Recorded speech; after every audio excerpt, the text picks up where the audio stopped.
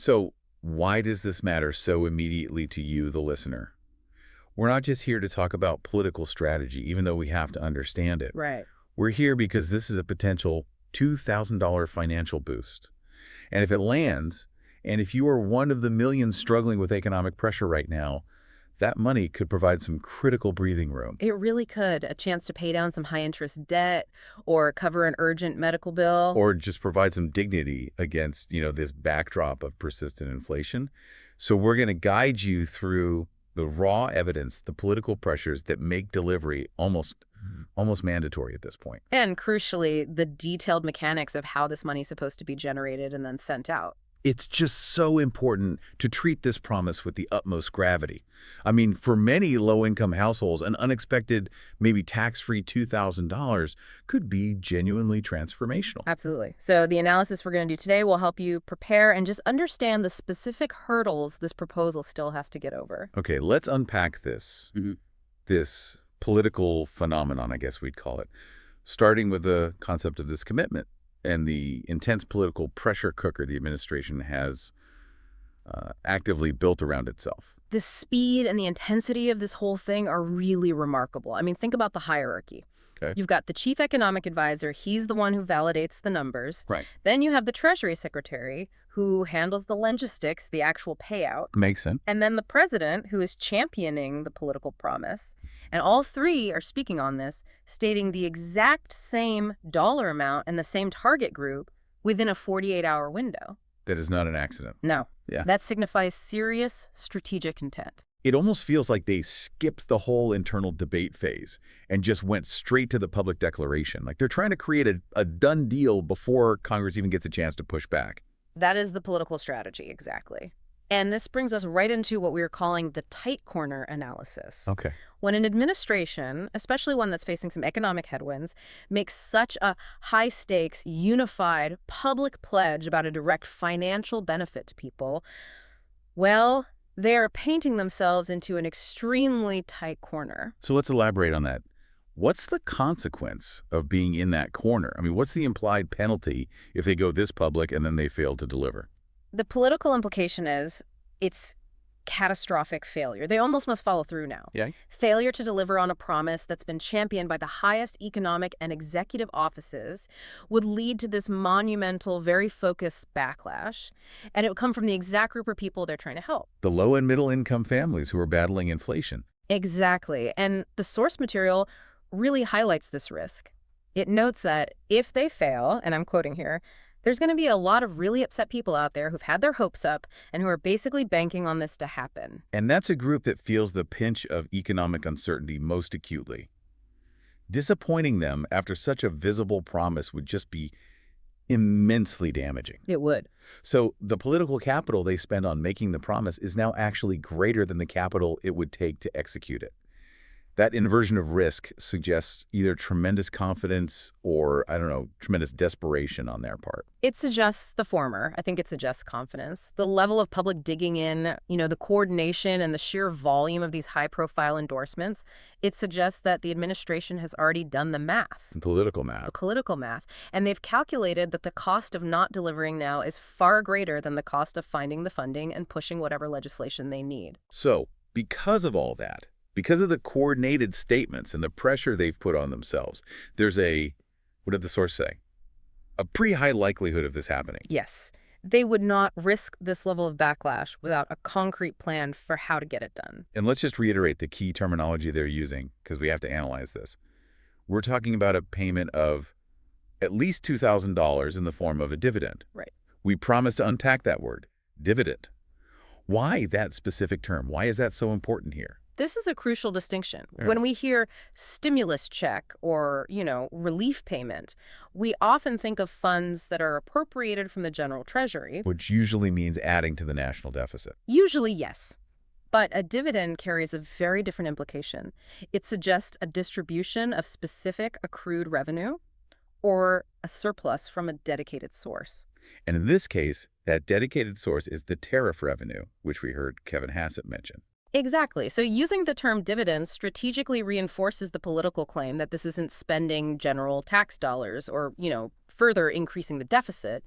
Instead, it frames the whole action as just returning surplus revenue that was collected from trade policy and giving it directly back to the citizens who need it most. So it differentiates the action both legally and politically from a standard deficit-funded stimulus payment. It does. It's an attempt to make the measure fiscally palatable to lawmakers who might otherwise oppose any new spending. That is a remarkable piece of semantic maneuvering. It's designed to bypass the normal political objections to relief spending. But how viable is that claim, really? Yeah. To figure that out, we have to move into the heart of our deep dive. The 5 pieces of evidence. The 5 pieces of evidence that detail the viability and the commitment. Okay, so let's break down the evidence stack. We'll analyze the content and the implications of the 3 critical clips, Hassett, Besson, and Leavitt, and then we'll review the 2 presidential posts that really put the initial pressure on. We need to dissect the so what for each statement to really understand the whole picture. Exactly. We begin with the foundation of the plan, which is the numbers. So let's start with the economic brain trust. Kevin Hassett, he's the economic advisor.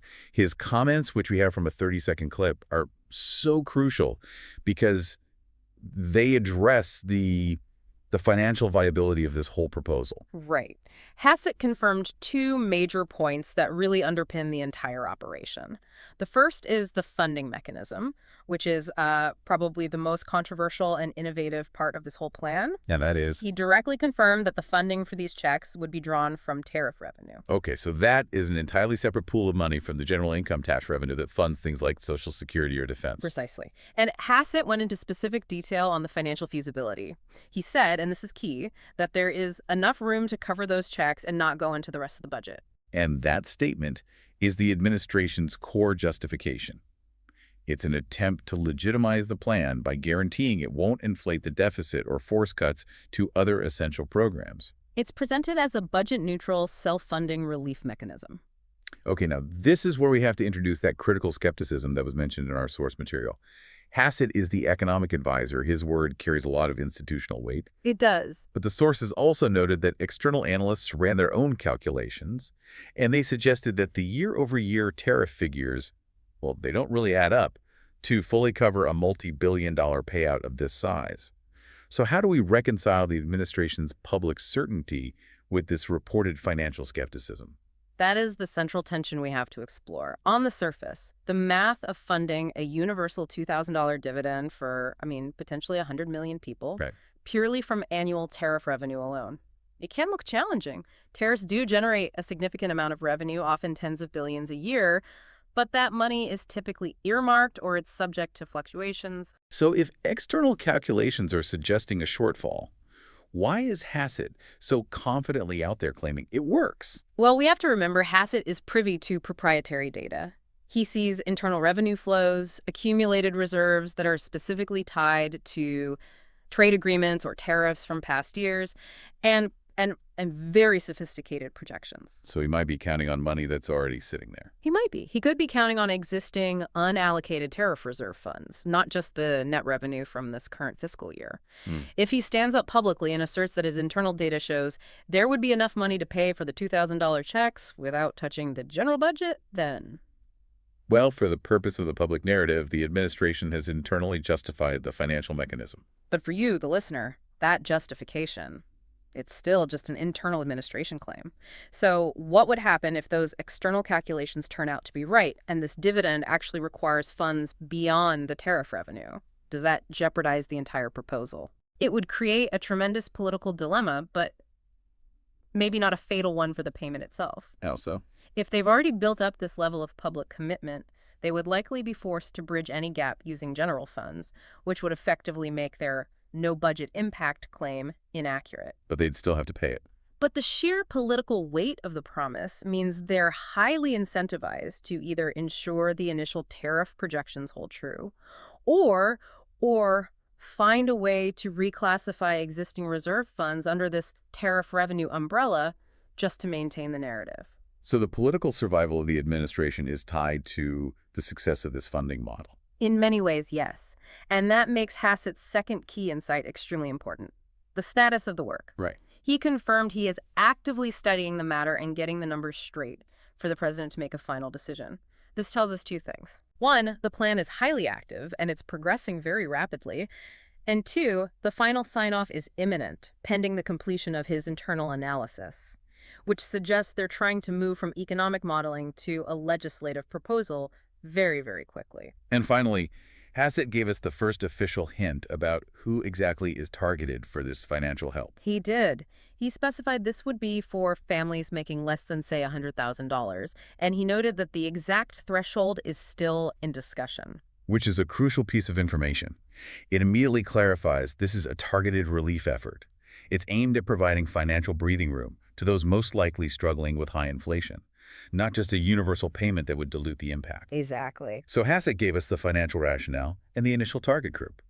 Next, we move to the official responsible for the actual movement of money, the Treasury Secretary, Scott Bessent. Right. If Hassett says the numbers work, Bessent has to confirm the payment can actually happen. And in a 50-second clip, Bessent gave what might be the single most powerful statement regarding the executive commitment. Yeah. When he was pressed on the $2,000 proposal, his response was just unequivocal. The White House is committed to making that happen, yes. I mean, that's the Treasury Secretary, the financial architect of the nation, providing that confirmation. That level of institutional endorsement means the administrative machinery is already being prepped. Absolutely. When the Treasury Secretary speaks that way, it means the directive has already gone down to the operational level. He also clarified the action plan status. He confirmed the administration is currently exploring all legal options to get that done. And this is where the mechanics come in. It is.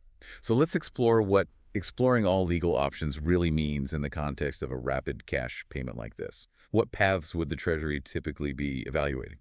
There are generally two primary paths, and the Treasury is most likely exploring both to find the fastest route.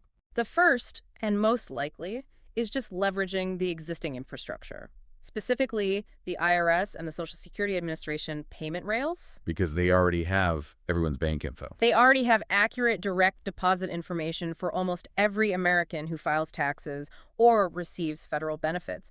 They could just use tax filing data from the previous year to identify families under that $100,000 threshold and use those banking details for a very rapid dispersal. So this would be the fastest way, essentially just replicating the process they used for previous stimulus or rebate checks. Correct. The second legal option is more complex and slow. It would be setting up an entirely new system or requiring some form of limited expedited registration. Which they probably don't want to do. Given the urgency and the desire to show immediate financial relief, it's highly probable that exploring all legal options really just translates to ensuring the existing rapid deployment IRS and SSA infrastructure can be legally repurposed for a tariff dividend payment. And Bessent's aggressive language suggests they are prioritizing speed above all else. I think so. But despite that high commitment and the active exploration of options, Bessent did caution a little bit on the timeline. What did he say? He stated, "I don't have a timeline for you or any further details, but I can confirm." The president made it clear he wants to make it happen. Which is critical for our listeners to hear. The commitment is firm, the execution path is being aggressively studied, but until the legislation is actually secured, the precise when is still TBD. Right. It reinforces the political commitment we analyzed. They're committed to the goal, and the timeline will just be as fast as Congress and the legal review will allow. Okay, so now let's move to the third clip. The press secretary, Caroline Leavitt. In the communication machine, she provides that final layer of institutional weight. Leavitt's statement provides crucial reinforcement. The fact that the communications team, the economic team, and the financial team are all delivering the identical message within the same 48 hours confirms that this isn't just a proposal anymore. It's a coordinated, multi-department priority. Directed from the very top. This isn't just a political promise, it's a strategic operation. Right. Her follow-through confirms that this directive is being actively managed across the entire executive branch. And this unity of messaging is, arguably, the strongest political signal they could possibly send. And it's designed to minimize internal dissent and maximize public pressure on Congress. It's a clear declaration. Yeah. The administration is moving forward. So we have the economic rationale, we have the financial commitment, and we have the communication synchronization. Now, let's go back to the source of the fire. The two presidential posts that kicks this entire high-stakes commitment off. Here's where it gets really interesting, because these posts, they establish the initial benchmark and the urgency. Right. The original announcement dropped on a Sunday. The president first proposed the distribution of, and I'm quoting, At least $2,000 in the form of a dividend to everybody except high-income people will be paid. And again, let's just pause on that specific language. At least $2,000. That suggests $2,000 is the floor, not necessarily the ceiling, which signals the administration is willing to dedicate some serious funds to this. And the use of dividend, again, linking it directly to the tariff revenue that Hassett mentioned. Then the commitment was cemented and amplified on Monday. We have a screenshot of the Monday Post where the president doubled down. He did. He reiterated the $2,000 payment, confirming the target group, everybody except high-income people. The rapid-fire repetition Sunday, Monday, followed immediately by Hassett, Besson, and Levitt. It just shows a machine operating at maximum speed to solidify a policy position. So let's synthesize this. Why is seeing 5 distinct points of evidence, 3 spokespeople, 2 presidential posts, all converging within 48 hours? Why is that so politically compelling? And why should our listeners see this as a high-probability event? Because it signifies a complete non-reversible shift. Government policy usually moves glacially. For a proposal involving the movement of billions of dollars to achieve this level of coordinated high-level support in less than 2 days, it suggests an incredible focus of political will. They're not just testing the waters. No, they are staking their reputation on the delivery of this cash. They are trying to create an atmosphere of political inevitability, which makes it much harder for any congressional opposition to mobilize effectively. So the entire strategy hinges on generating this overwhelming public expectation so that Congress is essentially forced to pass the required legislation to avoid a political disaster. Precisely. And for you, the listener, that momentum translates directly into a higher probability of success.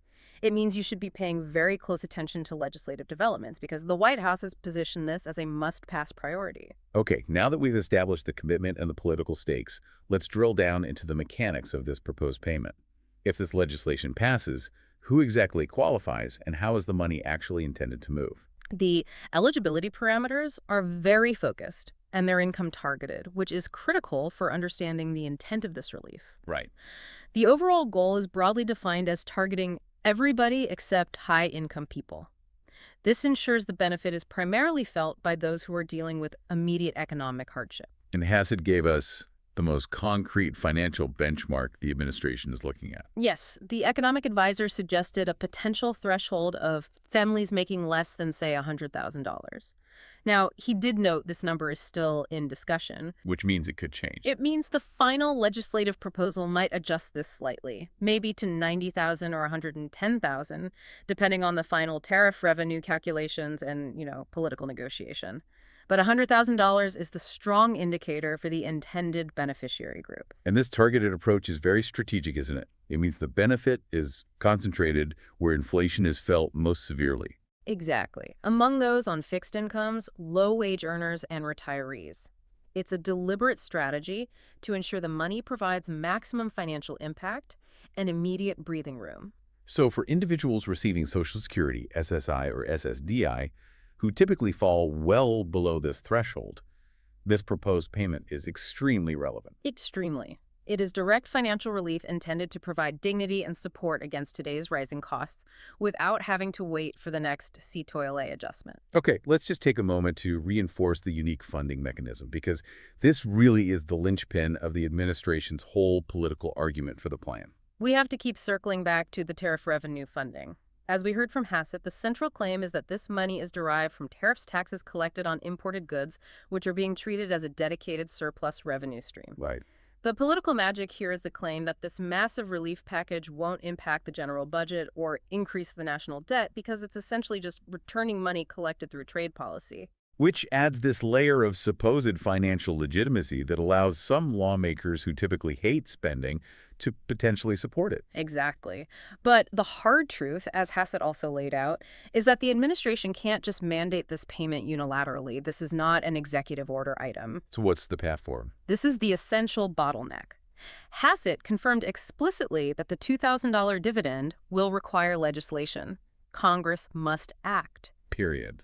The administration can explore the legal options for dispersal and organize the funding stream, but a law must be passed to formally authorize the distribution of these specific funds collected from tariffs. Okay, so the administration has built the public pressure and defined the funding.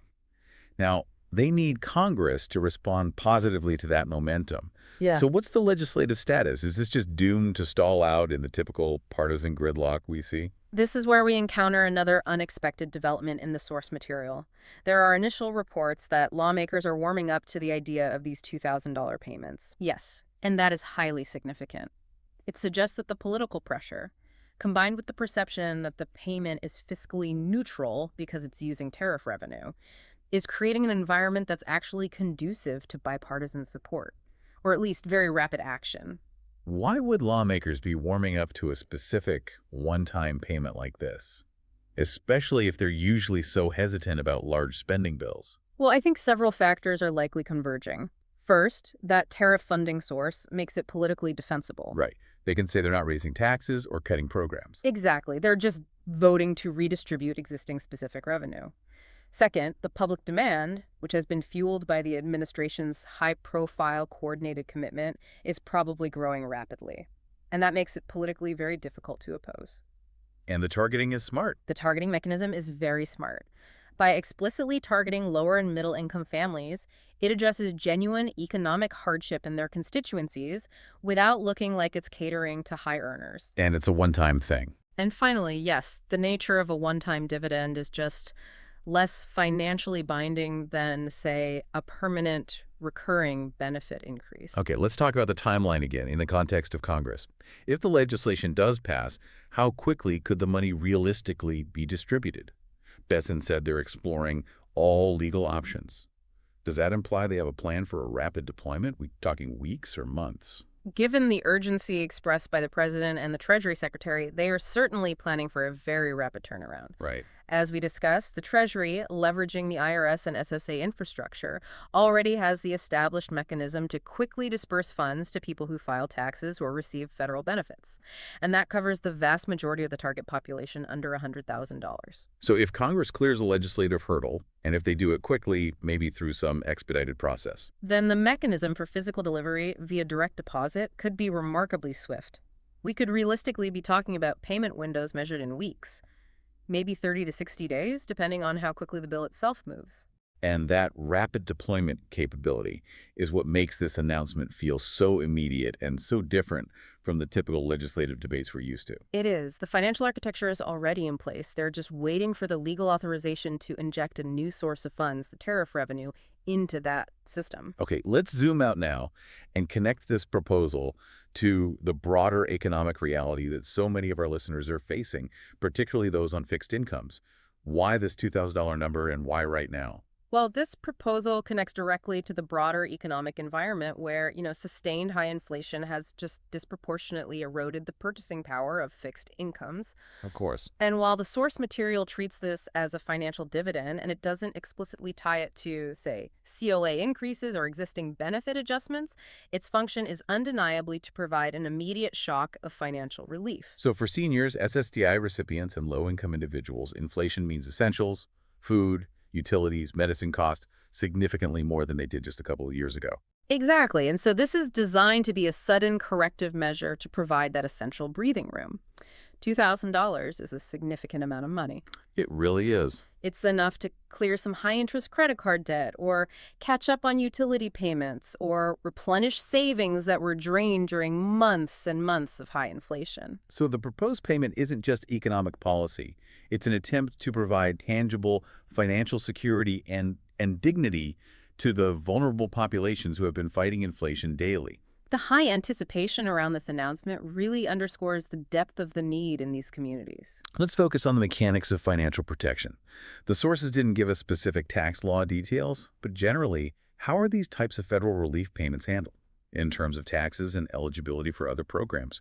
We should guide the listener based on what's happened in the past, without making any binding promises. Historically, one-time federal relief payments that are aimed at lower and middle-income families have often been structured to be non-taxable, or they're offered as a refundable tax credit, precisely to ensure the entire amount provides relief to those with the lowest incomes. So it would be very strategic for the administration to structure this $2,000 dividend to be completely tax-free. It would. Taxing it would defeat the purpose of immediate, full financial relief. And what about that crucial issue of eligibility for other benefits like SNAP or Medicaid or protections against garnishment. When dealing with federal financial aid for low-income groups, Congress is usually very careful to legislate that the one-time payment is not counted as income or resources for a specific period of time, often 12 months, for the purpose of determining eligibility for federal means-tested programs like SSI, SNAP, or housing assistance. Because it would be self-defeating if the payment caused them to lose their essential medical or food benefits. Yeah, it would be.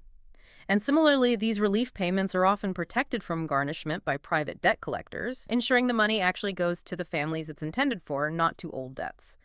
Given the high commitment we've seen, we should anticipate some robust protective language in the final bill.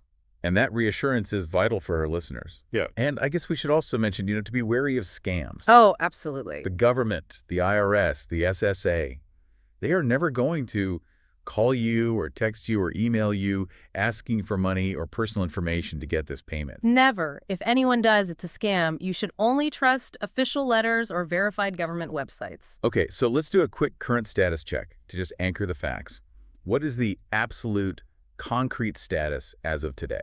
The status is firm but conditional. Nothing is approved yet. Right. The administration, led by Hassett and Besson, is actively engaged in researching the tariff figures and exploring the rapid legal dispersal options.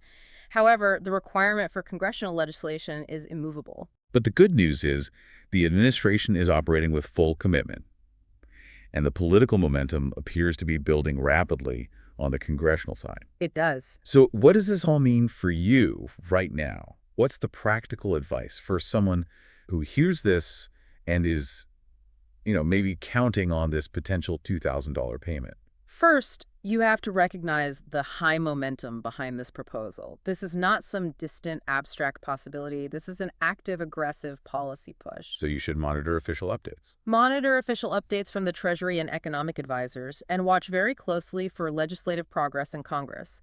If a bill is introduced, you need to know the specific timeline and the finalized eligibility criteria. We noted that the source material had a very specific call to action about this logic of momentum, suggesting that engagement is actually important. Absolutely. The logic of momentum here is critical.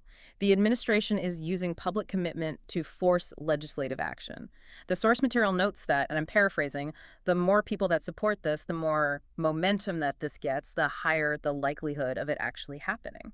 So it suggests that acknowledging the need for this relief, sharing this information, engaging in local discussions, can actually increase the political pressure required to push the legislation over the finish line quickly. It really can. This is a critical time to be informed and actively watching the legislative process unfold. So let's bring this deep dive to a close by synthesizing the most important takeaways from our 5 pieces of evidence. Okay, we've established 4 core non-negotiable facts about this rapidly moving proposal. Number 1, the amount. We're looking at an immediate one-time dividend payment of at least $2,000 for eligible families, which demonstrates a serious investment in relief. Number 2, the commitment and coordination. This payment has been confirmed by the highest levels of the administration, the President Economic Advisor Hassett and Treasury Secretary Besson. The coordination signifies that they are seeking political inevitability through a unified executive effort. Number 3, eligibility focus. The payment is specifically targeted at low- and middle-income Americans, with the proposed threshold being families making less than approximately $100,000, ensuring the benefit is directed to those who need the most help to counter sustained inflation. And number 4, status and funding.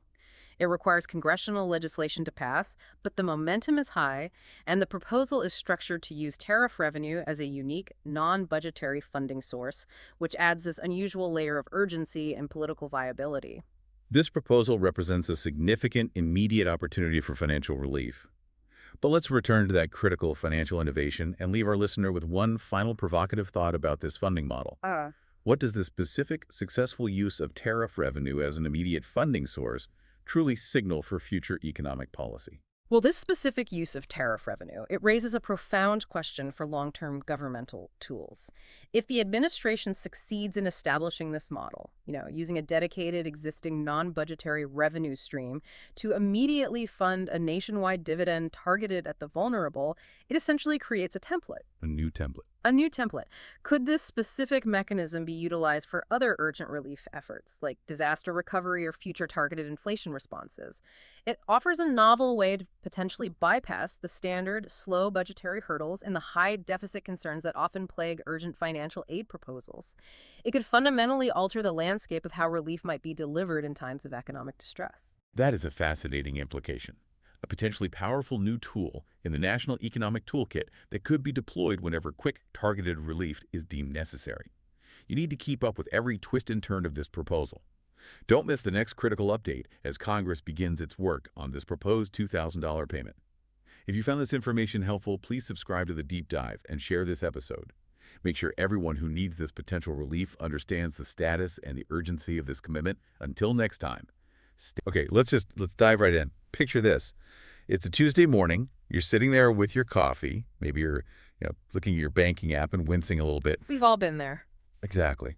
Or you're just scrolling through your news feed, and then suddenly you see it. It's this one number, and it is absolutely everywhere. It is. In the headlines, on social media, cable news, $2,000.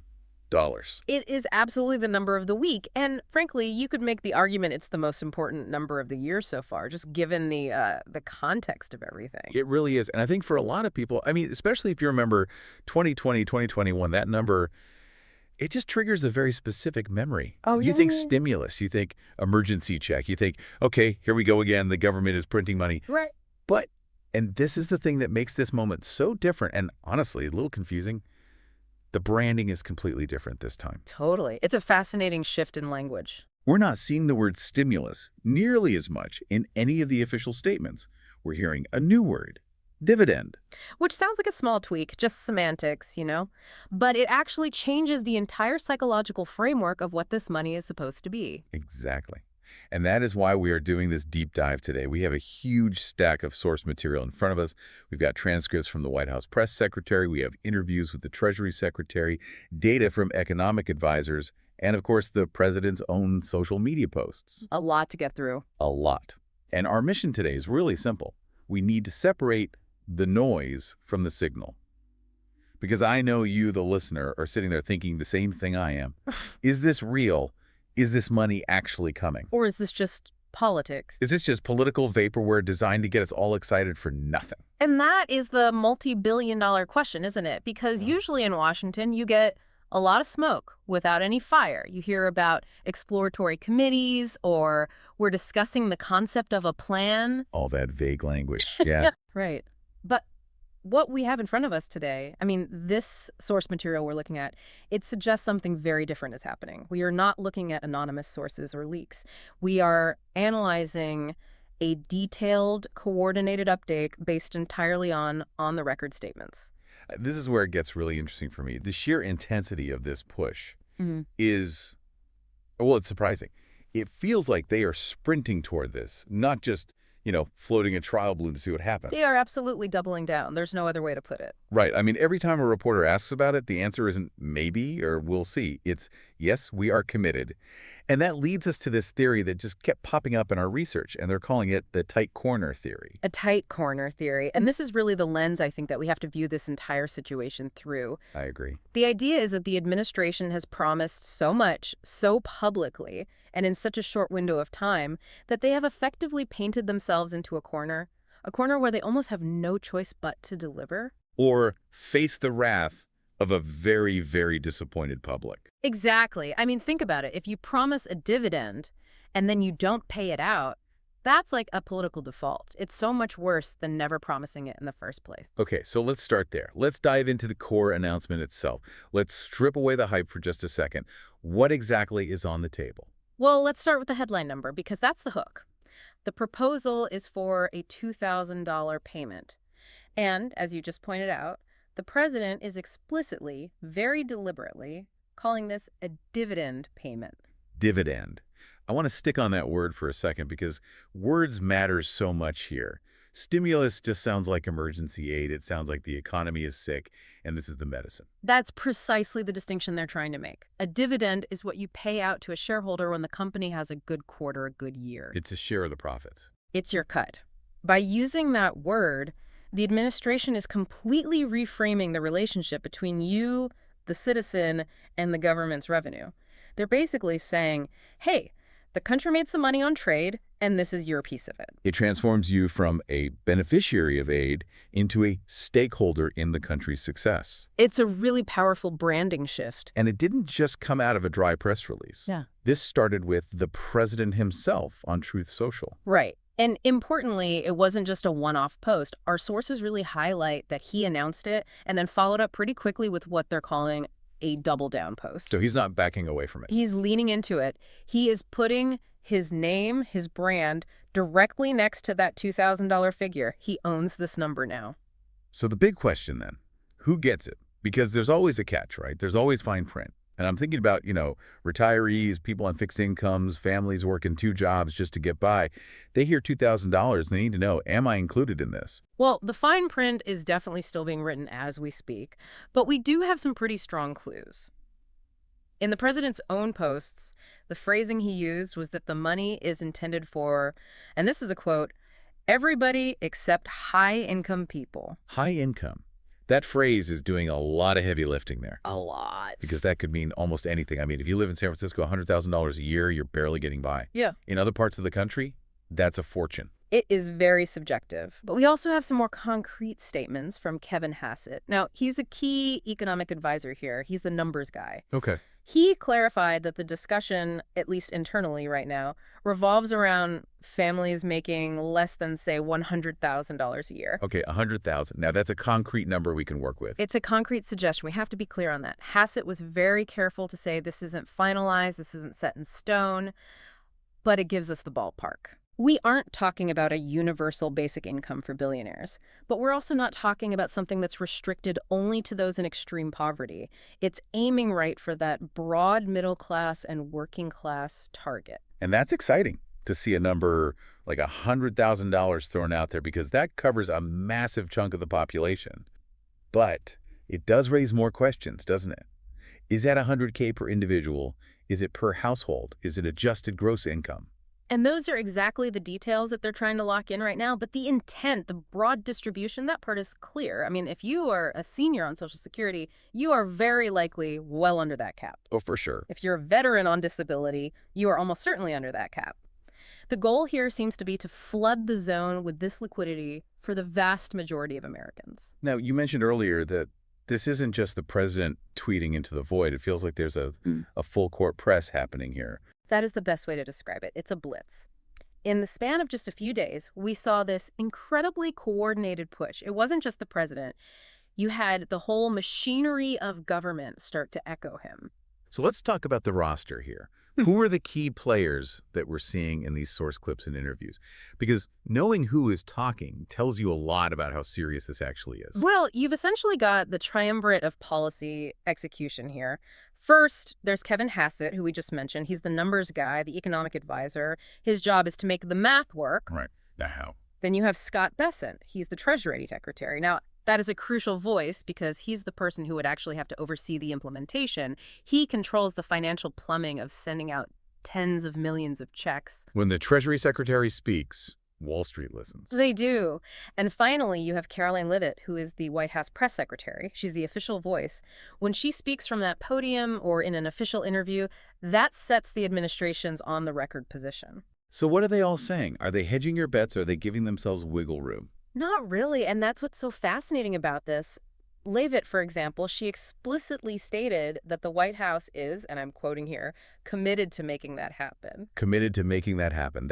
Yeah. That's pretty definitive language for a press secretary. It is. Usually you get something like, the president is intrigued by the idea, or we're exploring options. Right, something they can walk back easily. Exactly. Committed is a bind. She also went on to say they are exploring all legal options, and she confirmed the president has made his desires very clear to his team. This isn't coming from the bottom up. This is a directive from the top down. And then you add Scott Bessent, the Treasury Secretary, into the mix. Right, and he's been out there publicly discussing eligibility. Now, when the Treasury Secretary starts talking about who is eligible for a payment, that moves the entire conversation from wouldn't it be nice if to how do we operationalize this? It becomes real. It signals that the administration is aligned. We're not seeing any visible infighting on whether this should happen, only on how it's going to happen. Okay, so let's recap. We have the, what, it's $2,000. We have the who, it's likely people making under $100,000 a year. Now comes the big one, the how. Where is all this money coming from? The billion-dollar question, or $100 billion question. Right, because I can hear the skeptics already screaming, we can't afford this, we have a deficit, we have inflation concerns. Where does all this cash just suddenly appear from? And this brings us right back to that brilliant branding, that dividend concept. Yeah. Kevin Hassett made a very, very specific claim in the interviews we analyzed. He said the funding would come from tariff revenue. Tariffs. Okay. So the basic idea is we charge fees to other countries, or, well, to the importers, to bring their goods into the U.S., and that big pile of money then gets handed out directly to Americans. That is the pitch, 100%. Hassett asserted that if you actually look at the tariff revenue currently coming in, there is, and this is his quote, enough room to cover these $2,000 checks without digging into the rest of the federal budget. I have to ask the obvious question here. Is that true? Wow. I mean, $2,000 times, what, 150 million Americans? Yeah. That's a lot of zeros. That's hundreds of billions of dollars. Do we really have that kind of cash just sitting in a tariff jar somewhere? It is a massive amount of money, and this is where we really have to put on our critical thinking caps and look closely at the source material. The narrator in the analysis we're reviewing points out a pretty significant discrepancy here. What's that? They note that if you look at the year-over-year tariff numbers that are publicly available, the math, quote, doesn't really make sense to a layperson. It doesn't add up. On the surface, based on the historical data that you or I can look up, it's very hard to see how current tariff levels would cover a multi-hundred billion dollar payout like this. So what's the catch? Well, the source also makes a fair point, which is that Hassett is the advisor with access to all the internal real-time data. He might be projecting future revenues from new tariffs that haven't fully hit the books yet. He might be seeing a revenue stream that the public charts just haven't caught up to. There was this really interesting moment in one of the interviews where a reporter challenged Hassett on this exact point. They used this analogy about a bank overdraft. Yes, that was a very sharp question. Right. The reporter asked Hassett effectively, isn't this just like using an overdraft to pay off your credit cards? Ouch. I mean, that is a stinging comparison. It is. They were directly questioning the financial responsibility of the whole idea. Is this real money, or are we just moving debt around from one column to another? Are we essentially borrowing from our future to pay ourselves a dividend today? And what was Hassett's rebuttal to that? How did he respond? He held his ground. He insisted that the math works within the tariff revenue stream. He completely rejected the premise that this was some kind of debt spending. He is really sticking to this narrative that the revenue is there, or will be there, to support a direct transfer to citizens.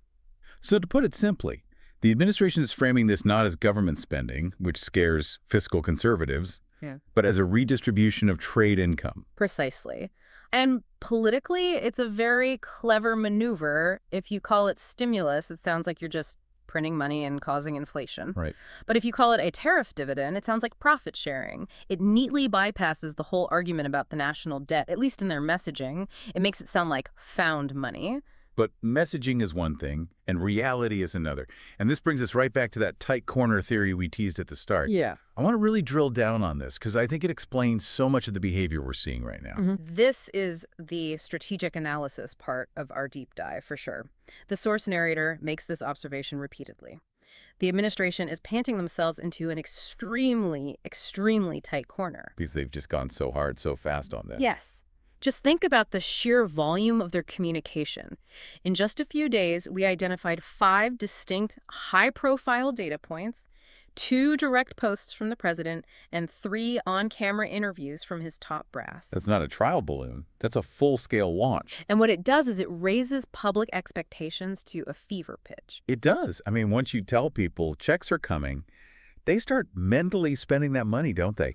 If you are living paycheck to paycheck or you're a senior on Social Security and things are tight, hearing $2,000 isn't just news, it's potential lifeline. It's a game changer. And that creates a massive political risk for them. If they fail to deliver after this specific coordinated blitz, after the Treasury Secretary and the Press Secretary both said, we are committed, the fallout would be severe. The source material describes it as creating really upset people.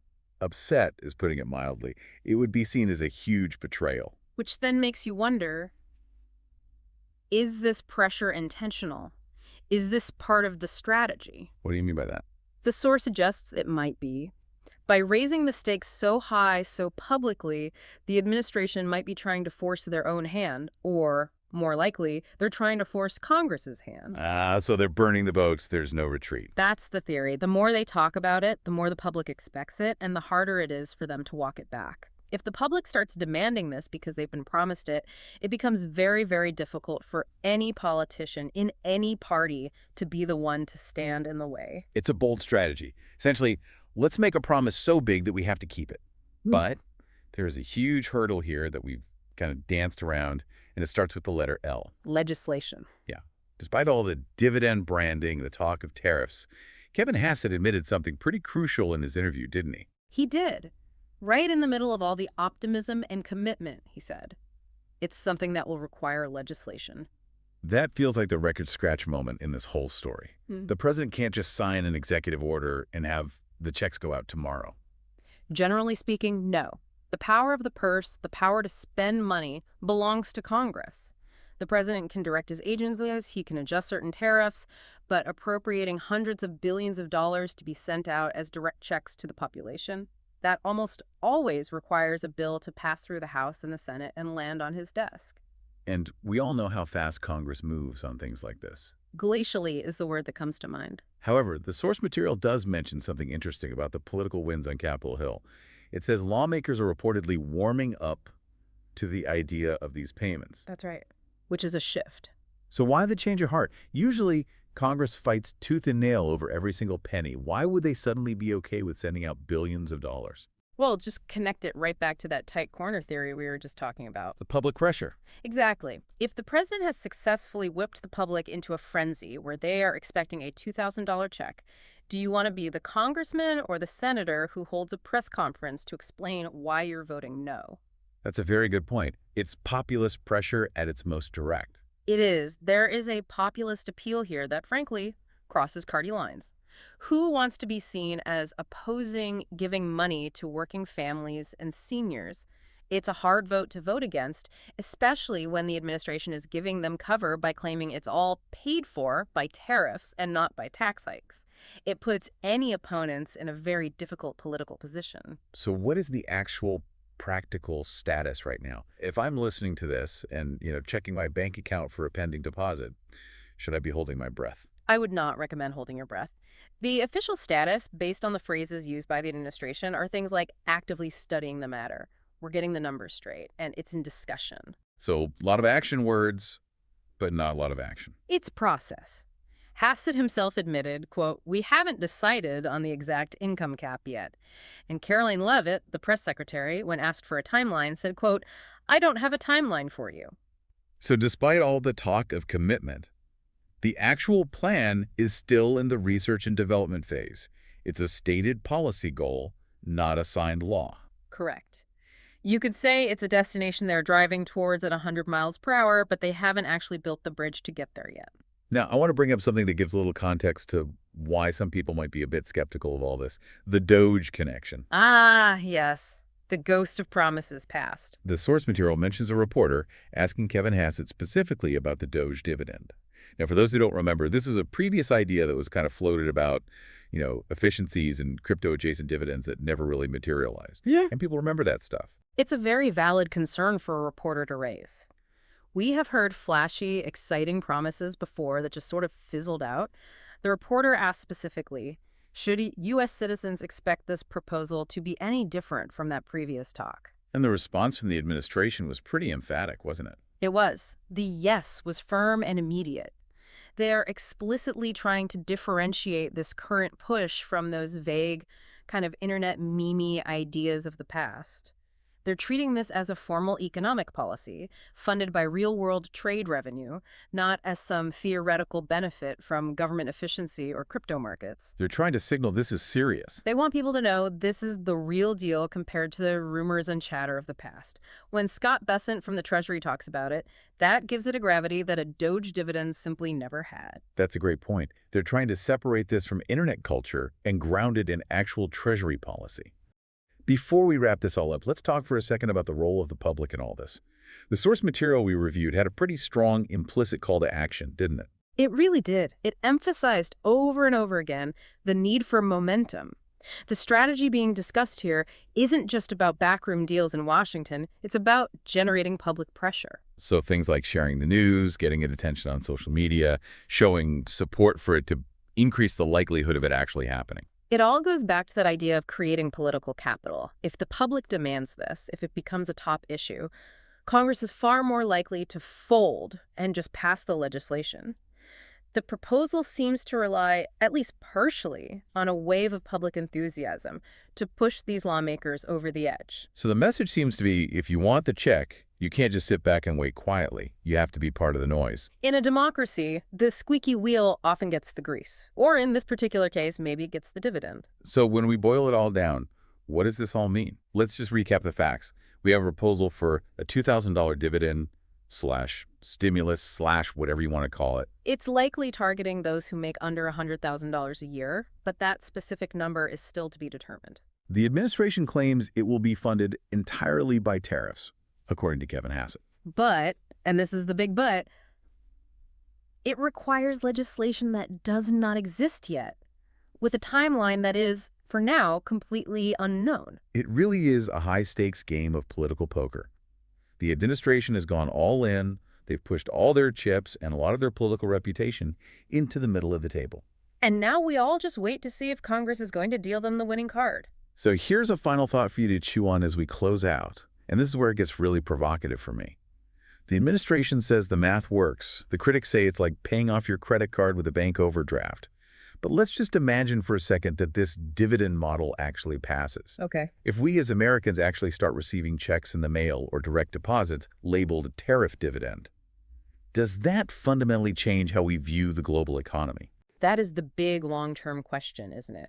Do we stop seeing tariffs as just, taxes on imports, which ultimately make the goods we buy more expensive? Right. And do we start seeing them as a direct revenue stream for our own pockets? Does it turn every American into a de facto shareholder in a trade war? It could. And if that happens, it could create a political feedback loop that changes U.S. economic and trade policy for decades to come. The public might start demanding more tariffs regardless of the broader economic impact. And on the flip side of that, if the tight corner theory is true, and they've raised all these expectations, and then the legislation fails in Congress, what happens to an administration that promised a $2,000 dividend and then delivered zero? A broken promise of that magnitude, that specific and that tangible, is something voters rarely forget. We will definitely be watching this story very, very closely. As we said, the machinery is moving at full speed, but the final destination hasn't been reached yet. Stay tuned, because this is a developing story with incredibly high stakes. Indeed. Thanks for diving deep with us today. My pleasure. We're tracking some major financial news right now, and it's something that could directly affect millions of retirees, low-income households, and really anyone relying on fixed benefits. That's right. Things like Social Security, SSI, disability payments. This isn't just a rumor anymore. This has been bubbling up for a while, but now we have some solid confirmation. We do. We have confirmation coming from the Treasury Secretary himself, Scott Bessent, that a pretty significant financial distribution is on the table. Okay. We're talking about a $2,000 stimulus check or dividend, whatever they want to call it, and it is actively being discussed at the highest levels. So we're going to cut through all the noise, all the speculation that always surrounds these kinds of announcements, and just bring you the facts. Our whole focus today is, who actually qualifies? What does under $100,000 income really mean for you? And what needs to happen before any of this potential money actually hits your bank account? And if you're worried about your financial future, this deep dive is, it's your essential guide. We're going to stick only to the confirmed details and figure out how this potential $2,000 could give you some essential breathing room. Okay, let's unpack this. Let's do it. Welcome back to the deep dive. If you're tuning in, we know why you're here. You're probably very interested in what the government might be doing to provide some financial help. Especially if your income is fixed. Exactly. Whether that's from Social Security retirement benefits or SSI, which helps the most vulnerable, or SSDI, veteran benefits. We get it. We understand the stress of trying to manage bills and inflation when your income just doesn't change. It is incredibly difficult. And, trying to sort through the internet rumors, the headlines, the confusing jargon, it's almost impossible to find out what's actually real. Right. So our mission today is to cut through all of that noise and give you some real clarity on one specific, massive topic. The $2,000 payment. The $2,000 payment? It's being called a stimulus check, a dividend, a rebate. But, for the person getting it, it's all the same thing. Direct money to help with costs. And the reason we're doing a deep dive on this now is because this proposal, which, the president has championed before, was just confirmed as a topic of serious internal discussion by the Treasury Secretary, Scott Bessent. And that confirmation changes everything. It changes everything. It moves it from speculation to a real vetted proposal. And we didn't just read the headlines. We've gone through the core source material. We're talking about the interview clip of Secretary Bessent on Fox News where he directly addressed this. And when we say analyze, we mean we're focused on what he exactly said. Yes. Not what commentators wished he had said or how a headline spun it, just the facts. The goal is to establish what is verifiable about this potential $2,000 payment. Specifically, who are they targeting? And maybe most importantly, what are the very real legislative hurdles that have to be cleared before this money shows up for you? Our mission is simple: authoritative clarity. If we do our job right, you'll walk away feeling informed, feeling confident, and prepared for whatever the next steps are in this process. Okay, let's unpack this. Right. So let's start with the hard fact, the number that has everyone talking, the amount. The discussion that the Treasury Secretary confirmed is centered specifically on a $2,000 payment. A $2,000 payment. And as you mentioned, they're using a few different terms, stimulus check, dividend, rebate. Right. But we have to stress, for the person receiving it, it's a proposed one-time distribution of money. The goal is to help offset the relentless pressure of current living costs. And it is absolutely crucial to understand what this is and what it isn't. Yes. This is being proposed as a one-time thing, a rebate. It is not an increase to your existing Social Security benefits. That's a critical distinction. You're not talking about a permanent change to the COLA calculation. This isn't a permanent boost to SSI or SSDI payments. It's relief money. It's designed to be an immediate, critical financial boost.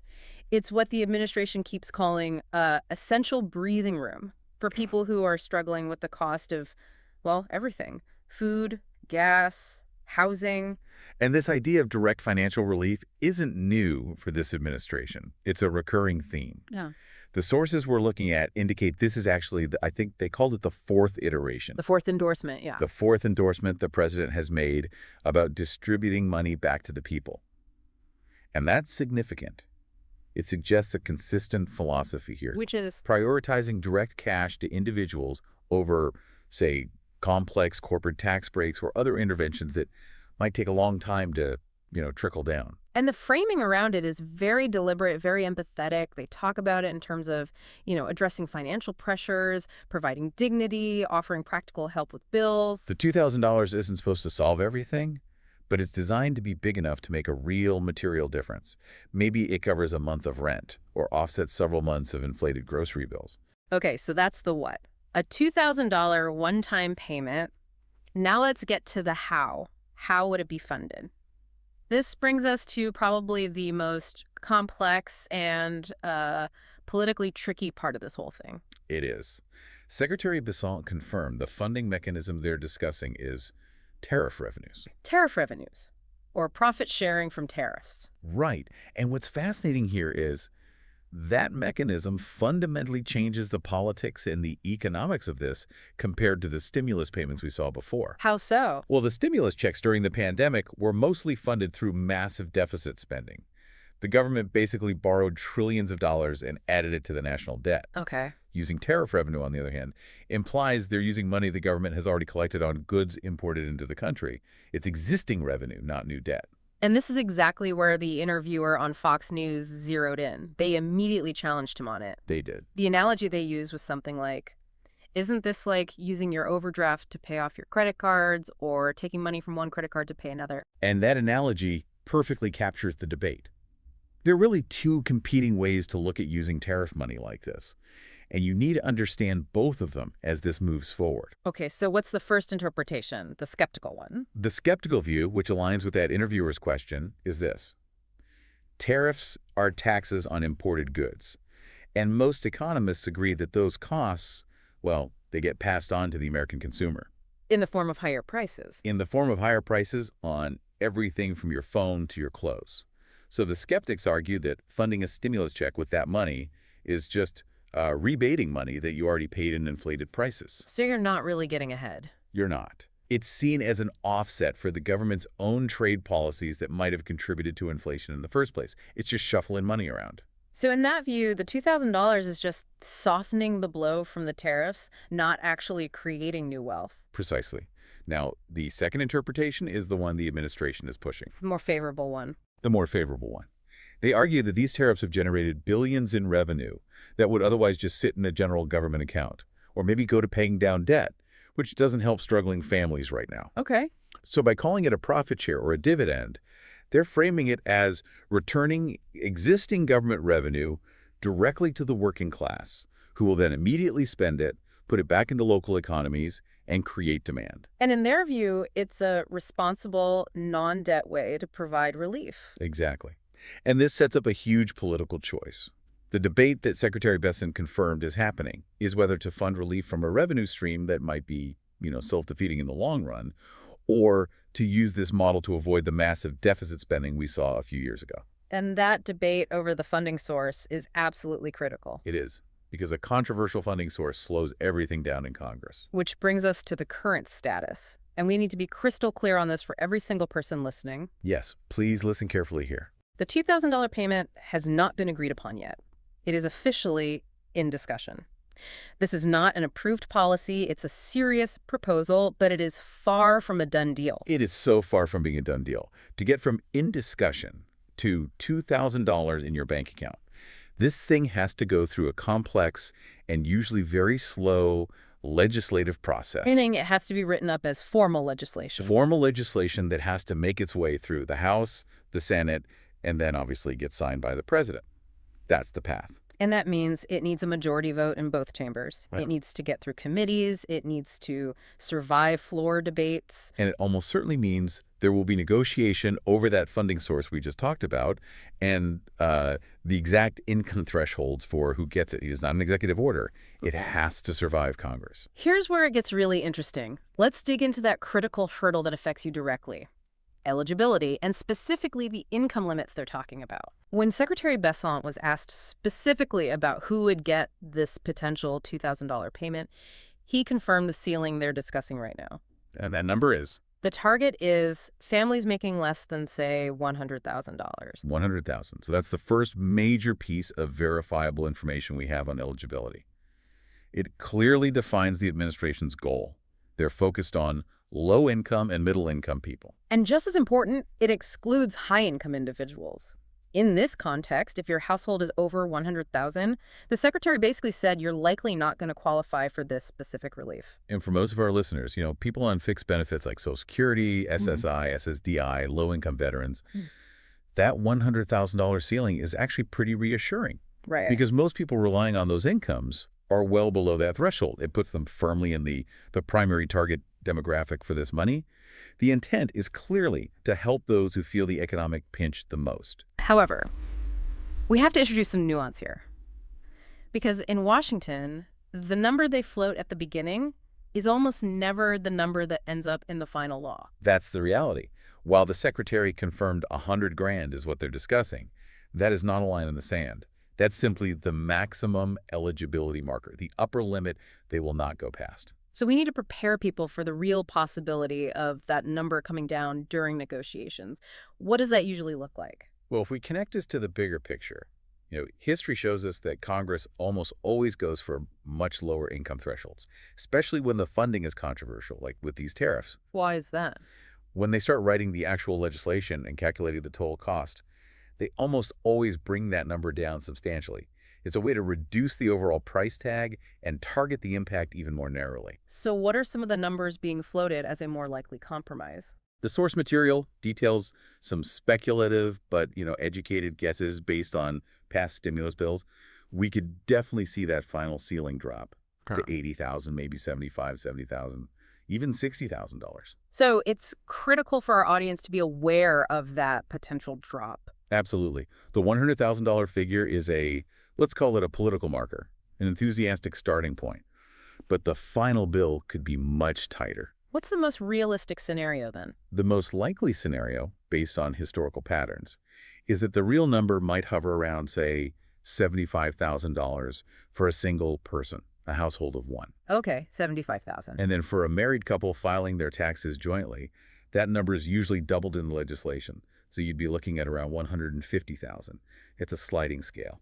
So the key takeaway here is you need to look at both numbers. If your household income is well below 75 grand, you are almost certainly the primary target. If your income is somewhere between 75 and 100,000, you need to watch the final legislative language very closely because that's the group most likely to get cut out during negotiations. That is the perfect way to frame it. The initial announcement gets the attention, but the final text of the bill determines who actually gets the money. Okay, now let's tackle one of the single biggest sources of stress for our audience, especially people on fixed income. I know where you're going with this. The dreaded tax filing requirement. Many retirees, many low-income beneficiaries, they don't file tax returns because their income is below the threshold. The last thing they want is to have to suddenly figure out IRS forms just to get this payment. It was a massive concern. And the source material gave some powerful, essential reassurance on this point that we have to relay very, very clearly. The Treasury Secretary's discussion, based on our analysis, explicitly clarified this. Receiving this payment has nothing to do with filing a tax return whatsoever. And that is probably the single most important detail for our listeners. Let me repeat that. It has nothing to do with filing a tax return. So if you're a retiree who only gets Social Security, or you receive SSI or low-income VA benefits, and you don't normally file taxes, You should not worry about it. Do not worry about filing a tax return or changing your routine just to be eligible for this. The administration is signaling that if this is approved, they'll use the data the government already has. and let's explain how that works. The government already has these huge databases, right? The master beneficiary record for Social Security, the SSI rolls, VA payment lists. They know who you are, they know how much you get, and they know your mailing address or your direct deposit information. If this payment is approved, the fastest, most efficient way to deliver it is through those existing channels. So we can confidently tell you, do not stress about tax paperwork for this. Your job is to monitor the legislative process, not to prepare forms. The Treasury Secretary really boiled it down to one simple question for people. Is your income below 100 grand? Yes or no? That's it. The simplicity of that question tells you everything. It's designed to be accessible. Exactly. All right, let's move on to the timeline. This is where we have to confront the realities of how Congress works. Right. Since this needs a formal bill, the timeline has a lot of uncertainty, and it really depends on what the political priorities are at the moment. So let's talk about the spectrum of possibilities. Yeah. The optimistic one and then the more realistic one. What's the absolute fastest this could happen? The optimistic scenario, which was mentioned in the analysis, is that this could happen pretty quickly, maybe in the next month. A month. A month. But we have to be so clear about what that would take. That would require a rare political event. Lawmakers would have to prioritize this above everything else, maybe attach it to a must-pass bill, and move it with, near unanimous speed. It's possible, but not probable. Highly improbable, especially with that controversial tariff funding we talked about. So why is it so unlikely to happen in 30 days? Let's just walk through the basic logistics of it. Well, the standard legislative path is just slow, because this bill involves revenue, the tariff money. It has to start in the House of Representatives. It would go through the Ways and Means Committee, then a floor vote. And then over to the Senate. Then to the Senate, probably through their Finance Committee. And every single one of those steps, every committee meeting, every public hearing, every day of debate on the floor, it all takes time. And that's not even counting all the recesses Congress takes. So what does that reality mean for our listeners' expectations? It means that a more realistic alternative is that it could take 3 or 4 months, or, maybe even 6 months. And that delay isn't just bureaucracy, it's the time needed for the political system to actually vet the bill, debate the funding, negotiate that final income threshold. Right. Is it 100,000 or is it 75? They have to finalize all that language before the president can even sign it. The money cannot flow until that bill is passed and signed. So if you see a headline tomorrow that says this $2,000 is guaranteed in the next few weeks, That's just not consistent with the fact that it has to go through the full congressional process first. Exactly. The timeline is dictated by legislative speed, which is usually slow, not by administrative desire, which might be fast. Okay, let's quickly touch on how the money might arrive, assuming it passes. Hmm? The focus here would be on simplicity for our audience. Since the sources don't detail the specific payment methods, we have to rely on the implications of that non-filing rule we just discussed, Which means? which means the government is going to use the data it already has, the Social Security Administration databases, the VA's records, and so on. And that reiterates the central benefit for our audience. No application is needed for most people. No application. If you already get federal benefits by direct deposit or on a direct express card, the government has your information. The distribution would likely be automatic, just like the previous stimulus checks were. So the right course of action for our listeners right now is nothing. Essentially nothing, other than monitoring the legislative progress. You should not be calling the SSA or the VA to ask about this. You should not be looking for an application form online. If it's approved, it will be sent to you automatically. Now, before we move to the critical warnings, I want to bring in a related financial note that Secretary Bessent mentioned in the same interview. It's separate from the $2,000, but it kind of shows the administration's broader thinking. Yes, this is an important piece of context. The secretary indicated that early next year, people are going to see huge tax refunds coming in. Now, the source didn't detail why. Right. It could be tax credits or withholding changes. We don't know the specific. But it's a concurrent message of significant financial relief being aimed at the public. And it's really important to clarify the distinction here.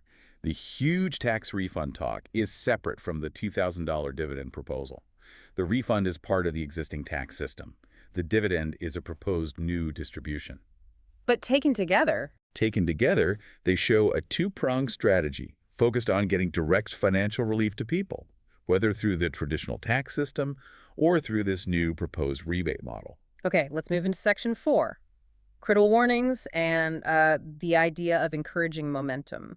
Right. As soon as the government starts talking about sending out large payments, you have to brace yourself for criminals. Well, it's inevitable. It's an inevitable wave of scams.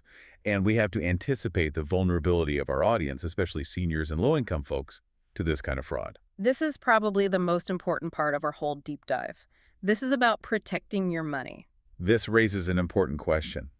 If this payment is only in discussion and needs Congress to act, then any email, text, or phone call you get right now claiming to process your payment Is a scam. It's unequivocally a scam. If they ask you to pay a fee to get it, it is a scam. Let's get into the specific red flags. Scammers are very sophisticated. They can use spoofing technology to make it look like the call is coming from the Social Security Administration or the IRS. They will. And they'll say there's a processing fee or that they need to verify your banking details before they can release the dividend. So let's give everyone an ironclad rule to follow. The rule is this.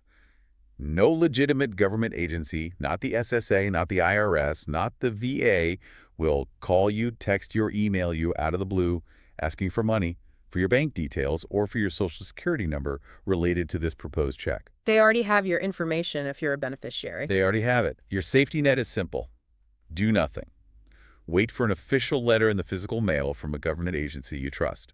If you get a suspicious call, hang up. If you get a text, delete it. Do not click any links. Do not pay money to get money. If this is approved, it will be automatic and it will be free. And one more point on protections. If this does pass, based on previous stimulus laws, it is highly likely that this $2,000 payment would be tax-free. That's a big deal. It's a huge deal. And it would also likely be protected from garnishment by most debt collectors. That's a key feature of this kind of relief, to make sure the money actually helps you and doesn't just go to pay off old debts. We'll have to confirm that in the final bill, but the precedent is very strong. Okay, now let's pivot back to the political side of this. The source material mentioned the crucial role of public engagement, of giving this idea attention and momentum. This is really a fascinating look into how politics works. The more public support and visibility an idea like this gets, the greater the likelihood that Congress actually acts on it quickly. And the reasoning is pretty straightforward, right? The source noted that public attention riles up the president and strokes their ego, which makes them more committed to pushing the issue. In today's political world, having high-profile public support for a direct cash payment is a huge motivator for the administration to lean on lawmakers to get it done. So public support turns into political capital. It creates a sense of urgency. Exactly. When you have the Treasury Secretary confirming these talks and the President endorsing it, that sustained public engagement acts as a necessary push to get lawmakers in the House and Senate to even put it on the calendar. Legislative bodies are much more likely to prioritize bills that have strong, visible public backing. So what does this all mean? It means your engagement actually matters. It really does. By following verified sources like this one, by sharing factual information, not rumors, and by discussing this proposed dividend, you are actively helping to create the political momentum that could turn this into a reality. The attention you give this is, ironically, a key ingredient. Well said. Okay, let's wrap this up with the final takeaways and some next steps. Perfect. If you walk away with nothing else, please remember these 4 key facts about this proposed $2,000 dividend. First, the amount. It's a $2,000 payment, a one-time dividend or rebate, not a permanent increase to your benefits. Second, the status. It is only in discussion. It is not approved. And it requires formal legislation to pass through the House and the Senate, which means the timeline is uncertain, likely months, not weeks. Third, eligibility. The focus is on low and middle-income individuals under that $100,000 household threshold. But you need to be prepared for that number to be negotiated down, maybe closer to $75,000 for single filers. And finally, and maybe most importantly, action needed. None yet. No application is required, and the payment does not depend on you filing a tax return. And please remain vigilant against scams. Okay, so as we conclude, let's circle back to that bigger, more philosophical question this whole proposal raises. The debate around using tariff revenues to fund this dividend, it really highlights a fundamental tension in how our government works. It's a question we're going to be dealing with for the rest of this decade. And that question is, should financial relief be funded by existing revenue streams, like these tariffs, which might be inflationary themselves, or should it be funded by accumulating new debt, which is what we've done for every other major stimulus effort? so it's not just about who gets the money anymore, it's about where the money comes from. Exactly. As this proposal makes its way through Congress, the crucial debate won't just be about the income cutoffs. It'll be about the economic precedent this funding source sets for the future. So if this tariff-funded dividend actually happens, Does it become the new template? A new way to do targeted, non-debt-based relief, even if the tariffs themselves are controversial? Or does Congress reject it and go back to deficit spending? That is the big question that economists and lawmakers will be grappling with. And the answer will affect a lot more than just this one payment. this is a story that is changing quickly, and staying informed with verified factual information is your best defense against both financial anxiety and fraud. We really urge you to stay connected to official sources, and if you found this deep dive helpful, please share it.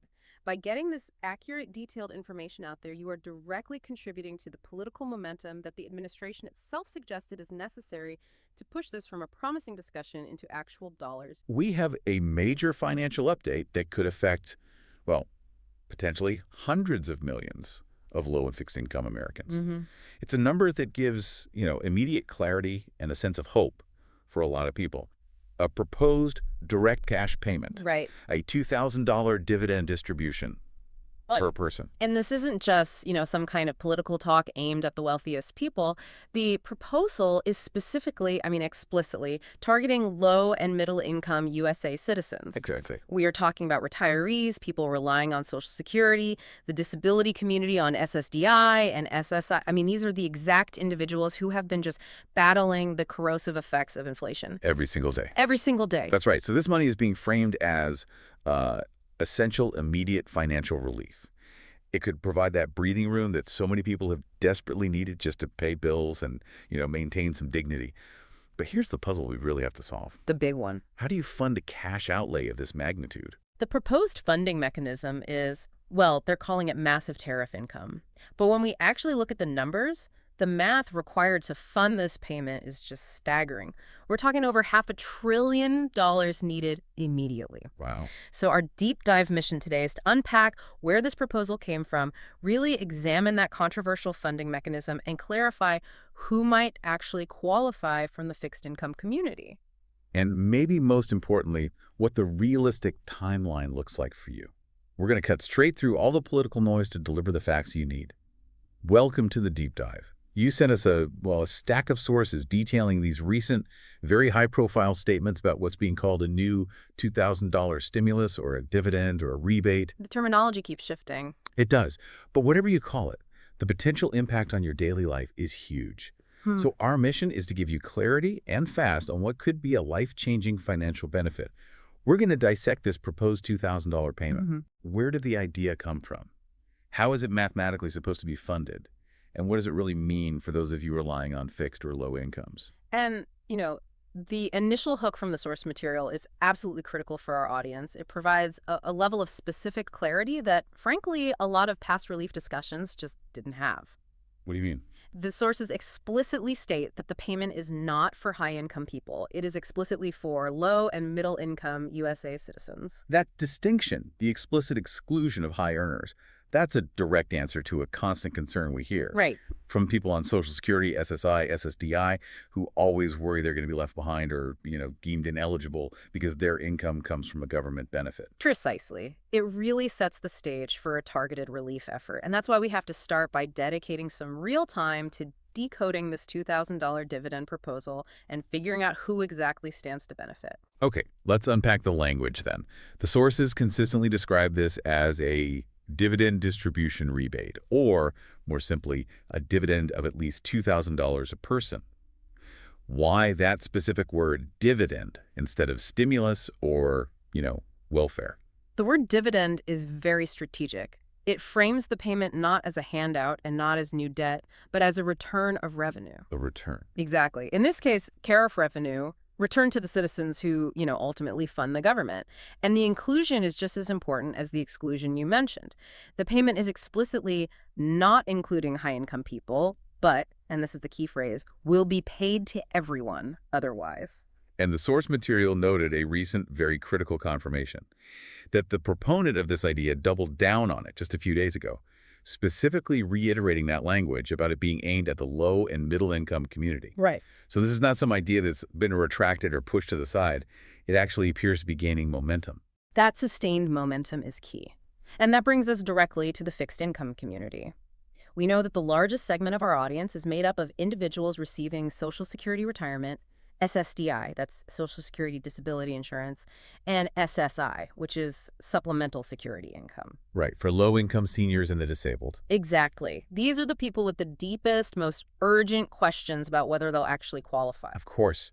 The reports highlighted a massive volume of questions pouring in from people in that exact situation. On a fixed income, maybe no other income, people who might not even file a traditional tax return. And they're all asking, will my benefit type count? Yeah. And this is where we can reassure you with some historical context. While the source didn't name the specific benefit types, it didn't list out SS, SSDI, and SSI, the key metric that has always been used for distributing these large-scale relief and stimulus payments is income. Just income, not the source of the income. Precisely.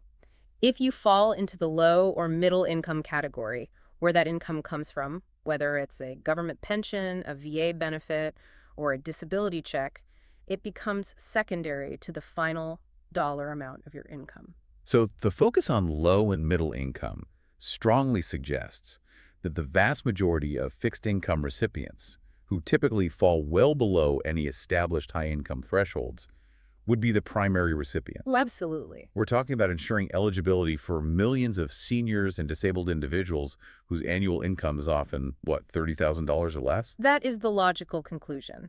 And there's an even clearer indicator, which you pulled from the source material. It's the explicit language about using the money left over from the $2,000 payments. The money left over after paying low and middle income citizens. Yes. Using that leftover money to pay down debt. The intent there is just unmistakable. Target the middle and the bottom of the economic ladder first. Okay, but this brings us to the most crucial piece of missing information, which the source has definitely highlighted. The big question mark. We are completely missing the definition for the line in the sand. What exact income level constitutes the cutoff for high income? And without that specific definition, the whole proposal, as exciting as it is, it remains ambiguous for millions of people who are sitting just above those traditional low-income thresholds. Sure. If you're a couple and you're earning, say, $100,000 a year, you need to know if you're categorized as middle or high. It's everything. That number determines everything. So this raises a really important question. What can we reasonably anticipate for that threshold based on what the government has done in the past? The sources introduce some speculation, but it's grounded in very strong historical precedent. We can look back at the coronavirus relief efforts. Right. The payment system there needed to be set up quickly and broadly. In those instances, the likely thresholds were set around $75,000 annual income for an individual. Okay, $75K for an individual. And $150,000 for a married couple. These figures have provided a usable historical precedent for who is considered non-high income. And those figures have to be put into context with today's economic realities, too. Of course. The source noted a very relevant data point. The average household income last year was around $83,000. Right. So if the purpose is to include the middle class, the threshold for an individual certainly can't be set much lower than that, or you'd miss the middle-income demographic entirely. Precisely. I mean, if they set the threshold too low, say $50,000 for a single filer, they would immediately exclude millions of working-class people who are not high earners by any standard measure. The goal, if they really intend to pay everyone except high-income people, is to capture a huge portion of the country. That's a huge number. The source estimated that using those typical thresholds, they would be making about a couple 100 million people eligible for this type of payment. A couple 100 million. That estimate alone, 200 million people, it just underscores why defining this income line is so crucial. And think about it this way. For our listeners who are relying solely on their fixed benefits, Social Security, SSI, or disability, their income is often less than $25,000 or $30,000 a year. Easily. They fall squarely and safely into that low-income category. They would certainly be eligible under those speculated thresholds. The real uncertainty rests mainly with the upper bounds of that middle income bracket. So, while the definitive dollar figure for the cutoff is the central piece of missing legislation, the clear intent to exclude only the top earners is a very strong positive signal for the retiree demographics and the entire fixed income community. Absolutely. But we have to emphasize, that until that dollar figure is formalized into law, the excitement should be appropriately tempered by that uncertainty. Right. We have to wait for the definitive line. But the strong historical indicators do point toward broad inclusion. Okay, so that defines the who. But the massive scale of that who, couple 100 million people, brings us directly to the other side of this financial puzzle, which is, I'd argue, even more complex. The funding. The funding. We need to dissect the proposed mechanism. So let's talk about the tariff funding mechanism and the financial reality. The phrase massive tariff income sounds great, It sounds like a ready-made money stream. But the math is what makes or breaks this whole proposal. We can't just talk about massive money. We have to talk in concrete billions and trillions and compare that against the immense cost of this dividend. Okay, so let's provide those hard numbers from the source material regarding tariff revenues. What is the current status of that cash flow? The sources confirm that the U.S. has brought in about $195 billion in tariff revenues so far this year. $195 billion. If you break that down daily, it's averaging about $1 billion a day, which is an astonishing figure. Wow, $1 billion a day. Which works out to roughly $30 billion a month. So based on that pace, the annual projection suggests the U.S. is on track to collect about $350 billion over a 12-month period. $350 billion a year. And what about looking further out? That long-term forecast seems to be the foundation for this whole financing plan. It is. The long-term projection for this revenue stream is enormous. The U.S. is on track to bring in about $3 trillion over the next 10 years. $3 trillion. That's if current trade policies and global trade volumes hold steady. That massive figure is what makes the long-term math possible. But, and this is a big but, it doesn't solve the immediate cash flow problem. Right. And now let's address the elephant in the room. The estimated cost of actually sending out these checks today. This is where the logical inconsistency, as the source pointed out, becomes really clear. Yeah. To establish the cost calculation, the source used the metric from the last major stimulus payment. The $1,400 check in 2021. Exactly. That payment covered approximately 85% of the population, which equated to about 284 million people. And that includes dependents and non-filers. Okay, so if we use those same parameters, Assuming 284 million people qualify for the full $2,000 dividend, Oh. what is the total price tag? The total cost would be a staggering immediate cash need of $568 billion. $568 billion. Now let's compare that needed amount, $568 billion, with the projected annual tariff revenue of only $350 billion. That's a massive shortfall. We are hundreds of billions short of being able to fund this entire dividend based on the tariff income generated in just 1 year. Right. Mathematically, the annual tariff income is really a little more than 50% of what's needed. That's a fundamental problem. It's a huge problem, even if we assume the eligibility threshold is a bit stricter and the cost comes down to, say, $400 billion, which is still a conservative estimate. You're still short. You're still short by $50 billion. The cash just isn't there right now. So the sources acknowledge this logical gap. How do the proponents of this dividend suggest they would bridge that financial difference and still get the money out immediately? The core of the financing strategy is that this payment isn't about having the cash on hand today. The proposal relies entirely on leveraging that huge $3 trillion 10-year projection. So they're borrowing against the future. Yes, the money would have to be borrowed today and then explicitly paid back over time using future tariff revenue. Okay, I want to challenge that point because this is where the political messaging gets really complicated. If they know they have to borrow over $200 billion today, why do they lead with the message that tariffs pay for it? Oh, That seems like a political strategy designed to mask the short-term cost. That's a crucial distinction for you to understand. It is a political strategy. They are accurately stating that the source of the repayment will be tariffs, but they're sidestepping the uncomfortable truth that the method of payment is initially debt. So it adds to the national debt. The implication is clear. This action would technically add to the national debt in the short term. They would be borrowing or fronting the money to recipients, sending it out, and then dedicating all that future tariff revenue over the next decade to paying off the newly incurred debt. Think of it like the government taking out a massive mortgage on a future stream of revenue. That's a perfect analogy. They need $568 billion now, so they borrow it against the promise of the $3 trillion coming in over the next decade. And that initial loan is what hits the national debt immediately. That's it, exactly. The sources used an analogy of the national debt moving up like the numbers on a fast gas pump. It's just happening in the billions daily. This method ensures immediate relief for the fixed income community, but it comes at the short-term cost of increasing the debt ceiling. So the narrative of tariffs paying for it is only true in the long term, over a decade, and that's provided those tariff revenues continue flowing. Right. But in the short term, to get that money into your hands next year, it means adding hundreds of billions to the national debt. And that distinction explains how something that's mathematically infeasible in 1 year can become politically feasible over 10 years. That $3 trillion projection is the financial bedrock. As the source concluded, even compared to $3 trillion over 10 years, a $568 billion outlay is a manageable fraction. So they could swing it. They could easily swing a $2,000 payment, as long as they're willing to borrow it first. This transparency on the funding mechanism is so vital. It also brings us directly to your most pressing concerns. Yeah.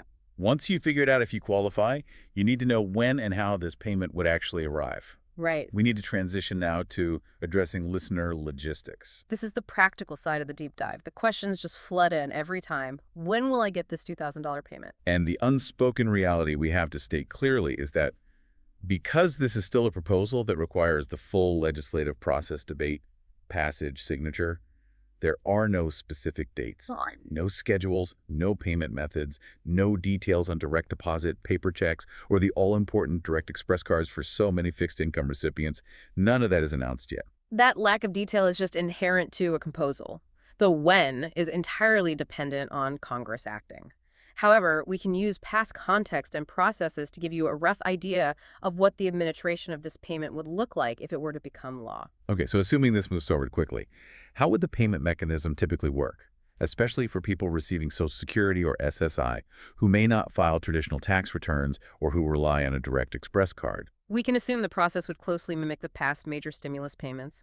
These operations rely heavily on the existing benefit administration systems across government agencies. The SSA, the VA, the IRS. Exactly. The Social Security Administration, the Veterans Affairs, and the Internal Revenue Service. And that system proved to be highly efficient in 2021 for the $1,400 checks, specifically because it could immediately identify and verify eligibility for the millions of fixed-income recipients already receiving benefits. Exactly right. And the source material strongly suggests that no application would be needed for most people. That's fantastic news for seniors. It's huge. The government would rely on the income data they already have in their systems, whether that's from tax returns for middle-income workers or from established benefit statements for low-income SSA, SSDI, and SSI recipients. So if you are a retiree and your monthly Social Security ticket or your SSDI check goes into your bank account via direct deposit or onto a Direct Express card, that would be the channel they would use for the $2,000 dividend. That's the idea. It just cuts out all the bureaucratic red tape. That is the most efficient method, and it minimizes delays. However, we do have to discuss the typical processing times. Even when legislation was passed quickly in the past, it still took the Treasury Department several weeks, sometimes months, to process hundreds of millions of payments. Right. We saw the first wave go out quickly, but subsequent waves, particularly for those with unusual circumstances, took a lot longer. And what are those common complications that lead to delays? What should people be aware of? Well, we saw delays for people whose addresses were outdated, for example, for international recipients who required special verification, or for individuals who use representative payees. Explain what a representative payee is. A representative payee is someone appointed by the SSA to manage benefits for another person, often an incapacitated senior or a disabled person. When a large lump sum like this comes in, the Treasury and the SSA have to ensure the payee handles those funds appropriately, which can sometimes slow down the disbursement process for that specific group. And all those highly specific logistical details, the specific payment schedule by birth month or last name, the exact date the SSA sends the file to the Treasury. Right. Those can only be provided once the legislation is formally enacted and the Treasury outlines its disbursement plan. Until then, we just have to rely on the established system. And until that formal announcement, any discussion of specific payment dates is pure speculation. The main takeaway for logistics right now is that the vast majority of our fixed income listeners should not have to do anything but wait for the official notification once the law is passed. That assurance of no application needed is absolutely critical. Now, let's talk about the deep financial anxieties that come with receiving a large one-time payment, especially for those on means-tested programs. We need to move to Section 4, Financial Protections and Scam Warnings. For those relying on benefits just to make ends meet, the need to know how this $2,000 affects their overall financial stability is paramount. The crucial concerns for beneficiaries really center around three main pillars: taxability, continued eligibility for vital programs like Medicaid, and protection from debt collectors. Let's start with the first fear, taxability. Is this $2,000 payment taxable or tax-free? Without formal legislation, this detail is fundamentally unknown. We just don't know for sure. However, we can use the structure of past payments as a guide. Okay. Past rebate checks and stimulus payments were typically structured as tax credits, specifically refundable credits. This means they are not treated as taxable income, which makes them tax-free for most recipients, especially those on low or fixed incomes. That structure is vital. If it were treated as ordinary income, it could not only reduce the net benefit, but could potentially push some low-income individuals into a higher tax bracket or affect their eligibility for other tax credits next year. Oh, absolutely. The structure matters immensely. So you have to assume that the law would need to explicitly state the tax status. Yes, but the political incentive is very strongly aligned with making it tax-free relief. Okay. Next, let's address the biggest fear for the low-income community, especially our listeners receiving SSI, the impact on other benefits. Will receiving a $2,000 lump sum affect your eligibility for means-tested programs like SNP, that's the food stamp program Medicaid, or housing assistance? This is perhaps the most serious concern for low-income beneficiaries. Means-tested programs often have very strict limits on assets. Right. They're typically capped at $2,000 for a single SSI recipient and $3,000 for a couple. Receiving a $2,000 lump sum could, in theory, immediately push an individual right over that resource limit, and that could lead to benefit termination. That's a catastrophic trade-off. You get $2,000 now only to lose access to your food and your health care later. Exactly why protections are so necessary. The good news is that when relief funds are distributed as a one-time payment intended for financial relief and not as regular income, they often include statutory protections. What kind of protections? These protections specifically exempt the funds from counting as income or resources for a specified period, usually 12 months. So an SSI recipient would have a full year to spend down that money without it jeopardizing their eligibility for SSI, Medicaid, or SNAP. That's the goal. But those protections are not automatically applied. They have to be written into the legislation itself. Precisely. This must be confirmed by the Social Security Administration or the relevant agency once the legislation is formalized. For most fixed-income individuals, like those on Standard Social Security Retirement or SSDI, a one-time payment generally doesn't affect their benefit status. But for the very strict programs like SSI and certain housing benefits, the specific language in the bill is literally life-changing. And the third major concern is garnishment. Will debt collectors be able to swoop in and take this payment before it even hits your bank account? This is a scenario we saw play out during past stimulus efforts. Protections against garnishment, meaning shielding the funds from private debt collectors, are typically included in relief bills. However, the legislation has to be explicit. If passed, the language must specifically state that the funds are protected under law, or they could potentially be subject to collection. Okay, we must issue a strong, authoritative, crucial scam warning right now. Yep. This is a massive dollar amount we're talking about, and whenever a proposal for thousands of dollars hits the news, scams multiply instantly. Oh, yeah. And they specifically target seniors and low-income individuals who are eager for information. This warning cannot be overstated. If you are listening, please internalize this one fact and share it with everyone you know. The Social Security Administration, the IRS, or the VA will never call you, text you, or email you asking for money or personal information to process a payment. Never. If you receive a communication asking you to pay a fee, or purchase a gift card, or confirm your bank details to release your $2,000 dividend, it is 100% a scam designed to steal your money or your identity. So what should you do? Trust only official government letters and verified government websites. If someone calls you claiming to be the IRS or the SSA, just hang up immediately. If you're unsure, go to the official SSA website or call the agency directly using a verified phone number, not the number the caller gives you. Be skeptical, be safe. This vigilance is essential while this proposal is still being debated. Now that we've covered the logistics, the safety net, and the potential pitfalls, let's zoom out to the bigger picture and political context of why this massive proposal just keeps resurfacing now. Why now? This dividend proposal feels like a repeating cycle. We hear a new version of a potential payment, often in the thousands of dollars every few months. What's driving this repetition? This is where we have to analyze the political repetition.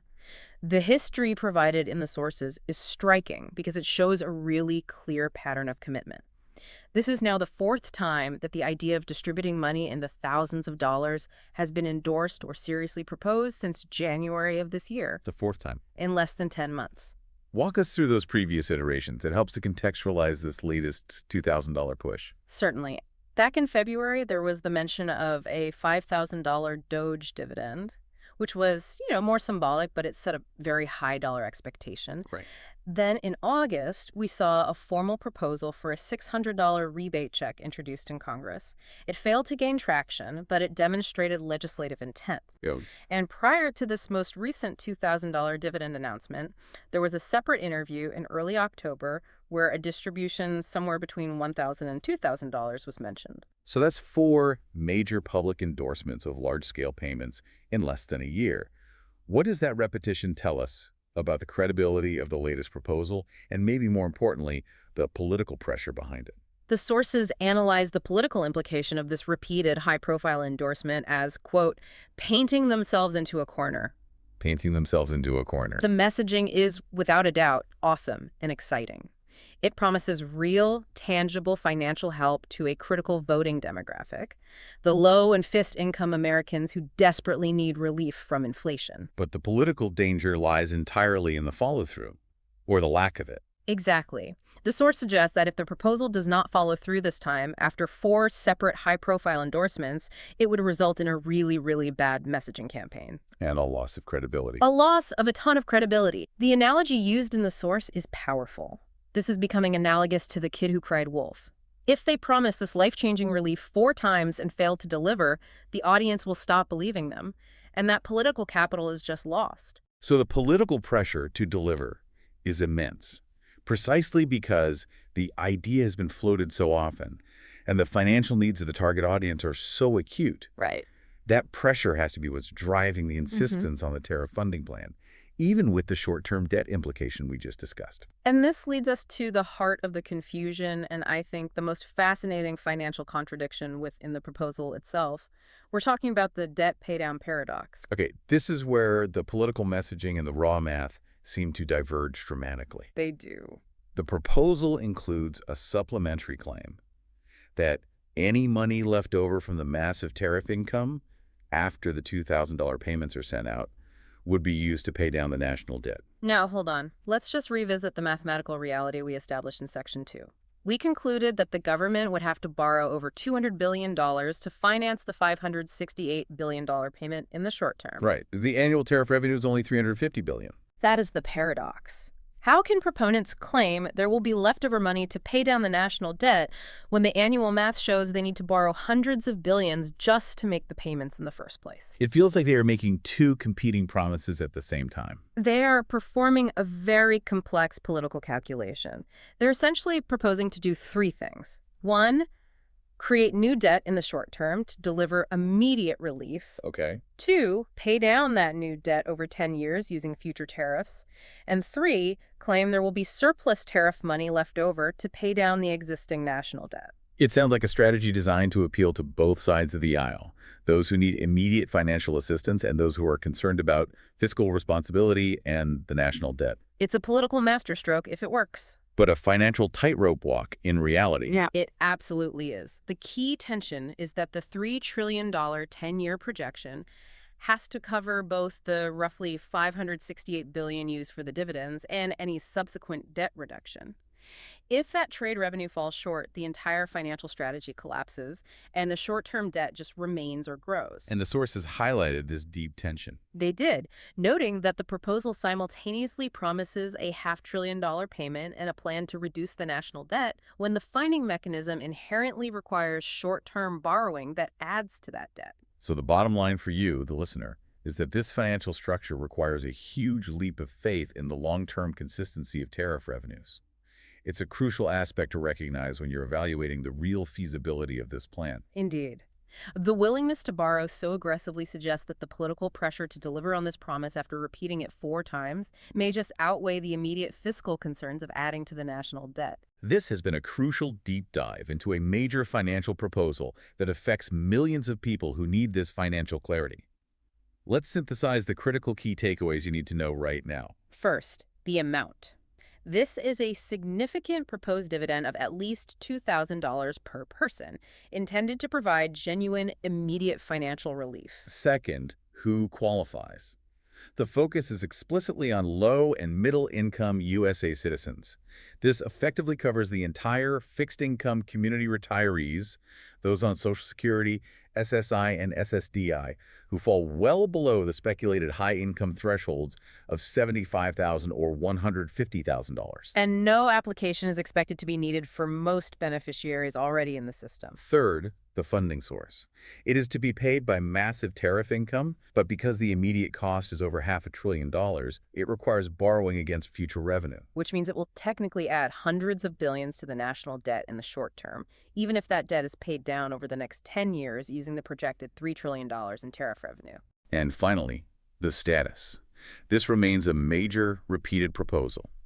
There are no official payment dates, no finalized legislation, and crucial details about taxability and necessary benefit protections, especially for SSI and SNOP recipients, are still unwritten. You know, this proposal highlights the profound tension between the political imperative to provide immediate, life-changing financial relief to those who need it most, and the massive, uncomfortable financial hurdles, the need for hundreds of billions in short-term borrowing to deliver on that promise. Yeah. The real question for you, the listener, is whether the political corner created by these repeated high-profile endorsements will finally be enough to move this from a tempting concept into a signed law. The credibility of the proponents and the hope of millions of fixed-income Americans really depends on it. Citizens vigilant for scams. Trust only official government sources like verified SSA or IRS websites, and never provide personal information over the phone or text. We encourage you to share this deep dive with others who need this clarity on eligibility and funding. Thank you for joining us. We'll keep watching this story unfold and bring you the next crucial update the moment the $2,000. Mm-hmm. That is the number. It's the number that's just, hanging over every kitchen table conversation in America right now. It's everywhere. You can't escape it. And look, usually when we talk about government money on this show, we're kind of dealing in the currency of rumors. Right. Or wishful thinking. Exactly. Wishful thinking you find on some, I don't know, message board thread. Yeah. The type of clickbait headline promising the moon. Oh, yeah. The classic internet whisper network. 4th stimulus check confirmed. And then you click and it's nothing. It's always nothing. But this feels different. This is not that. We aren't looking at rumors today. We're looking at a stack of, direct on-camera statements. From the very top. From the President of the United States, from the Treasury Secretary, and the top economic advisor. And they're not whispering. No, they're effectively shouting from the rooftops that this money is coming. It's a full court press. It really is. And that's what makes this specific moment today, Friday, January 16th, 2026, so incredibly volatile and fascinating. How so? Because the administration isn't just floating a trial balloon here to see how people react. They're past that. Right. They're engaging in what looks like a very high-stakes game of political chicken. One of our sources, and I thought this was a great way to put it, describes it as the administration painting themselves into a corner. And that is the key theory we have to explore today. That's the whole ball game. The idea is that they are intentionally raising expectations so high, so incredibly high, that not delivering becomes impossible. it becomes political suicide. They can't walk it back. Which, for the families listening right now, the people who are trying to balance the books on a fixed income, that's actually the most hopeful signal we have seen in years. It's a huge signal. So today, we're going to unpack 5 specific data points from just the last 48 hours that seem to prove this is real. We're going to talk about where the money is supposedly coming from. These tariffs. And the very real hurdles that, still exist in Congress. And we have to answer the big one. Is this a handout or is it a dividend? Because the answer to that question changes everything about how this gets passed and ultimately who gets it. So let's get into it. Welcome to the deep dive. Let's do it. I want to start just by setting the scene for you, the listener. It's mid-January, the holidays are over, which means the bills are coming in. Yep. The credit card statements are arriving. Exactly. It's cold outside. And if you're retired, if you're on Social Security, SSI, SSDI, or VA benefits, or, frankly, if you're just working a job that pays less than 6 figures, your ears perk up when you hear $2,000. Of course. But you've also been burned before. You remember all those 4th stimulus check rumors from 2022, 2023? The ones that turn out to be absolutely nothing. Ghost stories. That's what we call them. Ghost stories. I like that. They get your hopes up and then they disappear into thin air. Right. So our mission today is to be the filter. We have this comprehensive update that just dropped today, and it's analyzing video clips, social media posts, all from the last couple of days. We need to figure out, is this real legislation or is this just more noise? Commitment versus chatter. Exactly. And I want to speak directly to the folks on fixed incomes right now. We know that for you, this isn't just some political theater. No. This is groceries. This is rent. This is a car repair you've been putting off. It's dignity. It's breathing room. And to understand if it's real, I think we have to start with the language shift. That's really the first clue in the whole stack. What do you mean? Notice that the administration has almost completely stopped using the word stimulus. You're right. I hadn't even clocked that. Back in 2020, 2021, it was always economic impact payment or a stimulus check. Always. Now, the word of the day is dividend. Why does that matter? Is that just branding? It is branding, but it's branding with a very, very specific economic philosophy behind it. Okay, unpack that. Think about a corporation, Apple or Ford or whoever. Mm-hmm. If they have a great year and make a ton of profit, what do? They might pay a dividend to their shareholders. Exactly. They pay a dividend. It's not charity. It's not a handout. It's a profit share. It's your cut of the earnings because you own the stock. Precisely.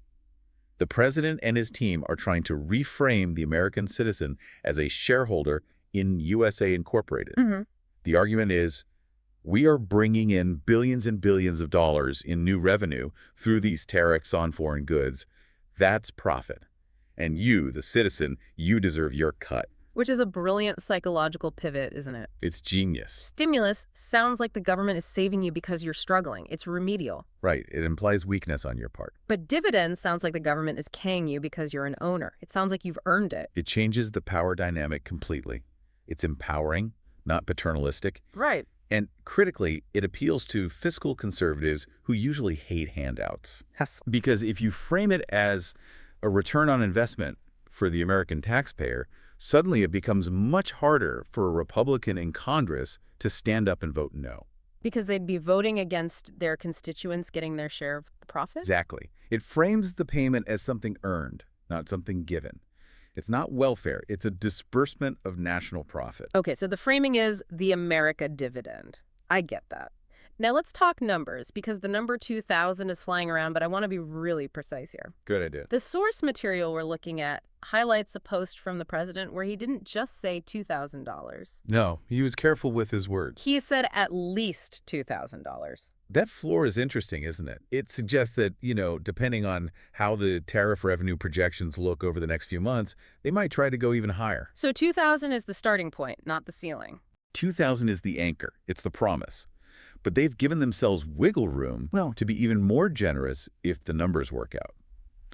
And just to show you how, I guess, wild the brainstorming is inside the White House right now, this whole dividend proposal was leaked alongside that 50-year mortgage idea. Right, which is a whole other deep dive we could do. A whole other can of worms. But it shows they're looking for massive structural changes to the economy, not just small tweaks. They're thinking big. Cool. Okay, let's get to the evidence. The core of this. We promised 5 data points. These are the things that have happened in just the last 2 days that suggest this train is actually, leaving the station. Okay, let's lay them out. Data points 1 and 2 come straight from the top. The president's Truth Social account. He posted it twice in 48 hours about this specific topic. And the frequency there really matters. Aye. If a president posts something once, it might be a stray thought. A 2 a.m. idea he just fires off. But if he posts it and then doubles down on it the very next day with more specific details, then it's a directive. It's a signal to his entire staff. It's a signal to his staff, to Congress, and to the American people. He's putting his name on it repeatedly. And in those posts, he specifically mentioned the amount, and he clarified the target audience. Everyone except high-income people. Exactly. Which is smart. He's preemptively killing the argument that, millionaires and billionaires don't need this. He's engaging with the inevitable criticism in real time. Okay, so that's 2 data points right there. The repeated direct commitment from the president. But for me, the real smoking gun isn't the president's posts. It's data point number 3. Kevin Hassett? The economic advisor. Yes. This clip from Hassett is, well, it's wild. Usually when you ask a top economist about sending checks to 300 million people, they get all nervous. They start sweating and talking about inflation and overheating the economy. They get very cautious. They list a dozen caveats. But Hassett didn't do that. No, he did not. He was asked, point blank, on camera, if these tariff checks are actually happening. A direct question. A very direct question. And his answer was entirely about the math. He didn't talk about politics. He talked about the ledger. He said, and I'm paraphrasing the source here, that if you look at the tariff revenue that has been coming in, there is enough room to cover the checks. And here's the key phrase. This is the absolute key. Without touching the rest of the budget. Not go into the rest of the budget. Let's just stop and sit with that for a second. Because that sounds like magic accounting to a lot of people. How can you spend, what would it be, trillions of dollars? Hundreds of billions. Close to $1 trillion, probably. Okay, hundreds of billions of dollars, and say it doesn't touch the budget. That doesn't make intuitive sense. And this is where we get in the overdraft debate. Explain that. There was a reporter in that briefing who, thankfully, pushed back on this immediately. Good. They asked, isn't this like using your overdraft protection to pay off your credit card? Which is a great metaphor. It's a perfect metaphor. The U.S. government is already running a huge deficit. We owe money. So if we get new money from tariffs, shouldn't we use that to pay down the debt first? Right. It's the fungibility argument. Money is money. If I find $100 on the street, and I already owe you $100, but I go and spend that found money on a nice dinner instead of paying you back. You're technically still in debt, and your overall financial situation hasn't improved. I've just moved the money around. Exactly. Traditional economists would say Hassett is wrong here, that spending tariff money on checks absolutely increases the deficit because you could have used that same money to lower the deficit. It's an opportunity cost. But Hassett's not a traditional economist in that sense. He's operating on a different theory. A completely different theory. He is treating the tariff revenue as a totally separate, walled-off bucket of money. Like a slush fund. In a way, yes, or a dedicated revenue stream. He's making the case that since this money didn't exist before the new tariffs were put in place, it's essentially found money. And therefore, distributing it back to the people who are paying for those tariffs through higher prices is budget neutral. It's a closed loop. Money comes in from tariffs, money goes out as dividends. The main budget is untouched. Now, whether that argument holds up in an economics classroom at Harvard is one thing. Right. But the real question is, does it hold up in the halls of Congress? And that's why it's so clever. It gives political cover. It allows a congressman from a swing district to go on TV and say, look, I voted for this $2,000 check for my constituents, and it didn't increase the national debt one single penny because it was paid for by the tariffs on China. It's a powerful narrative tool. It's a permission structure. It gives them a way to say yes without being labeled a tax and spend liberal. Okay, that makes a lot of sense. Let's move to data point number 4, Scott Besson. The Treasury Secretary. Yeah. The man whose signature would literally be on the paper check. If they even send paper checks anymore. True. The man whose name would be on the direct deposit notification. His update was crucial because it moved this whole conversation from the realm of theory into mechanics. Yes. Hassett gave the why. Besson started to give the how. He said the White House is, quote, committed to making that happen. Strong words. Very strong. And then he added that they are, quote, currently exploring all legal options. Exploring all legal options? Translate that for us. What does that mean in Washington speak? It means they are looking for loopholes. They are trying to figure out if there is any conceivable way the president can do this via an executive order, or if they absolutely must go through the full legislative process in Congress. Which would be the Hail Mary pass. It would be a huge long shot. But the fact they're even looking shows their level of commitment. It also implies that they are drafting the actual bill language as we speak. Yeah. You don't have your Treasury Department lawyers explore legal options for a tweet. Right. You do it when you are preparing for a major policy rollout. And finally, just to tie a bow on it, data point 5, Caroline Leavitt, the press secretary. Right. She just confirmed the unified front, reaffirming what the president said, what Hassett said, what Besson said. So we have the president, the economist, the treasurer, and the spokesperson all singing the exact same song in the same 48-hour window. It is a media blitz. It's a coordinated campaign.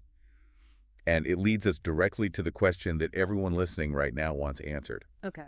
If this money is real and they think they have a plan to pay for it, who gets it? The means testing question.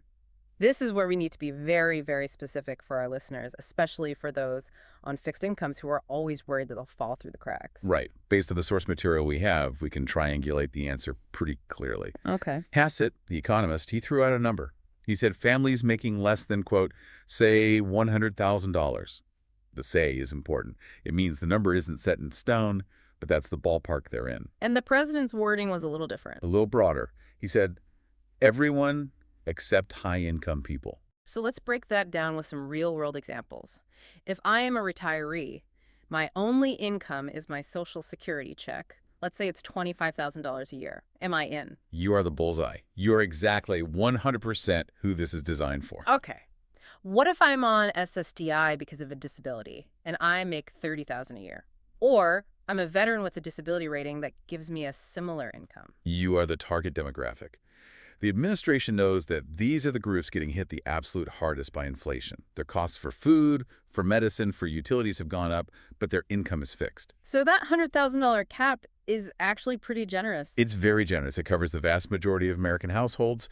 It really only excludes, the top 15 or 20% of earners. So for our audience, the takeaway is this. If you are receiving government benefits, Social Security, SSI, VA, you are almost certainly well under that cap. You do not need to worry about being too rich for this payment. Correct. Unless you have a massive side business that's pulling in 6 figures on top of your Social Security, you are in the clear. You are who they want to send this money to. Okay. So we think we know the who and we know the how much, at least $2,000. Right. But now we have to have a really serious reality check about the when. Uh-oh. Because I feel like we've hyped everyone up with all this momentum talk and all these data points, and now we need to be the designated driver and bring everyone back down to earth. Yeah, let's do it. This is the hard truth part of the deep dive. So when asked for a timeline, when is this money coming? Scott Bessent, the Treasury Secretary, said, nothing. I don't have a timeline. That is the direct quote from the source. And Kevin Hassett, the economist. His quote was, "We haven't decided yet." That is not what people want to hear. It is absolutely not what they want to hear. But the reason is simple, and Hassett, to his credit, admitted it right there in the press conference. What did he say? He said, "It is something that will require legislation." There it is. The L word. Legislation, which means Congress. It means the House of Representatives and the Senate. And this, historically, is where good ideas go to die. Because the president cannot unilaterally spend this amount of money. No. The Constitution is very clear on this.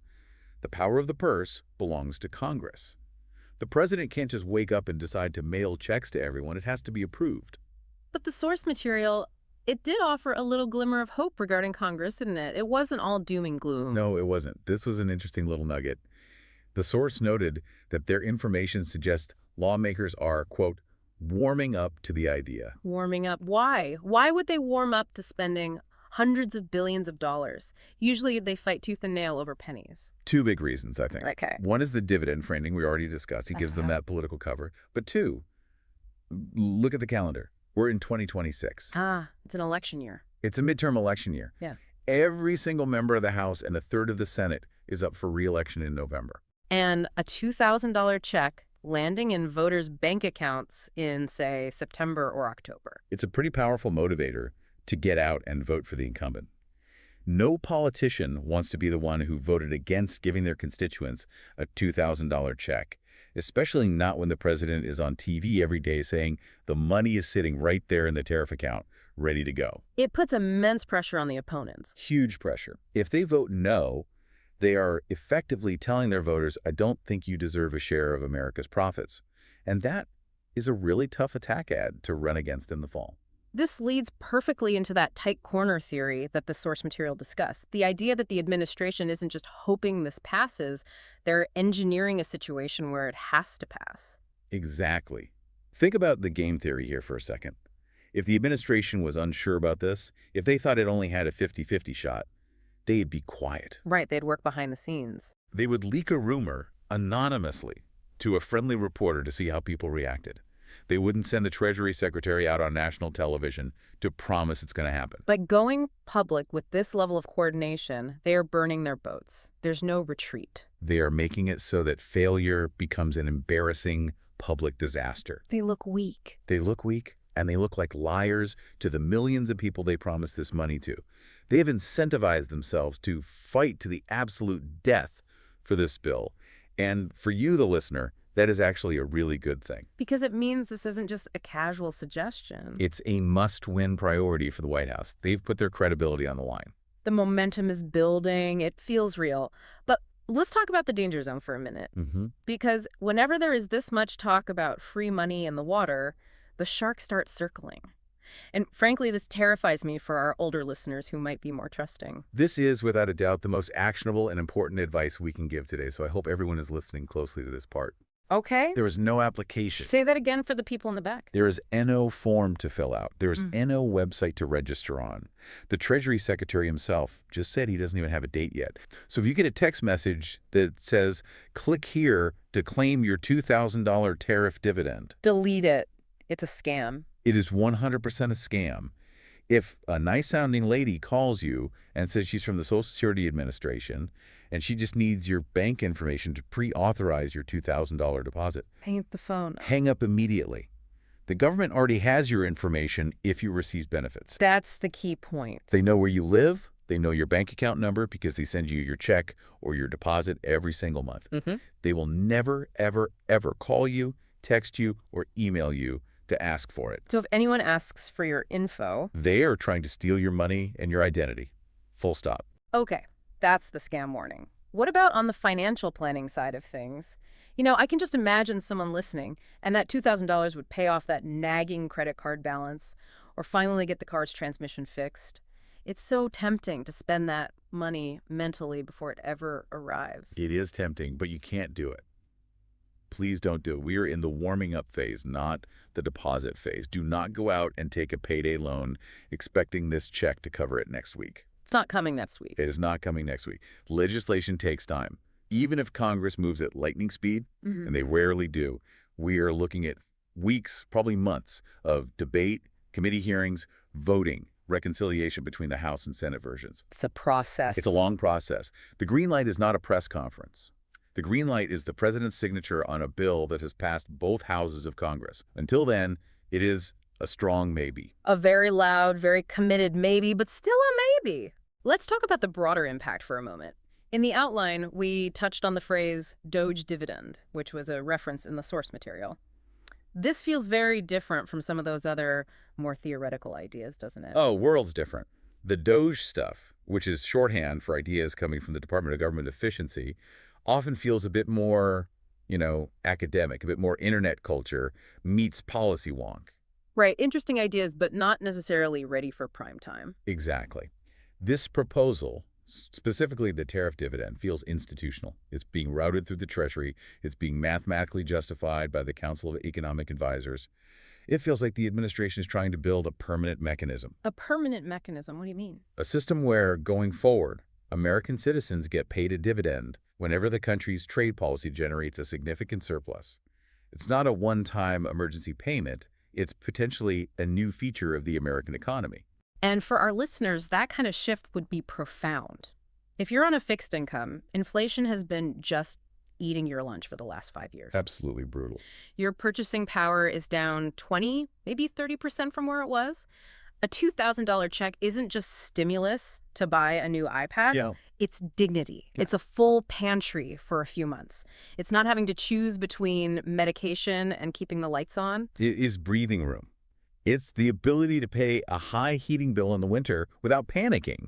It's knowing you can afford to put gas in the car to get to your doctor's appointment. Yeah. And that is why the stakes on this are so incredibly high. Yeah. The administration has identified a way to deliver that tangible relief without, at least in their view, blowing up the national budget. Yeah. Now they just have to sell it to 535 members of Congress. So let's recap. Let's put a bow on all of this. What do we know for sure as of today, January 16th, 2026? Okay, fact number one. The president is publicly and repeatedly committed to a payment of at least $2,000. Check. Fact number two. It is targeted at everyone making under roughly $100,000, which absolutely includes almost everyone on Social Security, SSI, SSDI, and VA benefits. Check. Fact number three. They have a funding mechanism they're promoting, the tariff revenue, which they claim will pay for it, and bypass the usual deficit argument that kills these kinds of bills. Okay, check. Fact number four, the Treasury Department is actively looking for legal ways to get it done, which means the bureaucracy is already in motion. And the big one, number 5. It requires legislation. It must pass Congress, and Congress is currently in the warming up phase. The ball is now officially in their court. We are going to be watching this like a hawk. Every single development, every time a bill number is dropped or a committee vote is scheduled or Scott Besson opens his mouth at a press conference, we will break it down for you. Absolutely. Stay safe. Please watch out for those scammers and keep your ear to the ground because this is moving very, very fast. And remember, if you found this breakdown helpful, the most important thing you can do is make sure you are subscribed so you do not miss the next update. This situation is fluid, it's changing day by day, and we will be here to guide you through it. Thanks for listening to The Deep Dive. We're watching this for you. We have major financial news to break down for you today. We're talking about a significant commitment from top administration officials. It's a potential $2,000 payment aimed directly at millions of Americans, especially those of you on a fixed income. That's right. The White House isn't just suggesting this, they're doubling down on making this $2,000 dividend a reality. And this is crucial. It's designed for middle and lower income families. We're talking households with an income under $100,000. So stick with us. You're going to hear directly from the economic advisor, the Treasury Secretary, and the press secretary. And we're going to reveal the one critical hurdle this payment still needs to clear before that money can hit your account. Welcome to The Deep Dive, where we take your essential sources, the articles, the transcripts, the official statements, and we distill the core intelligence you need to be thoroughly informed. without the information overload. And today we are tackling a story that is profoundly important for the financial stability of millions of Americans. If you are a retiree, if you are a senior, if you are relying on any form of fixed income, you really need to pay close attention to what we're about to unpack. We are diving deep into a remarkable commitment. And I don't use that word lightly. It's a commitment made by the highest levels of the current administration. Yeah. We are talking about a potential direct financial injection, a $2,000 payment for millions of qualifying Americans. And this isn't just a rumor, floating around on the internet. No, not at all. We have a stack of recent public statements, all confirming the White House is not only proposing this, but is actively doubling down, as they put it, on their promise to deliver this $2,000 dividend. The specifics are what make this so crucial for our audience today. This payment, it's explicitly and narrowly targeted. Right. It's for middle and lower income families. And they've set a bar specifically in income under $100,000. So for anyone listening who's on Social Security, SSI, SSDI, or veteran benefits, this is an update that speaks directly to your household budget. This is for you. Our mission today is surgical. We're going to dissect the collective evidence. We've got comments from the economic advisor, the Treasury Secretary, and the press secretary. All the key players. All of them. And we're going to understand the weight of this commitment, who qualifies, the controversial funding source they've proposed, and maybe most critically, the single biggest hurdle. The single hurdle this payment must clear to shift from a powerful promise to, physical reality. Let's just get straight to the central question, because when a promise this large is made, there's always intense public scrutiny. And there should be. Of course. So is the $2,000 payment a firm reality? Who exactly is guaranteed to get it? And what are the economic mechanics behind how the government intends to pay for it without, and this is a direct quote from the source material, digging into the rest of the budget? Okay, let's unpack this. The speed, the succession, and, the sheer seniority of the officials making this commitment, that's what elevates this from just a policy suggestion to a central administrative objective. It's a full court press. It really is. And the political stakes are just enormous. To really understand the weight of this, we have to establish the timeline. Mm-hmm. This announcement didn't roll out over weeks of quiet preparation. It was sudden. It was coordinated. The president himself kicked this off just a few days ago on a Sunday. Right, on Sunday. He explicitly called for at least $2,000 in the form of a dividend. And his words were that it was destined for everybody except high-income people. And that Sunday night post? That was just the opening salvo, wasn't it? Just the beginning. Because what followed was a rapid-fire succession of endorsements from the administration's financial and communication leadership. It was one after another. It really was. And when you see multiple high-profile administration figures, we're talking about the people who manage the economy and speak for the White House globally. Oh, the big names. Exactly. When they come out within 48 hours to confirm and elaborate on that initial promise, that signals an intense institutional resolve. That institutional resolve, that's the key piece of evidence here, I think. It absolutely is. They are not merely testing the waters with this. They are using the full credibility of their top spokespeople to validate a major financial proposal. So this isn't some trial balloon they're floating. No, not at all. It's a declaration of intent. Okay, so to give you a clear picture of this coordinated effort, we've actually identified 5 distinct data points from our source material. And together, they demonstrate this extreme level of commitment. They were all gathered in just the last few days. And we really need to look at who said what, because the roles of these individuals, they matter deeply. They do. The first 3 pieces of evidence are direct public statements from critical officials. Right. First, we had comments from economic advisor Kevin Hassett. Second, statements from Treasury Secretary Scott Bessent. And third, comments from the press secretary Caroline Leavitt. And each of these voices, they serve a different strategic purpose, don't they? Completely. Kevin Hassett, he's the economic advisor. Yeah. So he's responsible for certifying the financial viability. When he speaks, he's basically providing the technical stamp of approval, assuring everyone that the math works. Right. He's the numbers guy. He's the numbers guy. And then you have Scott Bessent, the Treasury Secretary. Yeah. He's the one who will ultimately oversee the distribution. He sets up the systems for the how and who of the payment. So his commitment is crucial. It speaks to the implementation, the infrastructure. Exactly. And then there's Caroline Leavitt, the press secretary. She acts as the institutional voice. her confirmation signals that this is a formalized White House directive. So it's not just the personal preference of one financial advisor or a cabinet member. Precisely. The fact that all three of them confirmed the commitment in such rapid succession right after the president's post, it just shows a deliberate strategic effort to make sure this proposal is seen as serious and really non-negotiable. And that coordination is then reinforced by the two statements from the highest office itself. We have the screenshot of the president's original announcement post from that Sunday, and then the critical follow-up screenshot from Monday, where he was, as we said, clearly doubling down on the payment. And that quick move from Sunday to Monday is so telling. It indicates that any initial internal debate, if there was one, was settled very quickly. The unified position is full steam ahead. Which brings us to a crucial analytical insight that was provided in the source material. And that is that the administration is really painting themselves into an extremely tight corner on this issue. And this is where we need to spend some time, because that observation is the true predictor of action here. Exactly. When we talk about a tight corner, we are talking about political science. It's about the management of public expectation. Right. The administration is essentially leveraging its own credibility as currency. By getting Hassett, Besson, and Leavitt all on the record within days, they have raised the public's expectations to an almost irreversible level. And if a payment of this magnitude, I mean, $2,000, is promised so widely and so quickly by the most senior staff, the political cost of failure becomes astronomical. The administration knows that for millions of potential recipients, particularly those on fixed incomes or struggling with inflation, this isn't just abstract policy. No, for them, it's financial breathing room. It's groceries. It's paying the light bill. Exactly. It's real life.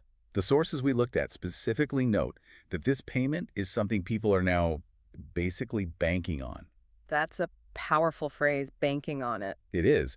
So if the administration fails to follow through, the public backlash would be severe, it'd be immediate, and you could argue it would be more damaging than if they had never proposed the payment in the first place. They've created a situation where they almost have to deliver. They've forced their own hand. And that, for you listening, is the key analytical takeaway. The high likelihood of this payment ultimately materializing isn't just based on some economic calculation. It's based on political survival.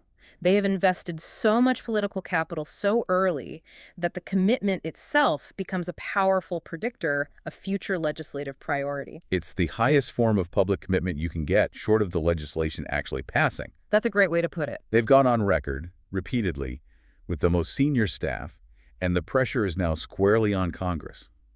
And this high-stakes political investment, it naturally dictates precisely who they are targeting with this promise. Which brings us to the next section, and this is probably the most direct application of this information for our audience. The commitment is targeted, and understanding the eligibility criteria is paramount. This is not a universal check. It has a very clear financial cap. And that clarity came directly from the administration's financial leadership. It did. Both Treasury Secretary Scott Besson and Economic Advisor Kevin Hassett, they indicated that the rebate would be specifically for families making less than, say, $100,000. That's the current reliable figure we have to focus on, $100,000. And that hard number, that $100,000 threshold for families, it aligns perfectly with the president's initial statement. He promised the $2,000 dividend to everybody except high-income people. So in this context, the administration is defining high-income people as anyone earning above that family threshold. They're focusing the relief squarely on the middle and lower economic brackets. And this is where we really need to zero in on our audience. Yeah. When we talk about fixed-income individuals, retirees, or people relying on government benefits, this $100,000 threshold is exceptionally broad. It really is. The vast majority of recipients on Social Security, on Supplemental Security Income SSI, Social Security Disability Insurance SSDI, and low-income veteran benefits, they naturally fall well below this family income cap. So let's just define those terms for a moment, just for clarity, because they are so central to this discussion. Good idea. Social Security provides retirement benefits to older Americans and survivor benefits to their dependents. SSDI, that's Social Security Disability Insurance, is for individuals who have paid into the system but can no longer work because of a severe disability. Okay, and then there's SSI. Right. SSI, or Supplemental Security Income, is different. It's a needs-based program for the aged blind, and disabled who have very, very limited income and resources. It's not based on your work history. So the key takeaway here is that if you're receiving SSI, SSDI, or, a standard low to moderate Social Security benefit, you are the intended core beneficiary of this potential boost. Absolutely. The payment is specifically designed to alleviate the pressure that you are feeling from the current economic climate. If your primary source of income is these fixed benefits, you can be highly confident that you meet the announced eligibility threshold. We should also probably touch on the terminology briefly. We should. You've heard it called a stimulus check, a rebate, and a dividend payment. All three. And while the administration seems to use these terms somewhat interchangeably for public communication, they do carry different technical meanings. Right. A stimulus usually implies a general economic boost. A rebate often refers to returning collected taxes. And a dividend suggests distributing a share of profits, or in this case, government revenue. And the sources we've seen consistently use the term dividend, which really aligns with their stated funding mechanism, this idea of sharing tariff revenue. But look, regardless of the technical term, the core specifics are consistent. That's the important part. The amount is consistently referred to as $2,000, and it is targeted at families earning under $100,000. That is the reliable, quantifiable promise. This clarity on who gets it and how much they get is robust. But the promise is only as good as the plan to fund it. Exactly. And that funding plan is where the administration has faced the most external scrutiny. Right. If you are announcing a direct payment of $2,000 to tens of millions of families, that requires billions upon billions of dollars. A huge sum. So the question isn't just if they will pay, but how they will pay without creating a massive new hole in the federal budget. The administration understood that. They knew the funding question had to be addressed head-on to maintain credibility. And their answer is this proposed mechanism, which they claim makes the whole thing fiscally responsible, the use of tariff revenue. So let's break down what tariff revenue actually is for our listeners. Good idea. Tariffs are essentially taxes. They're taxes collected by the government on imported goods. When a company imports a product, they pay a percentage of its value to the government.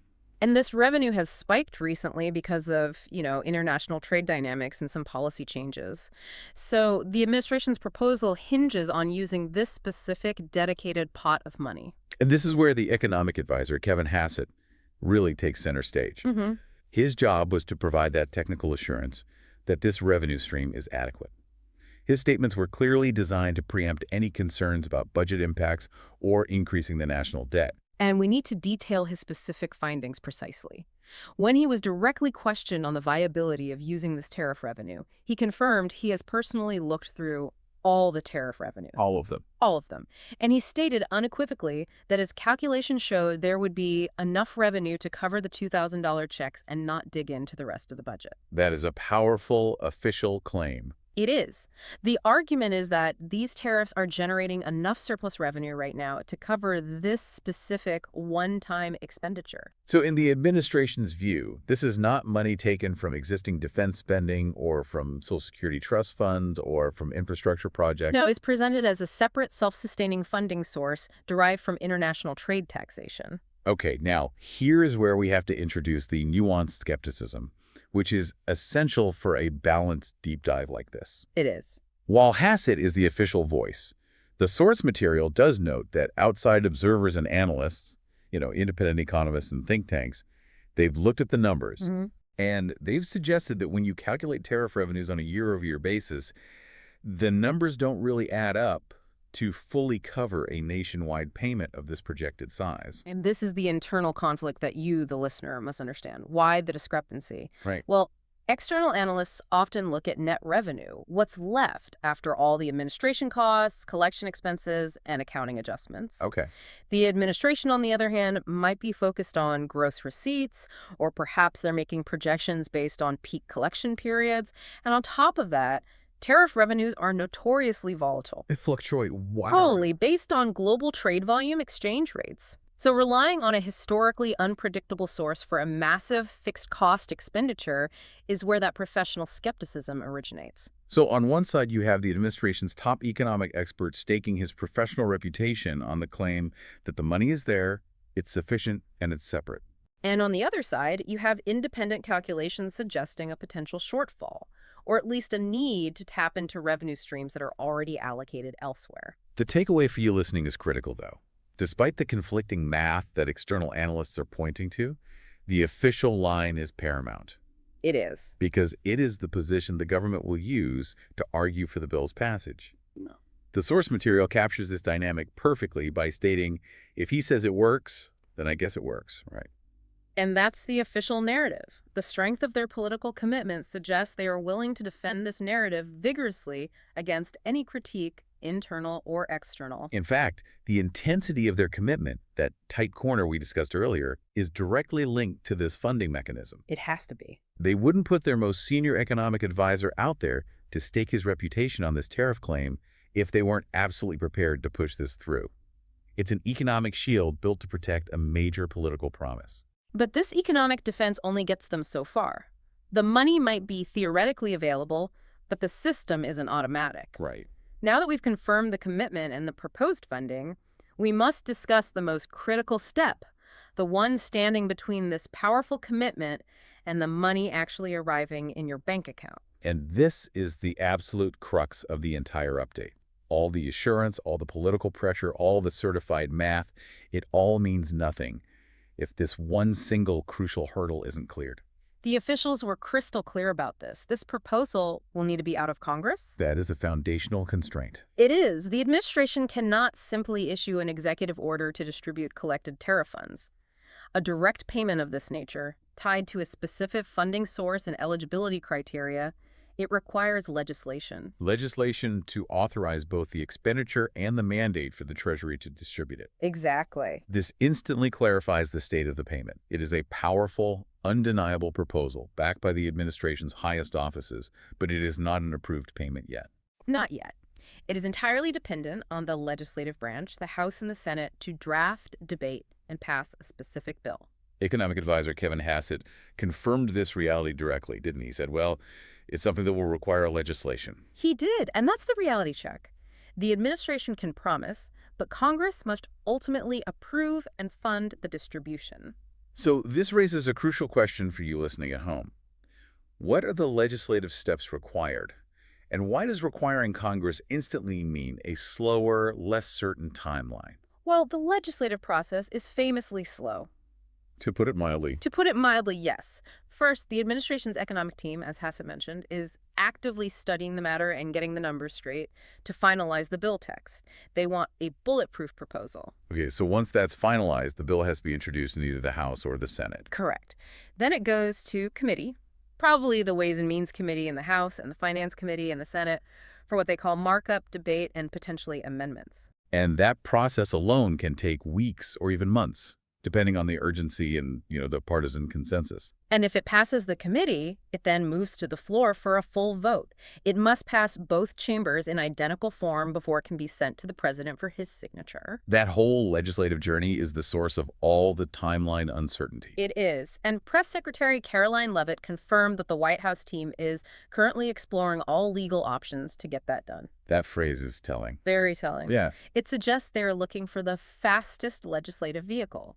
They might try to use a mechanism like reconciliation, which limits debate in the Senate and allows passage with just a simple majority. Or, and this is probably more likely, they might try attaching it to another must-pass piece of legislation. Right, like an upcoming government appropriations bill. And attaching it to a larger necessary bill, that's a classic political maneuver. It is. It forces lawmakers who might be skeptical of the $2,000 dividend itself to vote for it anyway, just to ensure essential government functions continue. They're looking for a way to bypass the slow, traditional route. They have to. And the early indications regarding the congressional response are also a developing story.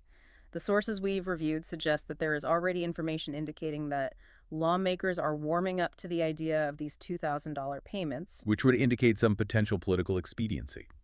Lawmakers understand the intense public appetite for direct financial relief, especially among vulnerable populations like seniors and the disabled. It's a popular idea. This positive reception is encouraging, but it does not guarantee quick passage. Not at all. Even with broad support, the legislative timeline is unpredictable. Amendments can be introduced, procedural hurdles can be erected. And the inevitable partisan jockeying for credit can slow things down immensely. Always. So, What does this all mean for you, the listener, hoping for this check soon? It means the high-level commitment is secured, the funding source is identified, but the timeline remains a massive question mark. And the press secretary confirmed this directly when she was asked for specifics. She said, "I don't have a timeline for you or any further details, but I can confirm for you that the president made it clear he wants to make it happen." So we have to manage expectations carefully.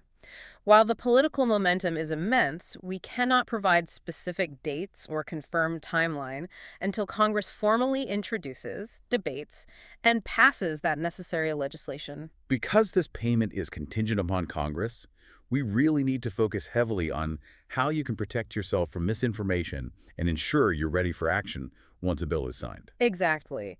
When massive payments are promised and timelines are vague, the information environment, it just quickly fills with noise, speculation, and worst of all, scams. This is where we need to arm you with critical thinking and a healthy dose of caution. Since this entire proposal is contingent on Congress, no official delivery dates, no specific methods like direct express card distribution or direct deposit, and no application procedures are confirmed. None of that is set in stone. Nothing.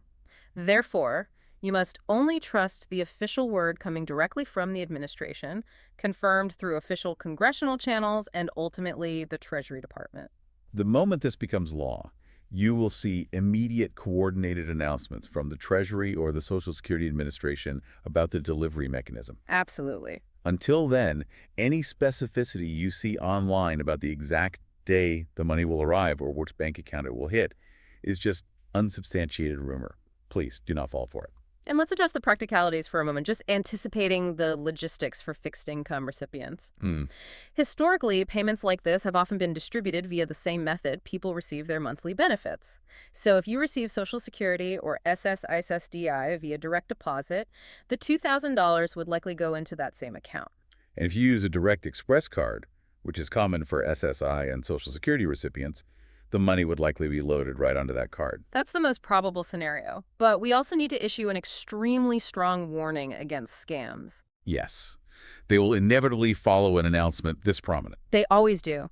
The IRS, the Social Security Administration, and the VA will never call you, text you, or email you asking for money, banking information, or personal data in order to release a payment. Never. If you receive a call claiming you need to pay a processing fee or a release fee to unlock your $2,000, hang up immediately. Immediately. If you get an email asking you to click a link to verify your identity before you can receive your dividend, it is a scam. Trust only official letters sent through the mail or verified government websites that end in .gov. That's right, .gov. So you should actively watch for the necessary legislative trigger. The payment is contingent on congressional action. So watch for news about new legislation being formally proposed in the House or Senate that explicitly mentions the $2,000 dividend and the tariff revenue funding mechanism. That bill's passage is the green light. And we must also acknowledge the deep emotional and financial impact of this potential payment. For those on fixed incomes, the senior who saw inflation just destroy their grocery budget, the disabled individual struggling with medical costs, this potential $2,000 is profoundly significant. That's life-changing for many. This money is so much more than a statistic. It is what provides breathing room. It's the ability to catch up on an overdue utility bill, to purchase necessary medicine, or to simply maintain dignity during incredibly tough financial times. And the administration's awareness of this urgency is exactly why they are employing their top officials to confirm the commitment so rapidly. We recognize that for low-income and fixed-income individuals, this payment is viewed as a vital lifeline. The intense commitment we analyzed in a first section is a direct reflection of this widely understood financial need across the country. We assure you that we will continue to track this information very, very closely. The moment a bill is formally introduced or any official details regarding eligibility, fine-tuning, delivery mechanisms, or confirmed dates are released, we will bring that update to you immediately. Until then, stick to the verifiable facts we've laid out. The commitment is real, the funding source is identified, and the congressional requirement is the main obstacle. Understanding that procedural process, it empowers you. It does. Knowing that the commitment is high but the legislative hurdle remains, prevents unnecessary anxiety over unconfirmed deadlines, and helps you focus only on verifiable, actionable news from official sources. That's right. That brings us to the end of our deep dive into this financial commitment. Let's finalize the 4 most important facts for your reference. To summarize this critical, fast-moving update, here are the 4 non-negotiable takeaways that everyone listening needs to know right now, based on the coordinated public commitment from the White House economic team. First, the committed amount. The administration is consistently pushing for a $2,000 dividend payment. The president said at least $2,000, making that the floor, but the number is firm. Second, the target audience and the threshold. This payment is explicitly designed for middle and lower income families. Specifically, they're setting an income threshold below approximately $100,000. Which, as we said, highly benefits retirees and those on fixed government benefits like Social Security, SSI, and SSDI. Exactly. Third, the funding source. According to economic advisor Kevin Hassett, the plan is to utilize existing tariff revenue. Right, claiming there is enough surplus revenue to cover the massive cost without impacting the rest of the federal budget, although this claim is being scrutinized by outside analysts. And fourth, the necessary next step. This remains a proposal. It's backed by immense political weight, but it is not a done deal. Congressional legislation is absolutely required to authorize the payment. Meaning the timeline is uncertain until a bill is formally passed by both the House and the Senate. That's the bottom line. Okay, so here is a final provocative thought for you to consider, and it ties back to that high-stakes political corner the administration has painted itself into. Given the overwhelming public confirmation from the most senior officials and the critical financial need demonstrated by the targeted audience, what happens if Congress fails to pass the necessary legislation? That's the big question.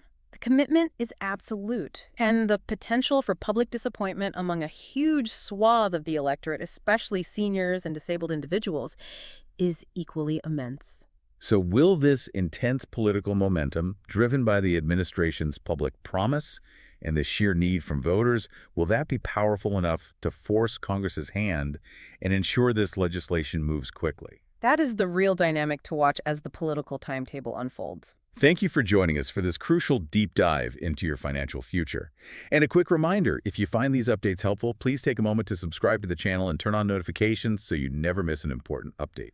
And please, like the video and share it with friends or family who you think might need this information.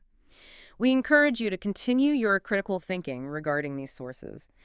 Being this well-informed on evolving financial updates and the political mechanics behind them is the most powerful tool you have to navigate these complex economic times. We'll keep tracking the commitment, the congressional movement, and all the implementation details. And we look forward to diving deep. Okay, let's unpack this.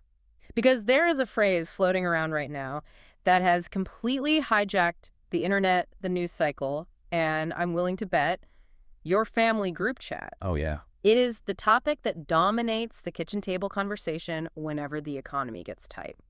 2 words that instantly grab everyone's attention: stimulus, checks. It is the topic that never really goes away, does it? It's like the zombie topic of the American economy. It is. Just when you think it's buried, it claws its way back out of the ground. It really is, but this time it feels a little different. The numbers are bigger, the promises seem louder, and honestly, the confusion is just at an all-time high. It's through the roof. We are hearing about a potential $2,000 payment to Americans, and naturally, people are freaking out in both good ways and bad. I mean, if you check social media right now, half the people are planning how to spend it, and the other half are arguing about whether it's even real. Right. And the confusion is totally understandable because the terminology keeps shifting under our feet. You see headlines about a stimulus, then you see tweets or truths, rather, about a dividend, and then other people are calling it a rebate. Right. It leaves a lot of people asking the most basic question. Is this real money? Is it a tax credit? Is it like a loan? Or is this just internet noise designed to get clicks? Exactly. So our mission for this deep dive is to cut through that noise. We are not here to speculate on rumors or read tea leaves. We are strictly looking at the source material. The direct source. A detailed breakdown of the president's direct social media posts from November 9th and 10th. We are going to separate the wishful thinking from the actual text, and more importantly, we are going to do the math, the actual hard arithmetic, to see if the check can actually clear. And that math is where things get really, really interesting. Because when you look at the funding mechanism here, tariffs, it changes the entire economic conversation we're used to having about government relief. How so? This isn't just printing money, it's Right. capturing it, Yeah. allegedly. Allegedly is the key word there. So let's dive right into the core proposal. This all stems from a flurry of activity on Truth Social. It wasn't just a one-off comment during a rally where someone might have misspoken, was it? No, and that's a crucial distinction. Often in politics, you have these off-the-cuff remarks that get walked back by press secretaries the next morning. Mm-hmm. You know, what he meant to say was clarification. This was the opposite. This was a statement followed by a clarification, followed by a double down. The double down is what really caught my eye in the notes. The president posted on November 9th, but then came back the very next day to make sure everyone understood exactly what he meant. He didn't let it fade away. No, he amplified it. Precisely. Yeah. And the phrasing he used is fascinating from an analytical perspective. Oh. Words matter, especially in economic policy. He didn't use the word aid. He didn't use welfare. He didn't even use relief, which was the buzzword of 2020 during the pandemic. So what was the word? The specific phrase used was a dividend of at least $2,000 a person. Dividend. That sounds corporate. That sounds like I'm a shareholder in Apple or Exxon and I'm getting my quarterly cut. That is exactly the connotation. A dividend implies a share of profits. Relief implies you are in trouble and need help. It implies charity or a safety net. Right. Dividend implies the country is making money, specifically from these tariffs, and you, the citizen, are the shareholder who's entitled to a cut of that profit.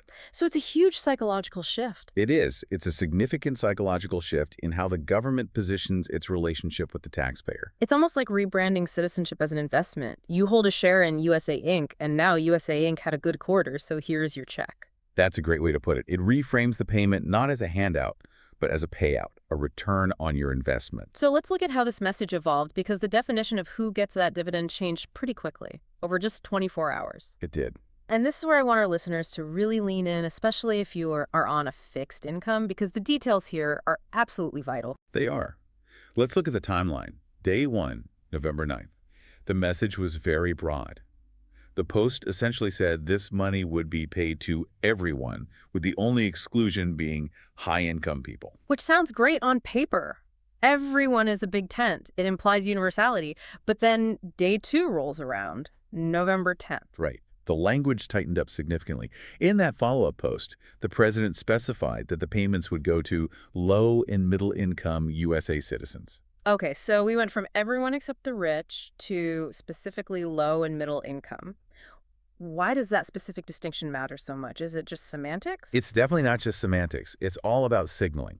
Think about the audience listening to this right now. Think about the people who rely on fixed incomes, Social Security recipients, veterans on disability, people on SSI or VA benefits. The people who need it the most, generally speaking. Exactly. But these are also the people who often feel invisible in these broad economic discussions. Yeah. When a proposal just says taxpayers, they panic. They worry they don't qualify because they might not file active taxes every year. They think, I haven't filed a return in 5 years because my only income is Social Security. Does that mean I'm left out? That is a huge anxiety, a really common one. It is. So by explicitly naming low and middle income, it sends a green light signal to those specific groups. It tells them, you are the target demographic for this money. We see you.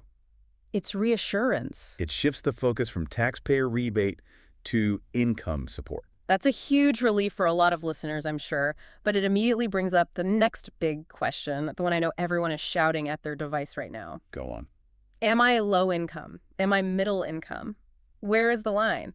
Because my definition of middle class might be very different from the government's definition. This is the $1 million question, or rather the $2,000 question, I guess. Right. The source material is very transparent about this. Mm-hmm. Currently, in the proposal as it stands on social media, there is no hard number. Nothing is written in stone. The posts didn't say anyone earning under X amount. So we have to do a little detective work here. We have to look at the precedents. We have to look at what the government has done before to guess what they might do now. We do. We have to look in history. If we look at previous stimulus rounds, specifically the ones from the early 2020s, we can make a really educated guess on where those thresholds usually land. And why is that? The government rarely reinvents the wheel on these things because building a new system just takes too long. They usually use the existing pipes. Got it. The source suggests the likely cutoff for an individual would be around $75,000 a year. Okay, $75,000, that covers a significant chunk of the population. And for married couples, is it just double? Likely double that, so $150,000 for a household filing jointly. That feels pretty standard, actually. It is standard for these types of programs, and context here is key. The average household income in the U.S. is around $83,000. So if they set the limit at, say, $50,000, they would be excluding the actual middle class. To hit low A&D middle, you have to go up to that $75,000 to $100,000 range. That makes sense. You can't promise money to the middle class and then set the limit below the average national income. That's just bad math and even worse, politics. Exactly. It would be a political disaster to promise a middle-class dividend and then disqualify the average family from getting it. But here is another anxiety point that came up in the source material, and I think it's a valid one. What about the income metric itself? I know people who are retired, or maybe they've been out of work for a year, or they're on disability. They are thinking, I don't have a job right now. Do I count? Does zero earned income count as low income? This is a really important reassurance from the source. In the eyes of these government distribution systems, income is just a metric of eligibility. It is not a requirement of employment. Wait, let's slow down and unpack that. That is a critical distinction. Sure. Think of it as a ceiling, not a floor. When they're designing these eligibility rules, they are looking for reasons to exclude you, not to include you. They're looking for the cutoff at the top. They're looking to see if you are high income. Okay. So if you have zero income, or if you have fixed income from Social Security or disability payments, are you high income? No. Therefore, you generally fall right into the eligible bucket. So the system is built to find the rich people and stop them from getting it. Precisely. It's designed to filter out the rich, not to punish the poor or the retired for not having a traditional paycheck. Yeah. If you are breathing and you are a citizen and you make less than 75 grand, you are likely in. That is a great way to put it. They are looking for the ceiling, not the floor. That should help a lot of people breathe easier. Perfectly said. Yeah. And when you apply that filter, excluding the top earners, the scope of this proposal is massive. Oh, massive. If the math follows the patterns of the 2021 checks, the $1,400 ones, we're talking about roughly 85% of the entire population. 85%. Roughly 284 million people. Wow. Okay, 284 million people receiving $2,000 each. I'm doing some mental math here, and those zeros are starting to stack up really, really fast. They add up. That is not a small line item. And this is where we hit the reality check. This is section 3 of our dive, the math. Because you can't just tweet money into existence. Well, you can tweet about it, but the Treasury has to actually find it somewhere. Right. And the proposal says this is funded by massive tariff income. So let's look at the ledger. Does the U.S. have massive tariff income? We have significant tariff income, yes. But massive it's a relative term. According to the source data, year to date, the United States has brought in about $195 billion in tariffs. $195 billion. That sounds like a lot of money. It is a lot of money. It averages out to about $1 billion a day. If you were running 11/8 stand, you'd be thrilled. It is a massive revenue stream compared to zero. Okay, $1 billion a day. I'd take that. Absolutely. But now, let's look at the cost column.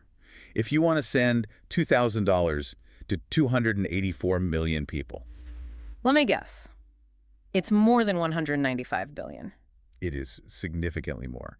You would need approximately $568 billion. Whoa. Okay.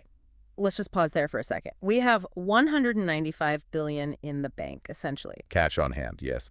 But the bill is $568 billion. We are roughly a third of the way there. That's a pretty big shortfall. That's not a rounding error. That's nearly $400 billion missing. Correct. And this creates an immediate contradiction in the messaging, which the source pointed out. What's that? The president's post mentioned using money left over from the payments to pay down the national debt. Left over? How can there be money left over if we are starting $400 billion in the hole? Yeah. That's like saying, I'm going to use the money left over from buying a Ferrari to pay my rent, but I only have enough cash for a Honda Civic. That is the analytical disconnect. Based on current cash on hand, the money actually sitting in the account right now, there is no leftover. There's only a deficit. Okay. However, and here is where we have to widen the lens to understand the government's logic. The proposal isn't necessarily about using today's money. What do you mean by that? The source highlights a 10-year horizon. The projection is that these tariffs will generate $3 trillion over the next decade. 3 trillion. Okay, now 500 billion sounds a little more manageable. Exactly. If you look at it over 10 years, the revenue covers the cost very easily. Right. But that brings us to the mechanism of how this would actually work. Right, because people need the money now. The government doesn't wait 10 years to collect the cash before sending the check. They can't say, here's your stimulus, it'll arrive in monthly installments until 2035. So they have to use a borrow and payback strategy. Yeah. Effectively, yes. That's what the source suggests. They would borrow the $568 billion now, immediately adding that to the national debt, and justify it by promising to pay that debt back with the future tariff revenue that's coming in over the next decade. So when they say funded by tariffs, they really mean funded by debt that we hope tariffs will pay off later. That is the precise economic translation. It's a cash flow issue. You need the liquidity now, but the revenue is a slow trickle over time. It's like a mortgage. It's exactly like buying a house. You don't have the cash for the house today, so you take a mortgage, which is debt, and you pay it off with your future income. In this case, the income is the tariffs, and the house is the $2,000 dividend for every American. That puts a whole new spin on the leftover money comment. It sounds a lot like creative accounting. It's extremely creative, and it relies entirely on those tariff projections, holding steady for 10 years. Which is a big if. A huge if. If trade policy changes or if imports drop because the tariffs are too high, that $3 trillion number could shrink. And then we are just left with the debt and no way to pay it. It's a gamble. A $3 trillion gamble. But here's the thing. This isn't the first time we've heard this gamble proposed. The source points out a really interesting pattern here. No. This isn't a brand new idea that just popped up in November. No, and this history is vital for context. The source calls this the fourth iteration.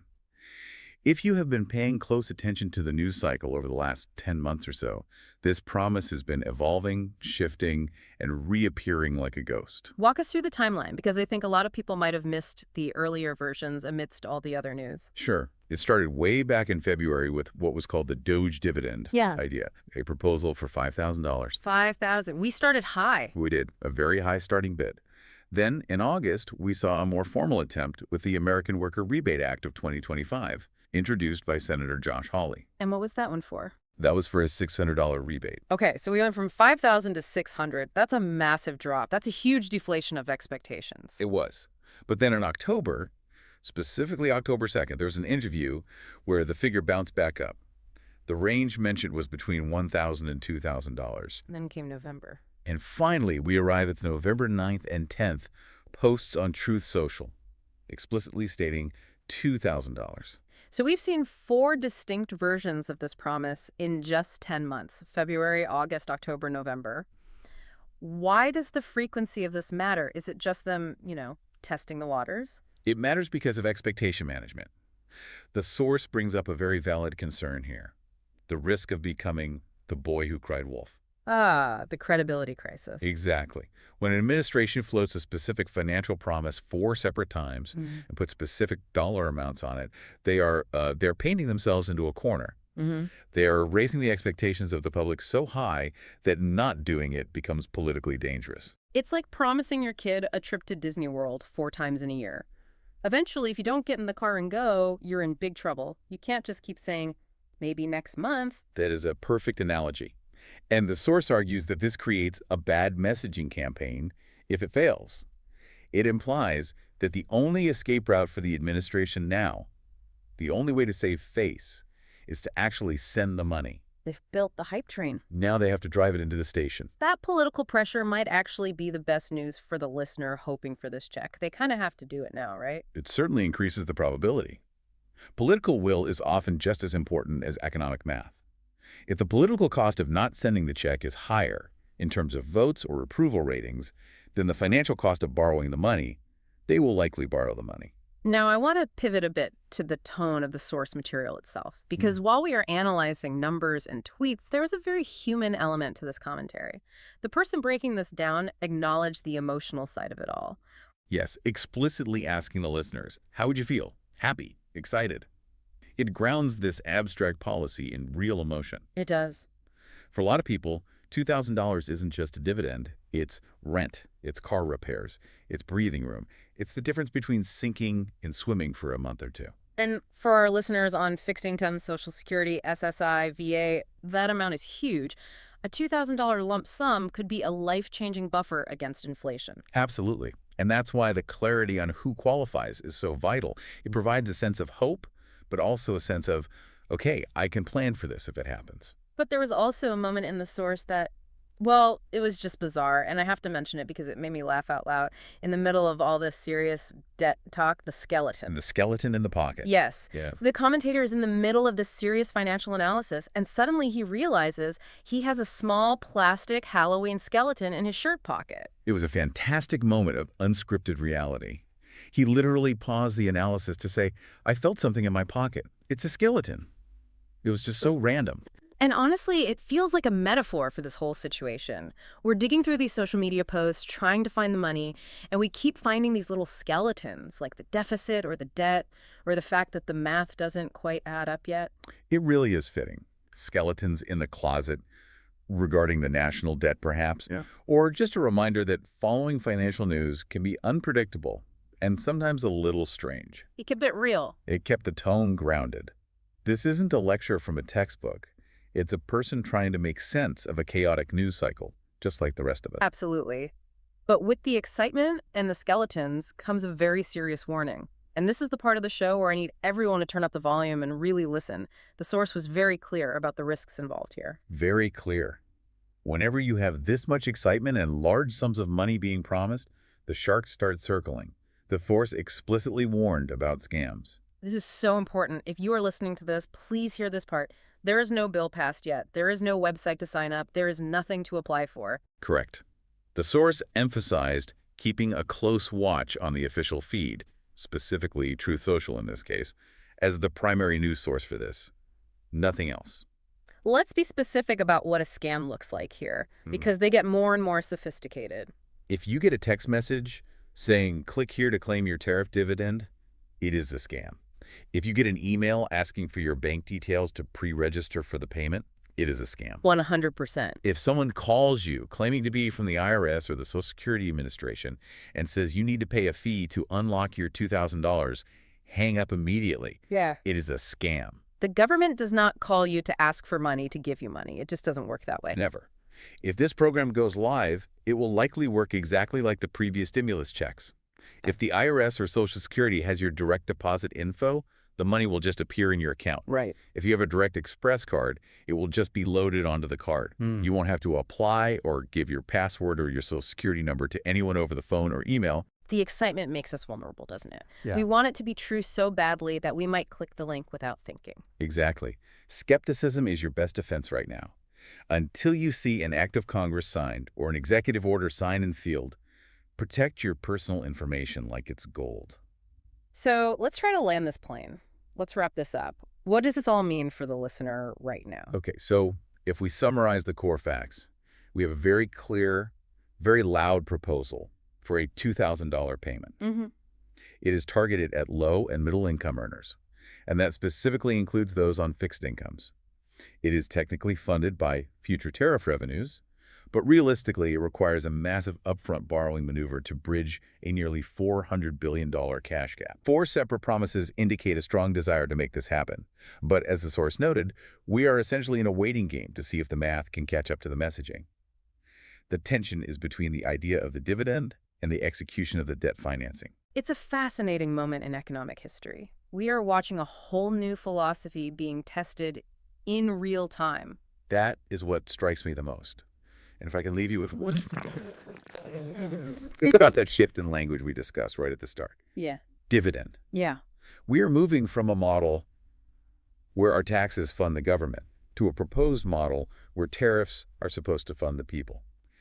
If the government starts paying us a dividend, like a corporation pays its shareholders, how does that change the fundamental relationship between a citizen and their country? That's a deep question. Do we stop seeing ourselves as contributors and start seeing ourselves as investors who are just expecting a return?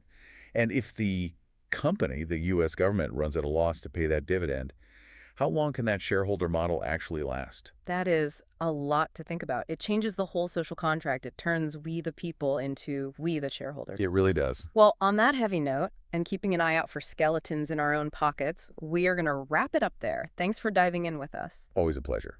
We'll catch you on the next one. Stay. A major financial update has just hit the airwaves, and it's causing, well, a ripple of both hope and, frankly, a lot of confusion across the country.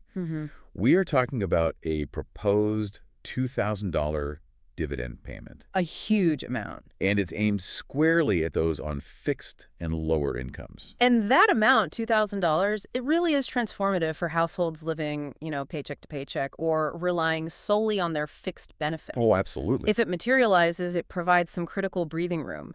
But we've actually gone beyond just vague promises this time. The sources we've analyzed, they offer new, really crucial information clarifying who exactly is the target audience. We're going to be diving deep into the specifics of this $2,000 proposed check for you.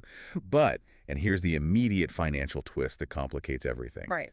The money is proposed to come from massive newly generated tariff revenues, which means this is not a traditional tax proposal at all. And this specific funding mechanism, it's fascinating, but it immediately raises some pretty serious questions about the immediate feasibility.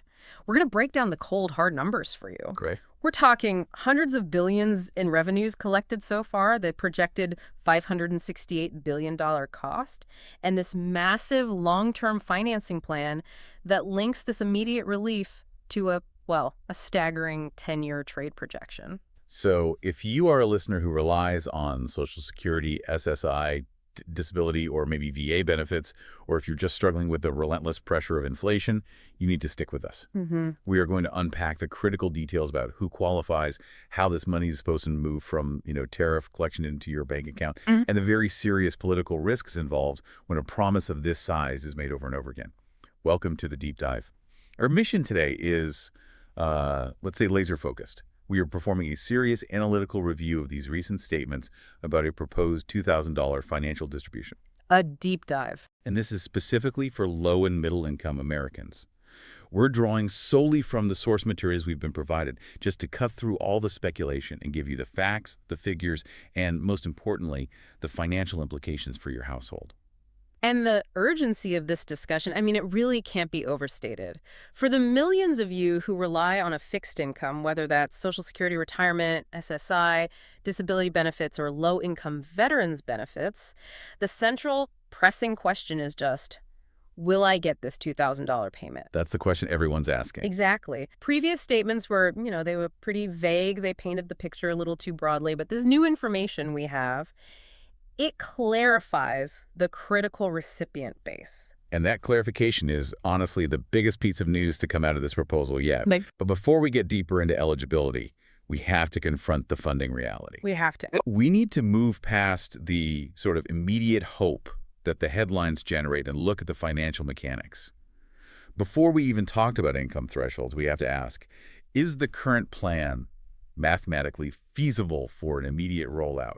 Or does it require some significant financial engineering? Because that's where the numbers get extremely complicated. It absolutely forces us to analyze the stark difference between a political proposal that relies on these massive future revenue projections and the immediate financial reality of a multi-$100 billion distribution. Right. The sources are very specific that the funding source is tariffs. And if the money isn't there right now, today, the government has to employ a very specific type of financial strategy to bridge that gap. We have to dissect that revenue stream against the potential cost and do it rigorously. Okay, let's do that. Let's unpack this, starting with the initial announcement, just so we can understand how this idea has evolved. This whole concept really exploded with the first post, which talked about a dividend of at least $2,000 a person. The initial, very broad caveat was that it would be paid to everyone, but explicitly, not including high-income people. And that initial statement, while it was exciting, it was also strategically vague. Of course. It was designed to generate maximum broad-based interest, a large amount, available to almost everyone except the very wealthy. But that generality, it left the most vulnerable groups, the people on fixed benefits, the low-income retirees, feeling uncertain. Because they're used to rules. Promises.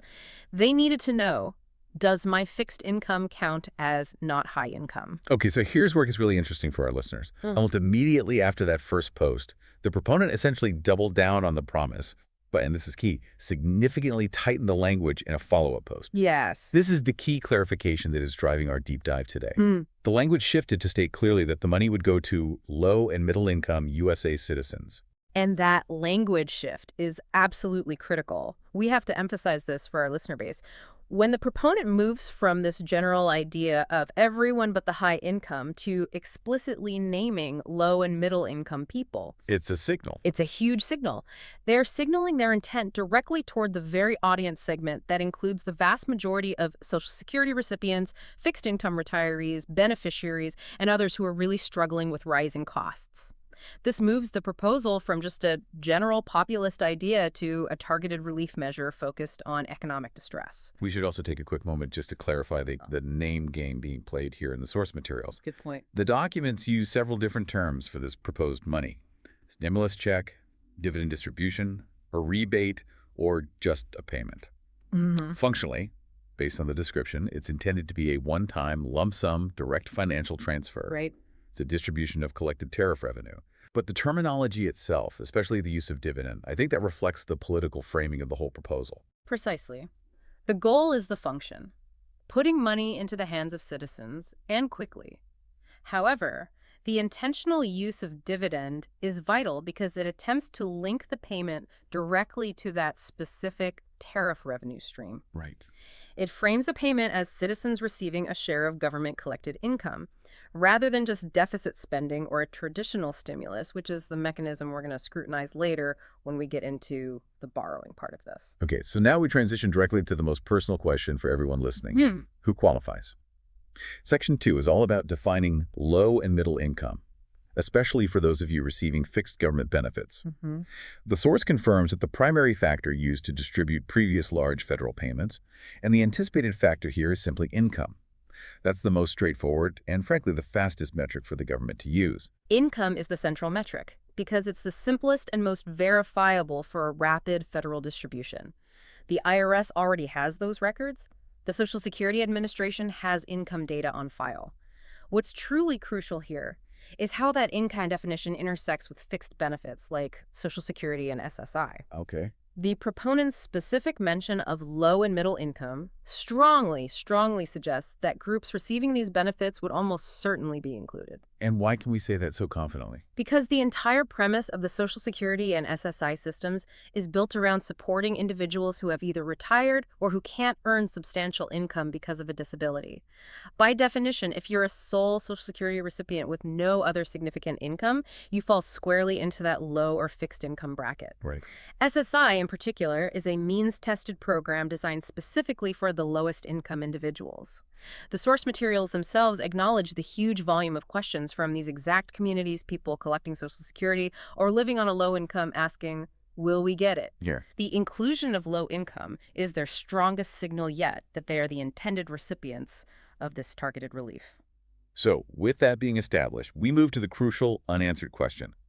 What specific income level defines high income that would be excluded? The line in the sand. Exactly. If they're targeting low and middle income, where exactly is the line drawn to determine who is high income and therefore ineligible? We don't have a definitive number yet, but we can look at some powerful precedents. We really have to rely on established federal mechanisms for comparison here.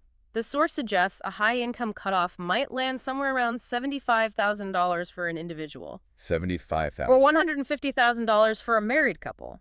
And this isn't just arbitrary speculation. These are the precise thresholds that were used during previous large federal stimulus distributions, like the CARES Act checks and the 2021 American Rescue Plan payments. Right, so if the goal is speed, which it usually is in these situations, the government will likely just adopt these pre-existing legally vetted figures. But let's contextualize this for our audience. If I'm an individual getting, say, $2,200 a month in Social Security benefits, my annual income is just over $26,000. Exactly. That's way below that potential $75,000 threshold. It is. For fixed income recipients, the key is understanding your total adjusted gross income, or AGI. For most retirees, that AGI is primarily their Social Security benefits and maybe a small pension or some investment return. If your AGI falls well below that potential $75,000 mark, the proposed policy language points directly to your eligibility. This is a massive reassurance for those communities. And to sort of anchor this to the broader economy, the source materials bring in the average household income figure from last year, which was approximately $83,000. And that figure provides really crucial context. If the cutoff for high income was set too low, say 50,000, that would exclude a significant portion of the middle class. Who would? And it would violate the stated goal of providing relief to both low and middle income citizens. They need a line that maximizes inclusion for the vast majority of working and retired Americans while excluding the truly affluent. Therefore, setting the individual threshold near 75,000, consistent with past practice, seems... If you are collecting Social Security, retirement, SSI, disability benefits, or living on a low income, and your annual income is significantly below that potential $75,000 threshold, the current messaging points directly at your inclusion. The clarity of that low and middle income description is a tremendous step forward for these communities, even without a definitive cutoff line attached just yet. This is a promising signal, absolutely, but this is the moment we have to transition from the eligibility promises to the financial reality. We now have to shift our focus entirely to Section 3, context and funding. Specifically, the tariff revenue mechanism, because promises are easy. Paying $2,000 to hundreds of millions of people is a colossal challenge. That's right. The $2,000 payments are proposed to be funded by massive tariff income. This ties the stimulus not to traditional tax hikes or, creating new money, but to a specific, recently generated revenue stream from trade policy. And this sounds appealing, but we have to see if the math actually holds up. Okay, let's break down the specific tariff revenue data that's cited in the source materials. The U.S. government has brought in about $195 billion in tariff revenues so far this year. $195 billion. Now, if we look at the pace of collection, this averages out to roughly $1 billion a day. $1 billion a day. What? Or $30 billion a month in revenues. Based on this trajectory, the source projects that the government is on track to collect about $350 billion over a 12-month period. Okay, $350 billion is a staggering amount of money. But is it enough to fund $2,000 checks for the vast majority of Americans? This brings us to the feasibility math, where we discover the immediate gaping shortfall. Yes. We have to compare the maximum projected cost of this payment to the current collected and projected revenue. So let's use the maximum kind of worst-case cost scenario that's cited in the source. This scenario is based on the precedent set by the $1,400 stimulus check back in 2021. I remember that. That one reached approximately 85% of the total population, and that included dependents. That figure translates to about 284 million people in the country who would potentially receive this payment. So if we take that huge group, 284 million eligible Americans, and we multiply it by the proposed $2,000 amount, the total cost for the full rollout would be a staggering $568 billion. And here is the immediate non-negotiable logistical gap that we have to confront. We have $195 billion collected so far this year versus $568 billion potentially needed for the full rollout. That's a huge gap. It is. And even if we use the full year projected revenue of $350 billion, that figure is still only slightly more than 50% of the maximum estimated cost. Logically, mathematically, the source clearly notes that this shortfall makes an immediate full distribution relying only on cash-on-hand tariff revenues impossible. So this is the central financial puzzle. If the government doesn't currently have the $568 billion sitting in a tariff savings account, how can they confidently promise $2,000 checks in the near future? This requires looking at the long-term financing solution proposed in the source materials. And the entire plan, it relies on leveraging massive future projections. The government is projecting that it will bring in over $3 trillion in tariff revenues over the next 10 years. $3 trillion. The proposal is fundamentally hinged on the belief that this $3 trillion will materialize.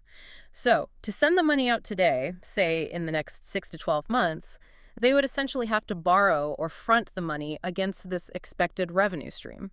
This is a really critical distinction for you to understand. It's not about having the money today. It's about having confidence in future income.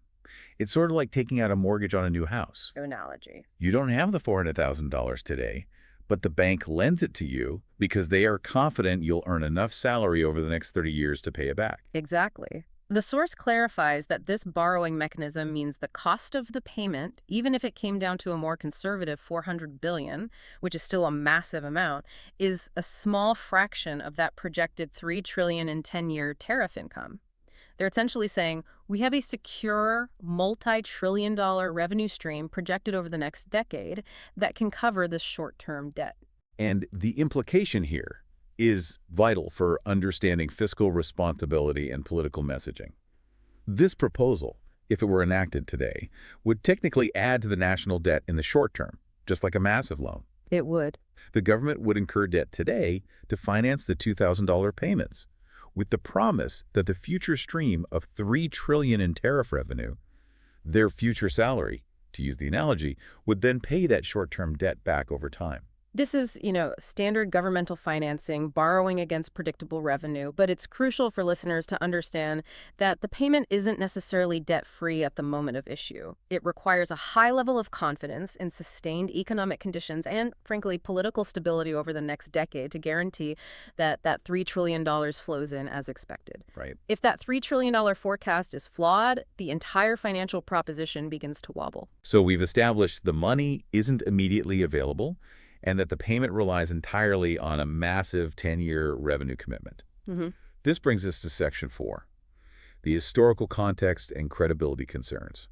Because this isn't the first time this proponent has publicly floated the idea of a major financial relief package. Not at all. And this repetition is creating a significant political tension. The political reality is that this is, in fact, the fourth time the president has endorsed the idea of sending money directly to Americans in less than a year, specifically since January. That frequency, regardless of the merits of the policy, creates a severe messaging risk that the source materials flag very, very clearly. Let's just detail those previous proposals, ones cited in the sources, to emphasize the pattern. First, back in February, there was a proposal for a $5,000 dividend. It was framed a bit differently, but it was a large one-time distribution idea. Second, in August, came the endorsement of a $600 rebate check, which was formalized under the American Worker Rebate Act of 2025. And third, most recently, on October 2nd, the president indicated a further distribution or dividend, placing the expected amount somewhere between $1,000 and $2,000 in a separate interview. So that means in under a year, we've seen 4 separate endorsements for direct payments ranging from $600 up to $5,000.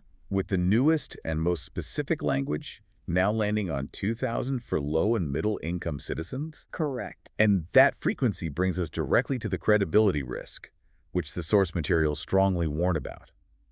The messaging is, it's undeniably powerful and incredibly exciting, especially for those who are financially struggling. Of course. The very low and fixed income people we're discussing today who desperately need relief. And the source describes the political risk clearly and bluntly. If the administration does not follow through on this promise, after repeating the idea 4 times, it is described as a really, really bad idea and a bad messaging campaign. This isn't an attack on the policy itself, but a critique of the political strategy.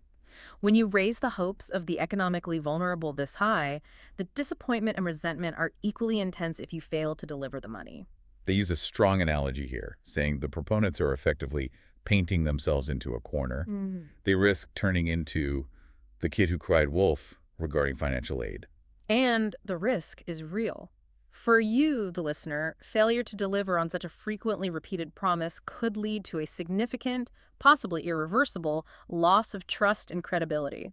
For someone on $1,000 a month in SSI, a $2,000 payment represents 2 full months of crucial financial breathing room. It's life-changing. It is. And to offer that hope repeatedly without executing the plan undermines the government's ability to communicate future legitimate relief efforts. The stakes are simply too high for this to just remain a talking point. Action is now required to validate the message. Okay, so far we've covered the recipient, explicitly low and middle income, and the funding mechanism, which is future tariff borrowing. Now let's address the most practical questions under Section 5, anticipating listener questions and addressing implementation gaps. Right. We have to stress that because this is currently only a proposal, the official working structure for the $2,000 payment, it doesn't exist yet. And that lack of structure is where most of the listener anxiety comes from. The most common confusion is around the nature of the money. Is this a permanent change, like an increase to your monthly benefit, or is it a one-time fix? Yeah, that's a big question. And based on the source, the proposal is framed as a distribution of current or projected tariff income, a dividend. This strongly suggests it is a one-time lump sum payment rather than a permanent increase to monthly benefits like the cost of living adjustment or COL that Social Security recipients are used to.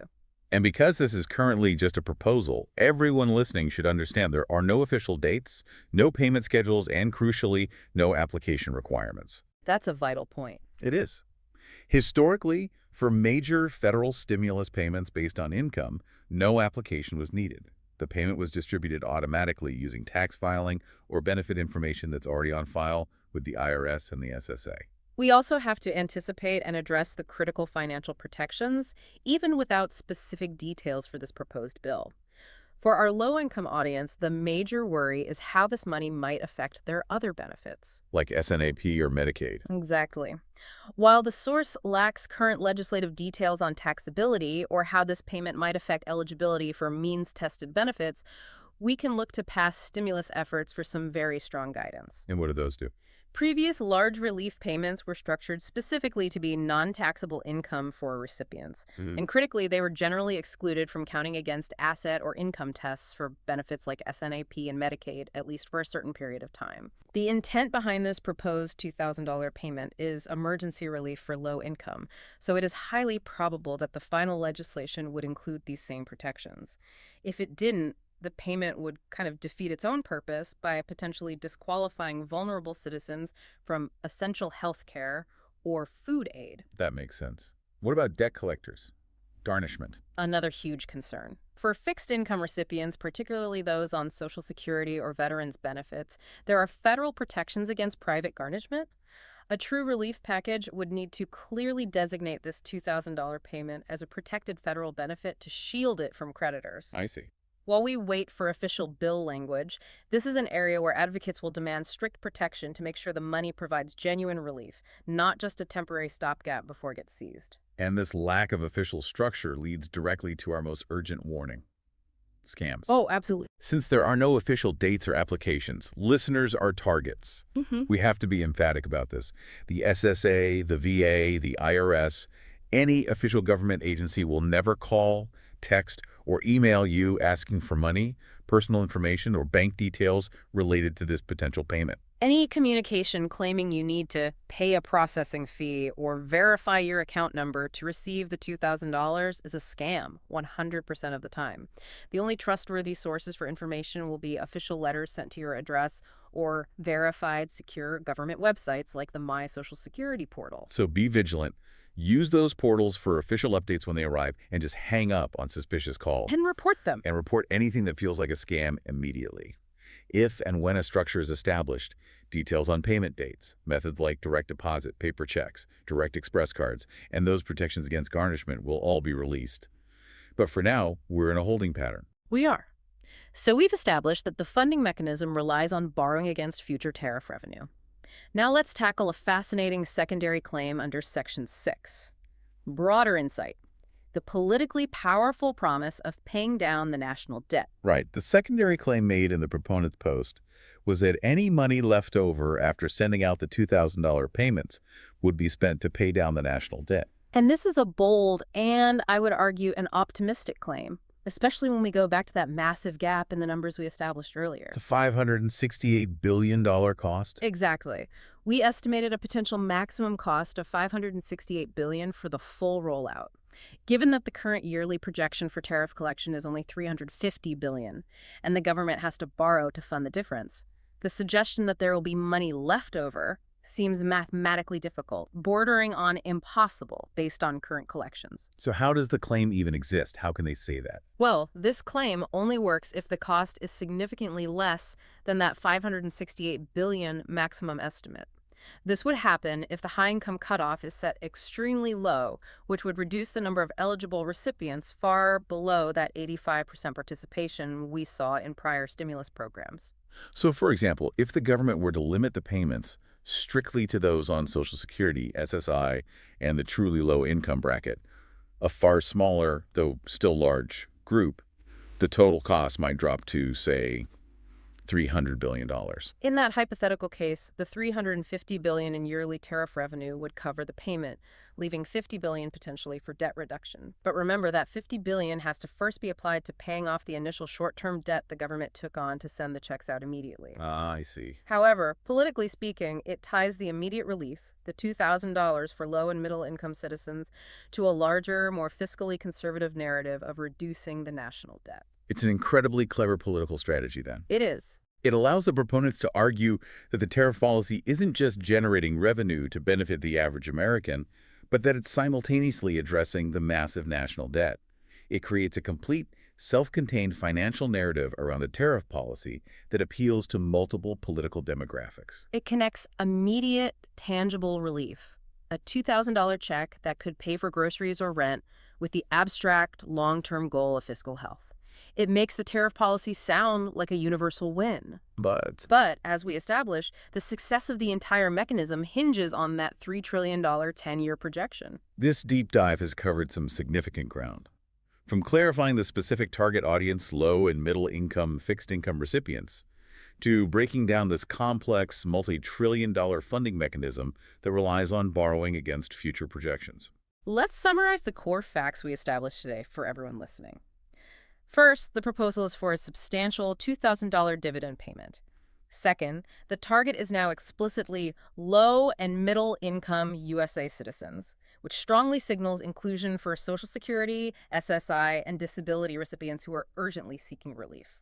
Third, the funding relies entirely on future tariff revenues, which requires short-term debt financing today to send the payments out, with the plan to pay that debt back using projected revenue over the next decade.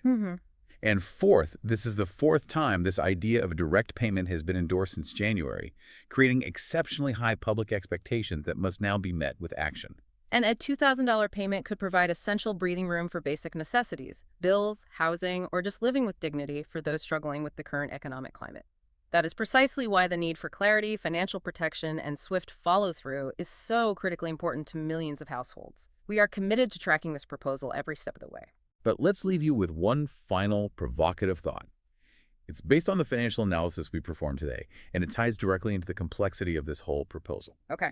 We've seen that the proposed financial mechanism relies on anticipating $3 trillion in tariff revenue over the next decade. This is not a guarantee. It's a forecast built on certain assumptions about sustained global trade volumes and the current administration's trade policy remaining in effect for the next 10 years. Right, it's a projection. So consider the long-term risk. How might the global economic landscape or future trade policies impact whether that crucial $3 trillion goal is actually achieved? If, for instance, a future administration shifts trade policy, maybe reducing tariffs, or if global economic slowdowns significantly reduce the volume of goods being imported and taxed, that revenue stream could falter. And if that future revenue stream falls short of the $3 trillion mark, then the entire financial foundation supporting the immediate $2,000 payment, which was funded by current debt, and the subsequent promise of national debt reduction. It could crumble. It could all crumble. It's a question of whether today's urgent political promise is financially guaranteed by tomorrow's uncertain global trade reality. We urge you to stay informed as the specifics evolve. The details matter immensely. Welcome back to the Deep Dive. If you're with us today, it's almost certainly because you're looking for some real answers on, well, the biggest financial story coming out of Washington right now. The proposed $2,000 direct payment? Exactly. There's so much noise out there, so many rumors. Our job today is to cut right through all of that and get to the verified facts. What do we actually know? That's the mission. This isn't just, some abstract policy debate. For millions and millions of households, especially for seniors, for people with disabilities, anyone on fixed income, a $2,000 payment is, well, it's life-changing. It's significant financial relief. Give breathing room. It is. So today, we're going to be laser-focused. We're extracting the latest, most specific details we can find coming directly from the White House and from the Treasury Department.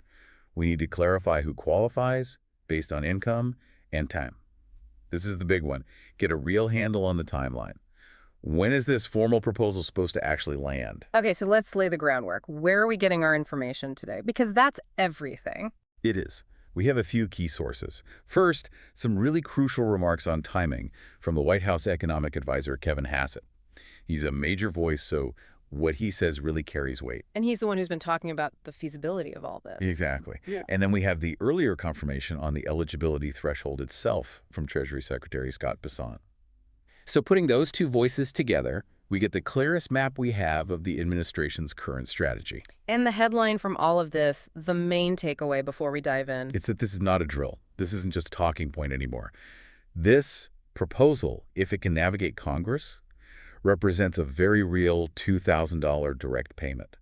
It's targeted relief and understanding the rules, the politics. It's absolutely essential to managing your expectations for what's coming next. I couldn't agree more. For so many people listening, the difference between a rumor and a verified fact is the difference between constant worry and, well, a little bit of peace of mind. So let's get right to it. The single biggest question we get, the one that fills up our inbox: who actually qualifies? Yeah. Specifically, how does this impact our listeners who are seniors, Social Security retirees, or receiving benefits like SSI and SSDI? Okay, we absolutely have to spend some real time here because the confusion is, it's completely understandable. It happens every single time. Right. People assume they'll be left out. They do. So many people on lower fixed incomes just operate on this assumption that, well, I'm retired or my income is just my benefit check. I don't work, so I'm not going to be included.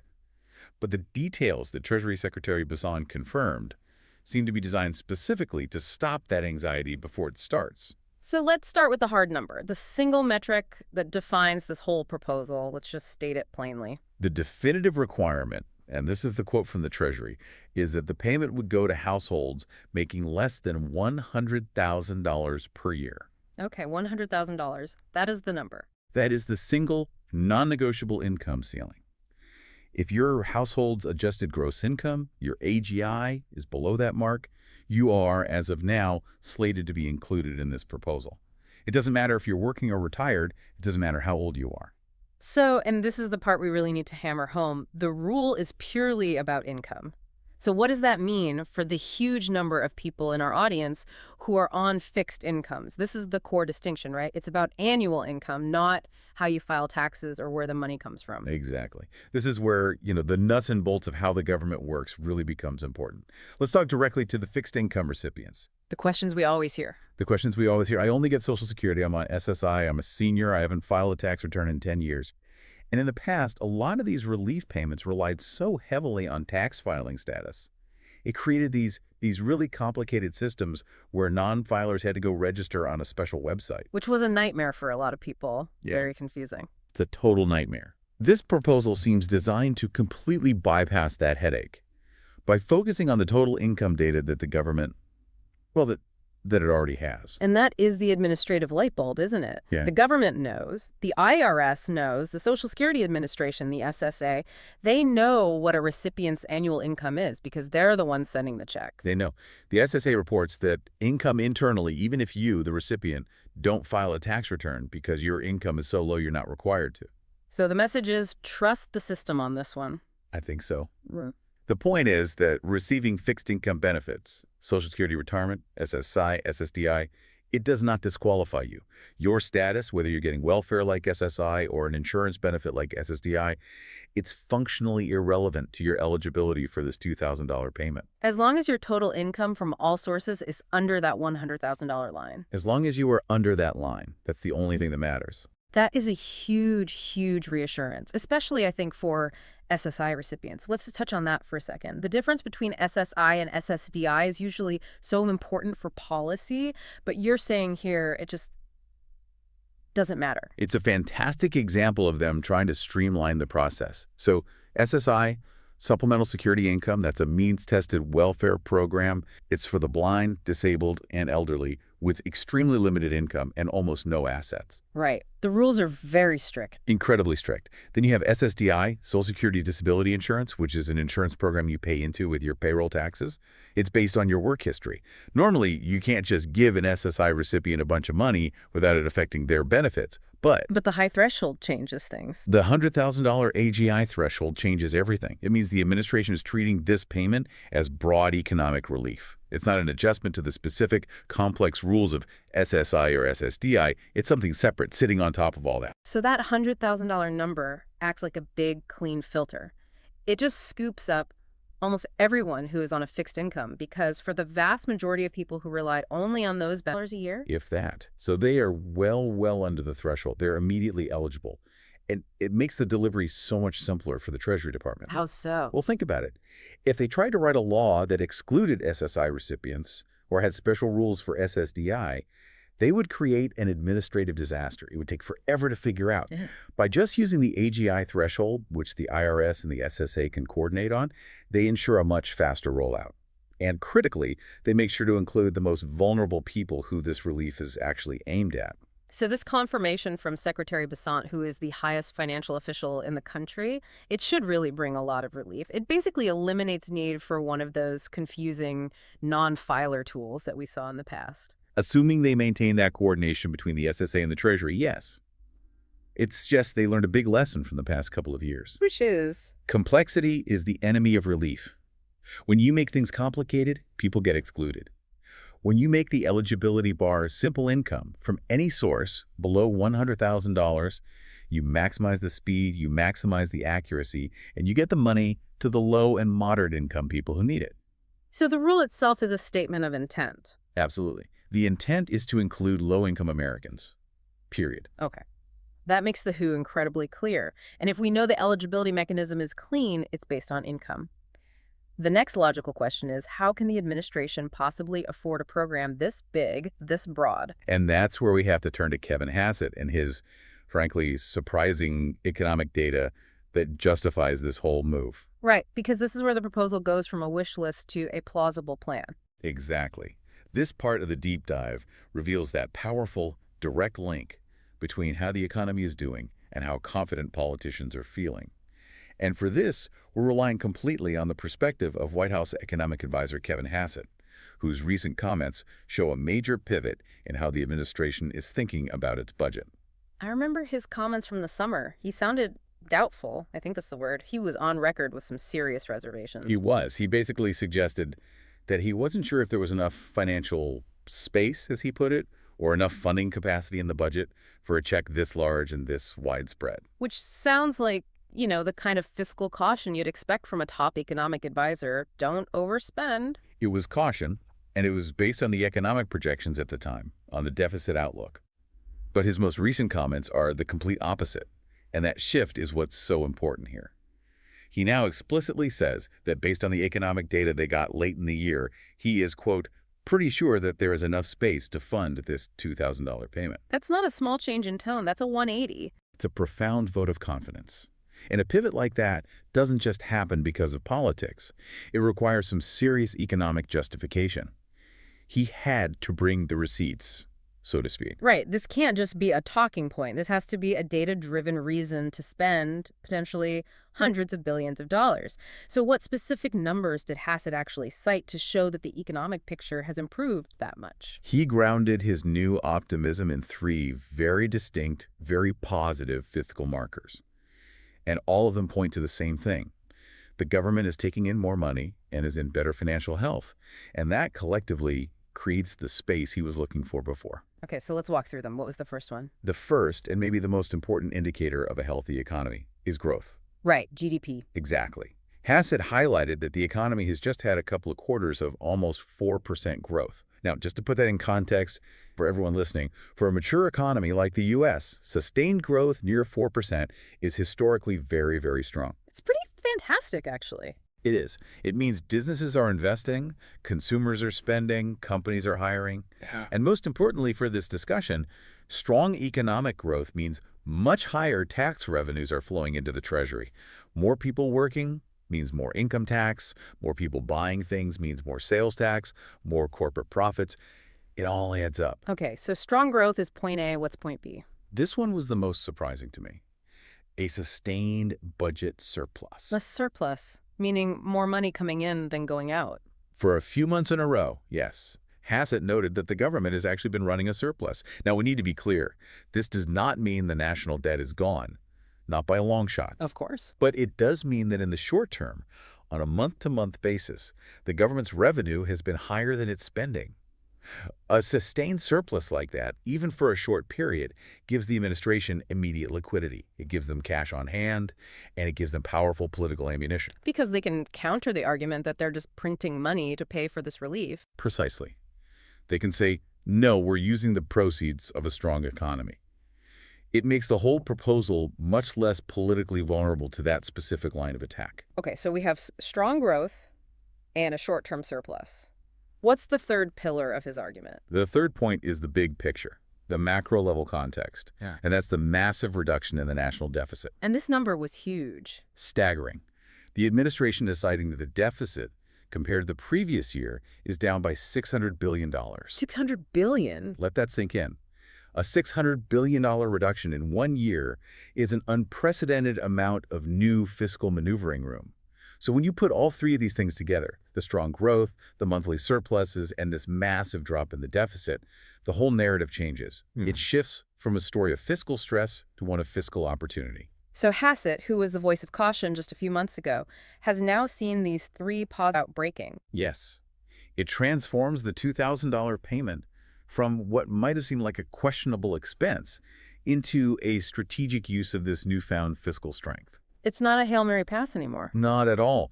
It moves the conversation out of the realm of just, pure political stimulus and into a position of justified, arguably responsible fiscal action. It gives them the economic cover they need to propose a big relief check without getting immediately hit with devastating accusations of recklessness. And when a top economist, someone who's been on the short list for Federal Reserve chairman, gives his blessing by pointing to concrete numbers, you have to take the proposal seriously. It becomes very, very real. Let's stay on that $600 billion number for just a second, because while the total national debt is still massive, a reduction of that size in a single year, that implies a huge change in the flow of money, in the government's liabilities versus its revenue. It's a significant shift in the current balance sheet, and that kind of flexibility is pretty rare. How does it compare to other times we've seen this happen? Well, historically, when the federal government suddenly finds itself with this much fiscal space, it almost always leads to major new investments or big policy shifts. We saw similar, though smaller, fiscal improvements in the late 90s that were used to justify expansions in social programs. But the key here isn't just the size of the number, it's the speed of the shift. This rapid improvement has created an unexpected buffer, and the administration clearly sees it as a mandate to deliver on a popular relief measure. They can argue they earned the ability to spend this money rather than just borrowing it. That's the argument, 100%. It definitely elevates the seriousness of the proposal from a wish list item to a defined policy goal that's backed up by their own internal economic models. So that foundation, the simple $100,000 income rule and the $600 billion fiscal improvement, that really sets the stage for the next critical step. The legislative path. Right. Now that we know the economic justification is in place, the whole focus shifts to strategy. When does this proposal actually get to Congress, and what political tools are they likely to use to push it through? This is where it gets into the weeds of Washington, but it's the part that determines whether this actually happens. Okay, so the timing. It's still a bit of a forecast, but it's a forecast coming directly from Hassett, which gives it weight. He's expecting the president to bring the official proposal to Congress in the new year. Specifically, early 2026. That's the window he gave. And that sets the expectation for this being the administration's first big financial push of the year. But we need to remember the biggest legal hurdle of all, a proposal from the president is just that. It's a suggestion. It's not law. It's not law. And Hassett was very clear on this. The payment requires appropriation by Congress. The president cannot just sign an executive order and send out $2,000 to everyone. Okay, let's clarify that funding mechanism. The sources mentioned they might use tariff revenue. Does linking the payment to tariffs somehow get them around Congress? No, and that's a crucial distinction. It's the difference between where money comes from and who has the authority to spend it. The administration likes to link relief measures to tariffs because, yes, tariffs are a source of government revenue. Hassett acknowledged the money could come from tariff revenue. Yeah. But all of that revenue, from taxes, from tariffs, from whatever, it all flows into one big pot, the General Treasury Fund. And the fundamental rule of American government, the one that everything else is built on, is that Congress, and only Congress, holds the power of the purse. Meaning, legally, Congress has to pass a specific bill, an appropriation bill, that says We authorize the Treasury to spend X amount of money on Y program. Precisely. They have to pass a law that moves the funds from that general pot into the hands of households. Without that congressional sign-off, the $2,000 remains purely hypothetical. And the need for that appropriation immediately brings us to the political realities, the legislative challenges, which brings us to the key tool that lawmakers are already saying they're going to use. Reconciliation. Reconciliation bills. We have to spend some real time on this because for anyone listening understanding this very technical process is the key to understanding the realistic chance of this $2,000 check actually becoming law. It is. This process determines the speed, and it determines the vulnerability of the whole proposal. And lawmakers are already signaling that this is their plan. The sources say there's discussion of at least 2 more reconciliation bills between now and early 2027. Over the next year or so. Yes. So this is the mechanism that's designed to get around the biggest roadblock in the Senate. Okay, so for our audience, let's define reconciliation as clearly as we can. Why is this so critical? Why is it the almost inevitable path for a proposal like this one? Reconciliation is a special and very powerful legislative procedure. It's tied specifically to budgetary matters, so things that affect taxes, spending, and the debt limit. And its massive political advantage is that it allows certain bills to pass the Senate with just a simple majority vote. 51 votes. 51 votes, or 50 plus the vice president breaking a tie. This is instead of the standard 60-vote threshold that's needed to overcome a filibuster, which, as we know, is almost impossible to reach on any major bill these days. So in simple terms, it's the fast-track lane. It's the vehicle that lets the majority party pass its big spending priorities without needing any cooperation from the minority party. That's a perfect way to put it. But it's not a total free-for-all. There are very strict rules that govern the process. The most important one is called the Byrd Rule. The Byrd Rule. Okay, what does that do? The Byrd Rule essentially says that everything in a reconciliation bill has to be germane to the federal budget. That means it must have a direct effect budgetary. If it's just a policy statement or if its budget effect is merely incidental to what it's trying to do, it can be challenged and struck out of the bill. So how would the $2,000 check be structured to make sure it survives the Byrd Rule? Couldn't an opponent just argue that giving people money is a policy decision, not strictly a budget item? That's the legislative tightrope they have to walk. But typically, a direct appropriation of funds, literally just sending money out, is considered germane because it has a very clear and direct impact on federal spending. On the budget. Right. Another way they've done it in the past is to structure stimulus payments as an advance refundable tax credit. That also has a very clear, very measurable impact on federal revenues. So as long as the provision is written cleanly and is directly about changing federal outlays or revenues, the $2,000 check should be safe under the Byrd Rule. The danger then is not the check itself, but other things that might get attached to the same bill. That is the greatest risk. There is always a huge temptation for lawmakers to load up a reconciliation bill with all their pet projects because it's such a rare, fast-track opportunity. But opponents will go through that bill with a fine-tooth comb looking for anything that isn't strictly budgetary. And if they find something. And if they find something and successfully challenge it, it could throw the entire legislative vehicle off course. It could delay everything, including the $2,000 payment. So the administration has to keep the bill focused, keep it tight, and keep it fiscal. So let's connect all those dots for the listener one more time. The current plan is to use one of the 2 reconciliation bills they expect to pass in the next year. And packaging the $2,000 payment into one of those fast-track bills is the critical, almost necessary path to success. It's the ultimate legislative shortcut. The source material even notes that this strategy allows the credit for this massive relief to be squarely placed on the current control. It's a deeply political strategy, but it's an effective one. Which brings us to the next question. If that's the plan, when exactly do they have to act to get the most political bang for their buck? And that's the tension, right? The tension between Hassett's general early 2026 timeline and the cold, hard deadline of the midterm election calendar. Right.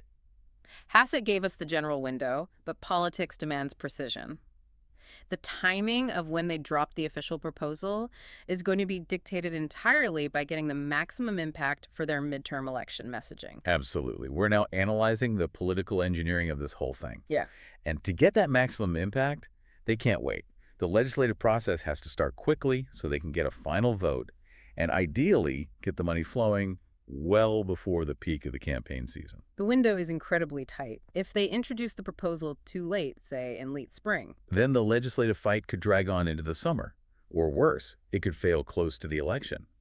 And a failure, or even just a long, messy debate, would be a devastating blow to their whole messaging platform. so the smart money is on them acting much sooner. Realistically, we should be looking for the official, formal legislative proposal sometime before mid-February, definitely before the end of February. They almost have to act within the first 6 weeks of the new year. Why is that January to February window so critical? Because once you hit March and April, the campaigns really shift into high gear. A proposal needs time to become a bill, to get attached to a reconciliation package, to survive the bird rule challenges, and to pass both the House and the Senate. If they propose it in January, they can spend all of February and March campaigning on a concrete action. We introduced the bill to put $2,000 in your pocket. That's the political home run they're looking for. The president has made this payment a central part of his platform, so the administration needs to show they are aggressively moving to deliver on that promise. A January proposal is a powerful declaration of intent. A March proposal that starts to signal there are problems, maybe hesitancy or logistical issues. The goal is clear. Introduce it early, claim ownership of the relief, and control the narrative. If they wait, they risk having the whole discussion happen during the election without the benefit of the actual payments being sent out. They need to show results, not just effort. And that political pressure forces them to move much faster than they might on a policy that isn't so time-sensitive.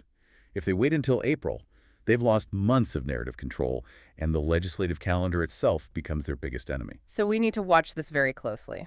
When January 2026 rolls around, we're not just looking for a press release. We're looking for formal, detailed legislative text being sent to Congress. And if we see that text appear quickly, we'll know the political machine is running exactly as anticipated and that this payment is their top priority for the start of the year. And once that proposal lands, the clock starts ticking.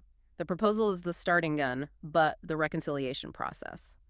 That's the racetrack that determines if they actually cross the finish line. It's the ultimate test of their legislative skill. The urgency isn't just about the calendar. It's about maximizing their political leverage before the midterms. Any delay comes with a massive political cost. Okay, so we've covered the who anyone under 100,000, the why a surprising economic turnaround, and the when a proposal in early 2026 likely pushed through reconciliation. Now we have to do our due diligence for our audience and be very clear about what we still don't know. This is a crucial section, especially for anyone on a fixed income who's trying to plan. Because this is still a proposal, it hasn't even been formally introduced yet. All of the critical implementation details are completely undefined. We can't, and we shouldn't, speculate on hard dates or precise rules. Right. We can't give you a payment date or tell you the exact tax implications because those things are only decided after a bill becomes a law. So let's break down the 4 big areas where we just don't have specifics yet, and maybe use history as a guide for what people should be looking for. Okay, first up, payment dates and the actual logistics. We have no specific date. A date will only be set after an appropriation bill is signed into law. And even then, the Treasury Department needs time, usually several weeks, maybe a month or 2, to get the distribution schedule set up. So even if a bill passes, the money isn't coming the next day. Not at all. Historically, even when they use the existing payment systems for Social Security recipients, like direct deposit or direct express cards, the rollout still takes time. For our listeners, the key takeaway is that the absolute earliest a payment could arrive is likely several months after a bill is signed. Good to know. Okay, second big unknown, the tax status. Is this $2,000 taxable? We don't know. We don't know if it will be fully taxable, partially taxable, or completely tax-free. In the past, other stimulus payments were structured as non-taxable rebates or credits. This detail has to be written explicitly into the legislation. And for retirees, that's a huge deal. A sudden $2,000 increase in taxable income could affect their tax bracket or even change how much of their Social Security benefits are taxed. It's a massive detail. We will have to watch the bill text very closely for the specific words not considered taxable income. Okay, third, and this might be the most important one for the low-income community, the impact on other benefits. This is absolutely paramount for anyone who receives SSI, SNAP, food assistance, Medicaid, or housing assistance. All of those are means-tested programs. Meaning an increase in your income or your assets can make you ineligible. Exactly. It could jeopardize your eligibility. Now, historically, In past relief bills, Congress has been smart about this. They've explicitly added language that tells the SSA and state agencies to disregard these one-time payments for a certain amount of time, usually 12 months, when they calculate your income or assets for eligibility. So we need to tell our listeners that until a final law is passed, we won't know for sure if that protection is in there. We won't. But based on precedent, the administration knows how dangerous it would be to leave it out. If they don't include that disregard clause, this $2,000 check, which is meant to be relief, could paradoxically cause people to lose their health insurance or food stamps.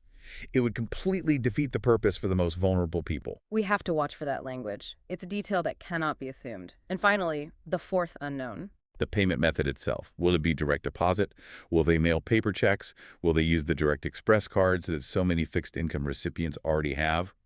All of those are administrative decisions made after a bill becomes law. So the best advice for now is just to make sure all your information is up to date with the SSA. Yes. Make sure your address and your bank information are correct in their system, because that's the database the Treasury will almost certainly use to send out the money. Okay, and because all of these details are still missing, we have to issue our strongest warning right now. Beware of scams. Absolutely. The second a $2,000 check becomes a major headline, the scammers come out of the woodwork. They thrive on confusion. They do. So we need to be extremely clear with everyone listening.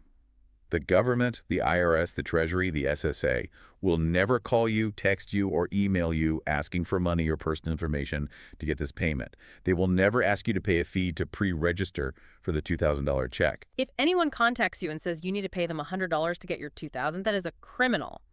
Hang up the phone. Immediately. They will not ask you to click a link in a text message or give your bank account number over the phone from an unsolicited call. Your best defense against these scammers is knowing that the implementation details, the dates, the delivery method, they simply do not exist yet. There's nothing to sign up for. Only trust official letters in the mail or verified government websites like ssa.gov or irs.gov. That's it. And all this caution, it serves as a necessary reality check. The proposal for $2,000 is real, it's backed by economic confidence, it has a legislative strategy, but the physical money depends entirely on a very complex political process, reconciliation, which still has risks. So focus on tracking the legislative progress, not on waiting by the mailbox. Excellent way to put it. Okay, fantastic. We've covered the full scope of what we know and what we need to be cautious about. Let's bring it all home and summarize the most crucial takeaways for everyone listening. The information we have from the White House and Treasury is clear. The proposal for a $2,000 direct payment is an active, high-priority goal. It's not just talk. It's backed by hard, recent economic data, that massive growth and deficit reduction that Kevin Hassett cited. We need to hammer home the three most important details to remember right now. First, the payment amount. $2,000 per eligible household. That's the number to keep in your head. Second, the eligibility rule. It's based entirely on household income under $100,000. That threshold is everything. If your income is below that line, your status as a Social Security, SSI, or SSDI recipient does not exclude you. They have prioritized inclusion with this clean, simple income standard. And third, the timing and the path forward. The official proposal is expected in early 2026, likely in the first 6 weeks of the year. And the mechanism they plan to use to pass it is the reconciliation process, which lets the majority get around the 60-vote filibuster. Those are the verified facts. That's the landscape right now. This is an active legislative strategy, and it's aimed at delivering very substantial relief and, frankly, a bit of dignity to millions of low-income Americans and retirees. So here is the final provocative thought we want to leave you with. This is the question that's going to define the next few months in Washington. Given that aggressive timeline and the clear push to use reconciliation, will Congress manage to keep that bill clean enough to successfully attach this $2,000 payment and survive the Byrd rule? Or will the temptation to load up that reconciliation bill with other non-budgetary policy goals lead to challenges and delays? And would that force the administration to pivot to a much riskier standalone vote that could expose the whole payment to a filibuster? That tension, the speed and power of reconciliation versus the structural integrity of the bill, that is the critical political drama to watch in early 2026. That's the entire game. The proposal is coming, but the legislative method they choose and the discipline of the lawmakers involved, that will determine how quickly and if that $2,000 actually hits your bank account. Stay informed. Share this deep dive with family or friends, especially anyone on a fixed income who might have been worried about being left out. We're going to keep monitoring every single legislative move and bring you only the verified facts as they emerge. We really appreciate you diving deck with us today. We'll catch you next time for more. There is some major financial news making the rounds right now. We're talking about a potential cash injection, one designed very specifically for low and middle income Americans. And that includes, importantly, folks on fixed benefits. It really could be a game changer. We're talking about relief that, if it happens, it could fundamentally change the family budget for millions of people almost overnight. That's absolutely right. This isn't just, idle chatter. The proposal is for a dividend payment of at least $2,000 per person. $2,000.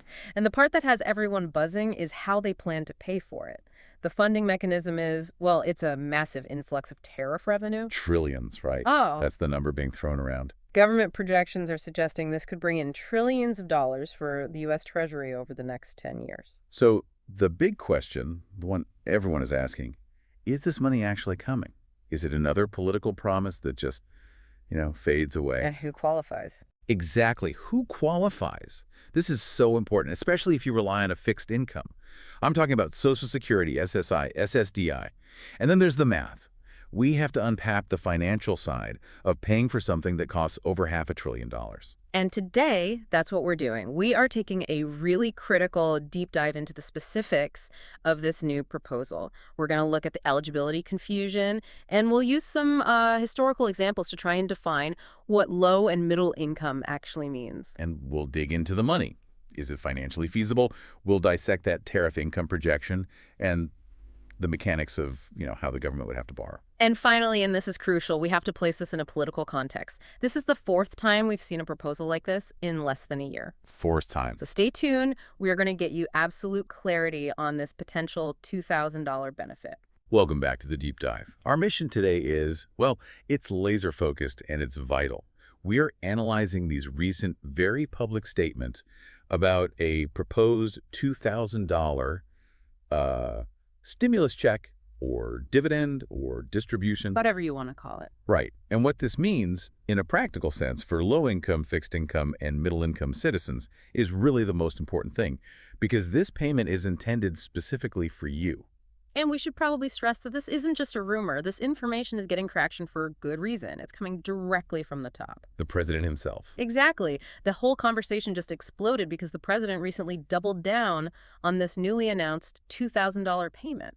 But the first announcement was a little confusing. It was very confusing. The initial post mentioned a dividend of at least $2,000 a person, not including high-income people, will be paid to everyone. And that phrase, paid to everyone, that's what caused all the immediate confusion. Right. Does everyone mean every single citizen? Is this some kind of universal basic income? The questions just started flying. But then they put out a clarification. It came just a day later.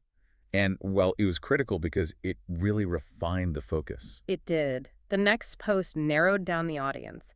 It stated that the distribution would be funded by, and I'm quoting here, all money left over from the $2,000 payments made to low and middle income USA citizens from the massive tariff income. So there it is. That specific phrase, low and middle income, that is the key that unlocks the real intent here. And that shift, from everyone to low and middle income USA citizens, that's not a small detail. It's a major policy refinement. What does it signal to you? It signals that the administration saw the initial ambiguity and they decided to be very, very specific about which economic groups they're trying to help. So they're focusing on means-tested assistance. Exactly. This is not a universal handout. And this connects directly to, the thousands of questions we've been getting. We know that if you are on a fixed income, if you get Social Security or SSI or SSDI, the one question you always have is, will we get it? Will we get it? Right. Every single time. And this shift to specifically saying low and middle income, well, that offers a pretty significant beacon of hope. It really does. But it also means we have to look very closely at what those terms actually mean in the context of, a federal financial distribution. Historically, when the government talks about relief for low-income and fixed-income people, what does that usually point to? It's a strong signal. It's not direct, but it's a very strong indirect signal that people who rely on federal benefits from the Social Security Administration, the VA, railroad retirement, they are the intended recipients. Because the benefits themselves pretty much define your income level. By their very nature, right.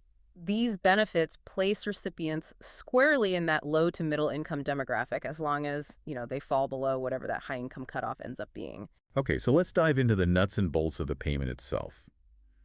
Section 1 is all about defining this $2,000 proposal. Right. It's been called a stimulus check, a dividend, a rebate. The label doesn't really matter. Not really. The fundamental promise is the same, a direct cash payment of at least $2,000 per eligible person.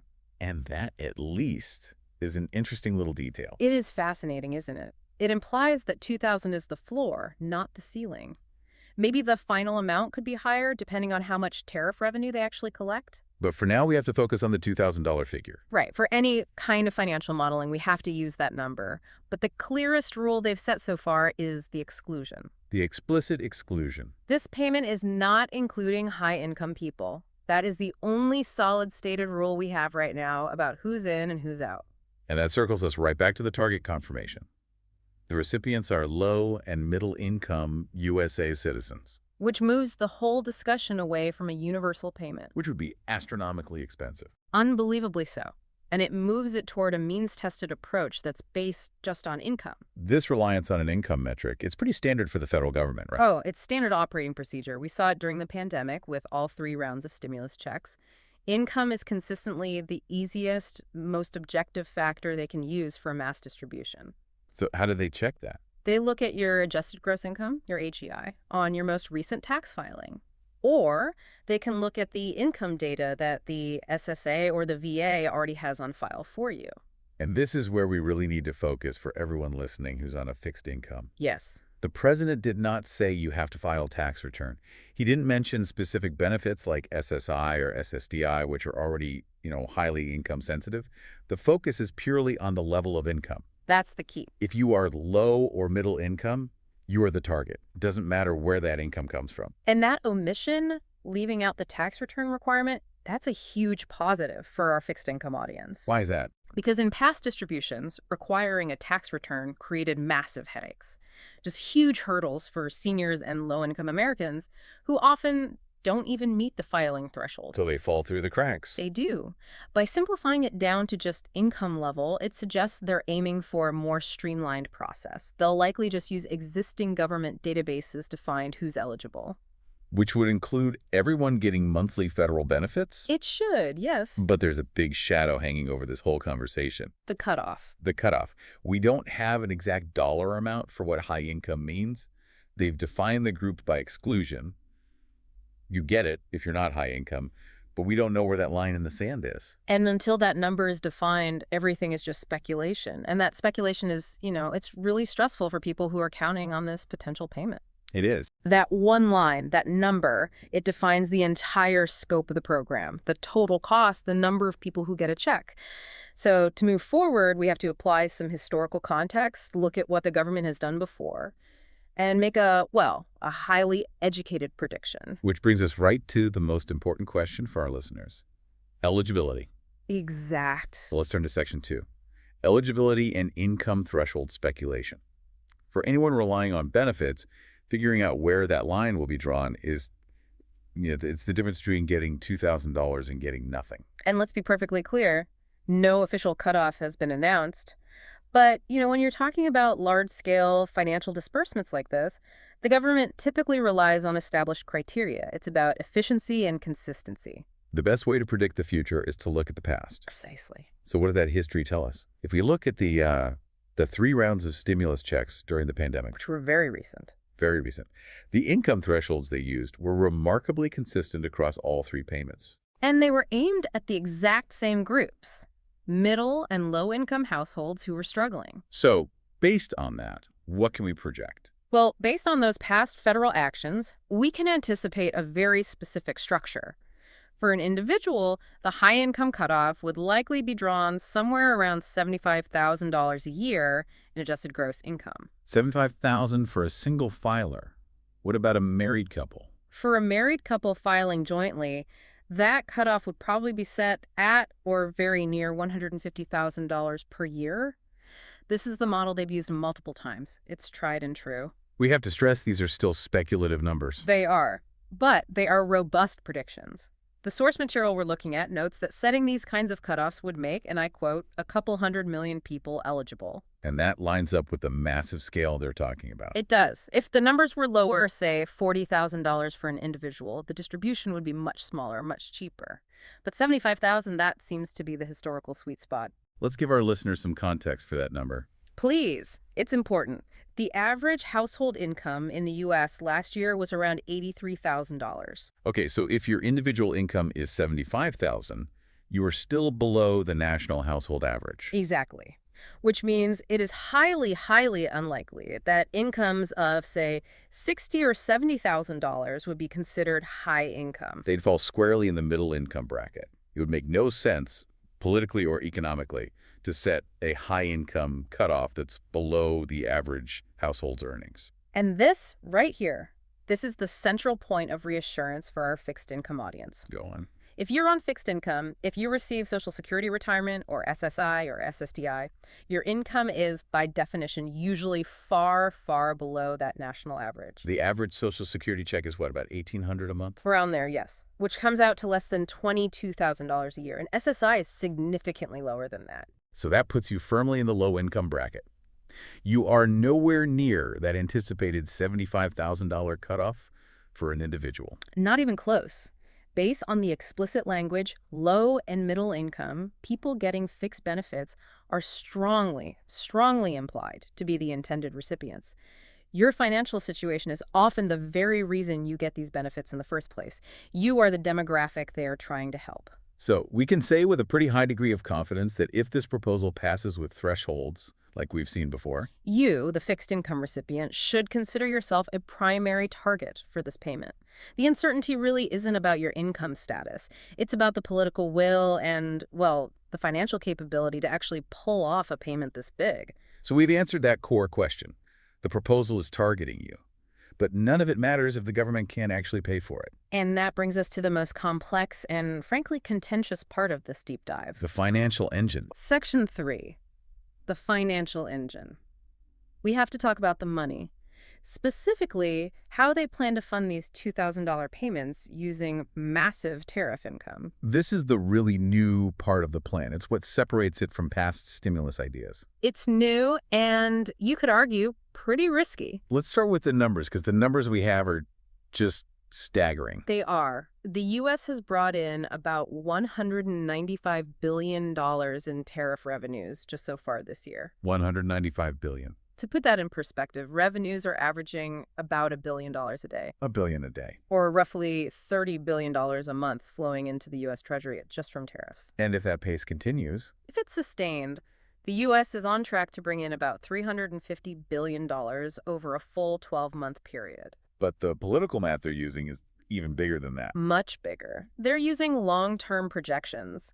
The government is apparently expecting over $3 trillion in tariff revenues over the next 10 years. $3 trillion. That's a massive figure. But let's compare it to the immediate cost of this plan. We have to. So we need to figure out the total price tag. To do that, we need to estimate how many people would be eligible. And for that, we can look back at a historical metric. The last big one, the $1,400 stimulus check, went out about 5.5 years ago. And it reached about 85% of the population. Right. That historical benchmark accounted for about 284 million people in the country who got a check. And that includes dependents who qualified. So even if this new low and middle income definition excludes some high earners, 284 million is still a really solid high-end estimate. It's the maximum number of people who might get a $2,000 payment. So let's do the math. We take that maximum estimate, 284 million people. We multiply that by the proposed $2,000. And you get a colossal number. $568 billion. That's what the government would need to finance the full distribution. And here is the immediate, unavoidable mathematical problem. The snag. The snag. If we look at the cash flow right now, the current annual projection for tariff revenue is $350 billion. Okay, so $350 billion in a year, but they need $568 billion. Right. $350 billion is only about 61% of what they need for a full immediate distribution. And even worse, they've only collected $195 billion so far this year. So if they wanted to send the checks today, they are short by over $370 billion. Logically, mathematically, based on the current balance sheet, the money is simply not there. It's not sitting in an account waiting to be sent out. So they can't fund it with cash on hand. No. The only way this $500 billion disbursement actually works is if they use that $3 trillion projection over the next decade. The long-term number makes the short-term payment possible. It makes it feasible, yes, because it can be paid back over many years.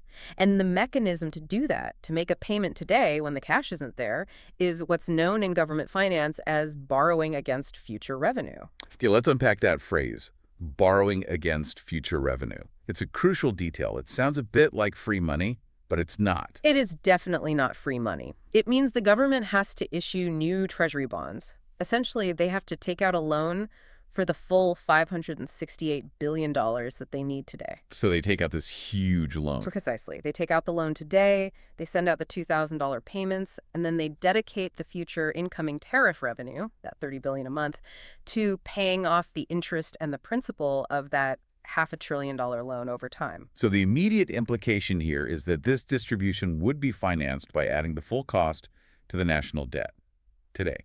Yes. The debt increases by over $500 billion right now.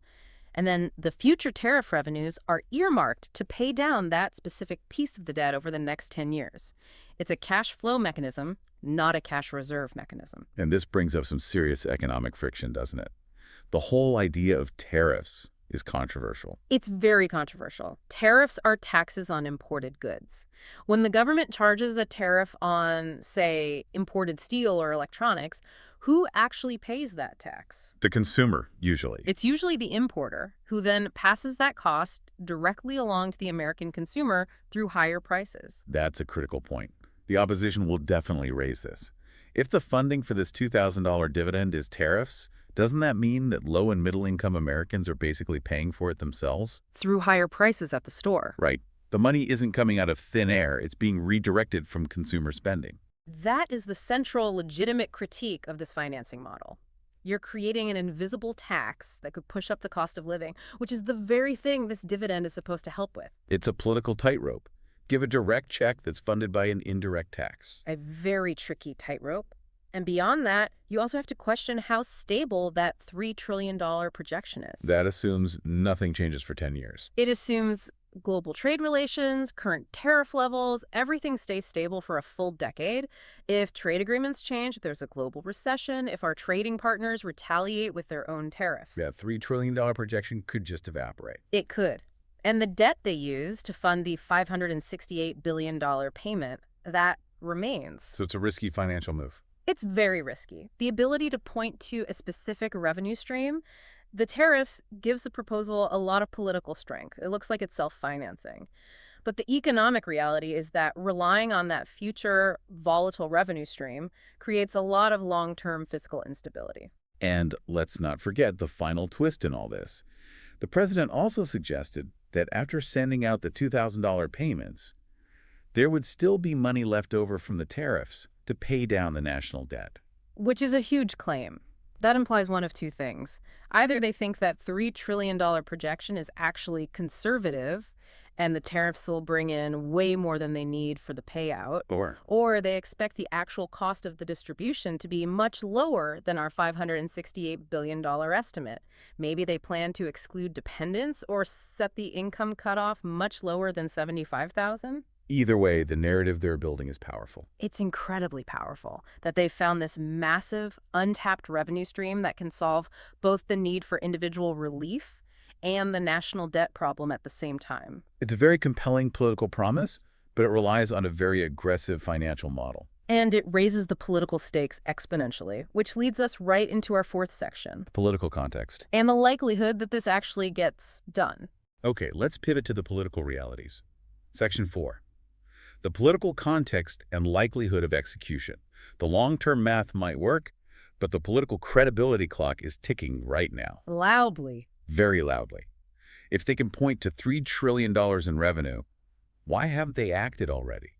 This is where the history becomes so important. The materials we're looking at stress that this is now the fourth time the president has endorsed a proposal to distribute money like this in the thousands of dollars in less than a year. Since the end of January, 4 major endorsements. 4 times in 10 months. That repetition is what gives this proposal both its incredible weight and its potential to just collapse if it fails. They're sending a very strong, very consistent message. A message they have to be prepared to back up with action. So let's walk through the 4 endorsements, because the evolution of this promise is key to understanding how serious this latest version is. Absolutely. The first one was way back in February. It was the $5,000 Doge dividend proposal. Crypto dividend. Right. It was non-traditional, very speculative. It was basically a trial balloon, but it established the idea of a large-scale distribution endorsement early in the year. And it evaporated pretty quickly. It did. It wasn't tied to a real funding source, just a volatile asset.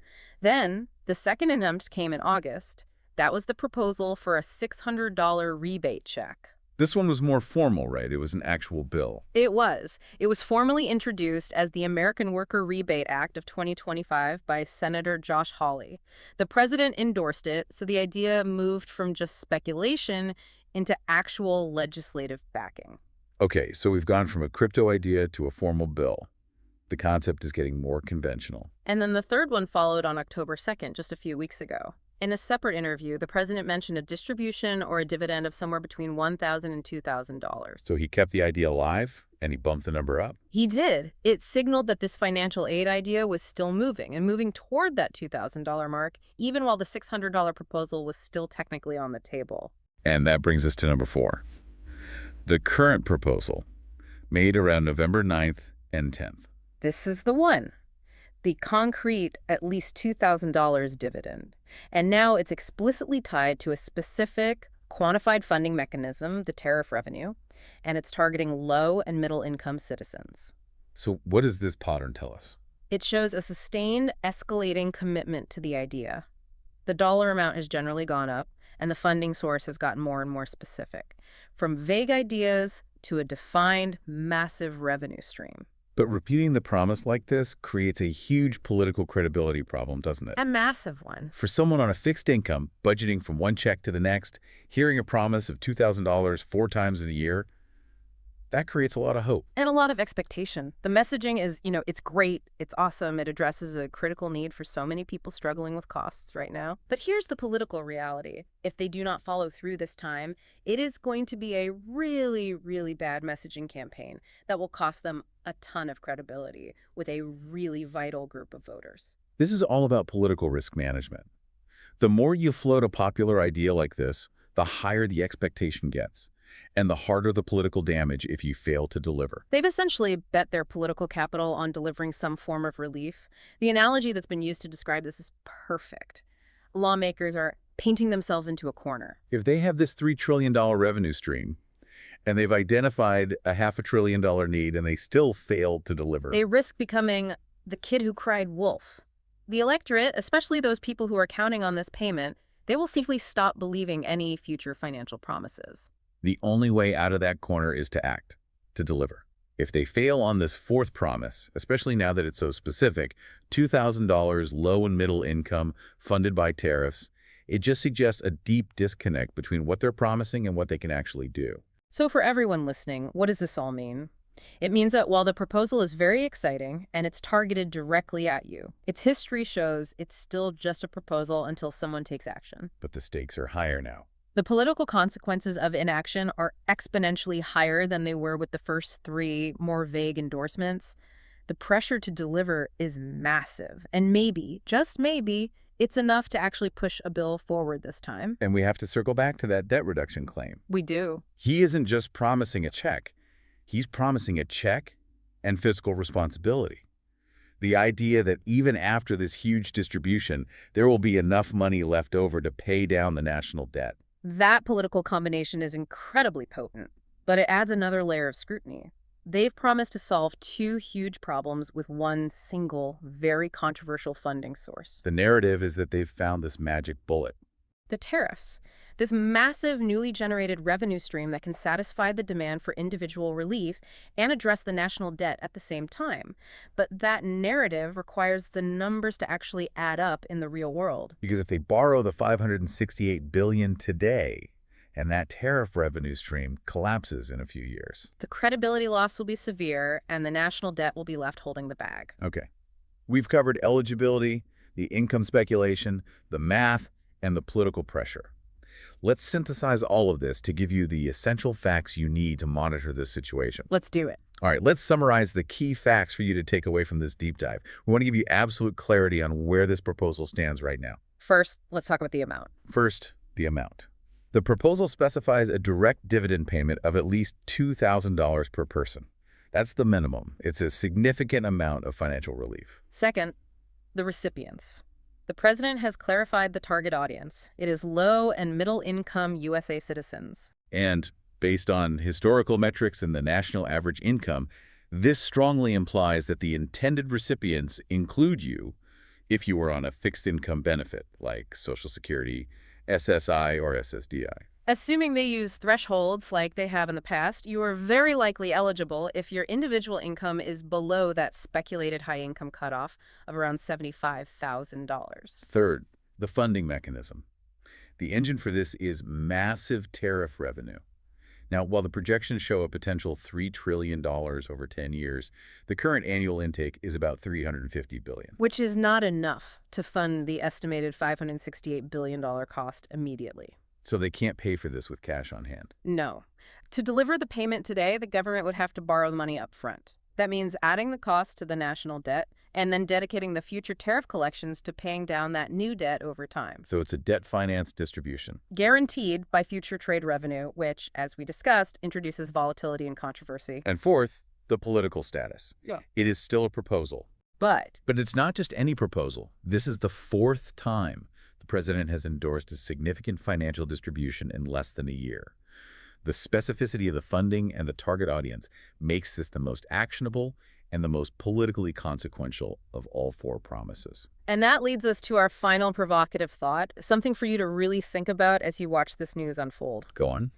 Given the detailed financial figures that are now attached to this proposal, the hard numbers, the $3 trillion projection versus the $568 billion need, does this mathematical feasibility, even if it is future dependent, make this proposal more or less likely to pass than the previous, less specific promises? That's a great question. The existence of a clear, quantified funding stream, even a controversial one, it changes the entire legislative calculus. It does. It moves the discussion from where do we find the money to how do we structure the borrowing. It shifts the argument from it's too expensive to we don't trust your funding source. A different kind of fight. A very different kind of fight. And the ultimate question for you, the listener, and for the entire political establishment is this. How long can a government risk losing credibility before they are forced to act on a highly anticipated promise that's directed squarely at the fixed income and vulnerable people in this country? The pressure to deliver has never been higher. And the financial figures that they themselves have put forward are what's applying that intense pressure. We are going to continue to watch this very, very closely. As soon as a high-income cutoff is officially announced or a formal bill is introduced in Congress, we will bring you that update immediately. This is potentially life-changing money for millions of people, and you deserve to know the facts as soon as they emerge. Thank you for joining. Okay, let's unpack this. Attention, everyone on a fixed income, receiving Social Security, or relying on VA benefits. We are diving deep into a really high-profile proposal that promises a substantial, potentially life-changing financial payment coming your way. And we're talking about a big figure here, at least $2,000 per person. This is major news. And the reason it's so significant is that this specific dividend proposal is aimed squarely at providing, crucial relief. It's for low and middle income Americans who've just been struggling so acutely with this relentless inflation. Yeah, the rising costs of everything. Essentials like food, utilities. Exactly. And the benefit levels that people rely on just haven't kept pace. What's different here is the proposal links this money directly to massive tariff revenues, specifically targeting the parts of the population who need the assistance most right now. So today, we are taking the sources straight from the campaign trail, from recent public statements, and the official social media post to really break down this $2,000 dividend proposal. We need to tell you exactly who is specified to receive it, where the money is supposed to come from financially, and maybe most importantly, the big questions surrounding its complex viability, the financial risks, and all the critical missing details that affect people on fixed benefits. Our mission today is to cut through all the political noise and the speculation. We want to give you the clarity and the verified facts you need right now, especially if you rely on fixed benefits like SSI or retirement Social Security.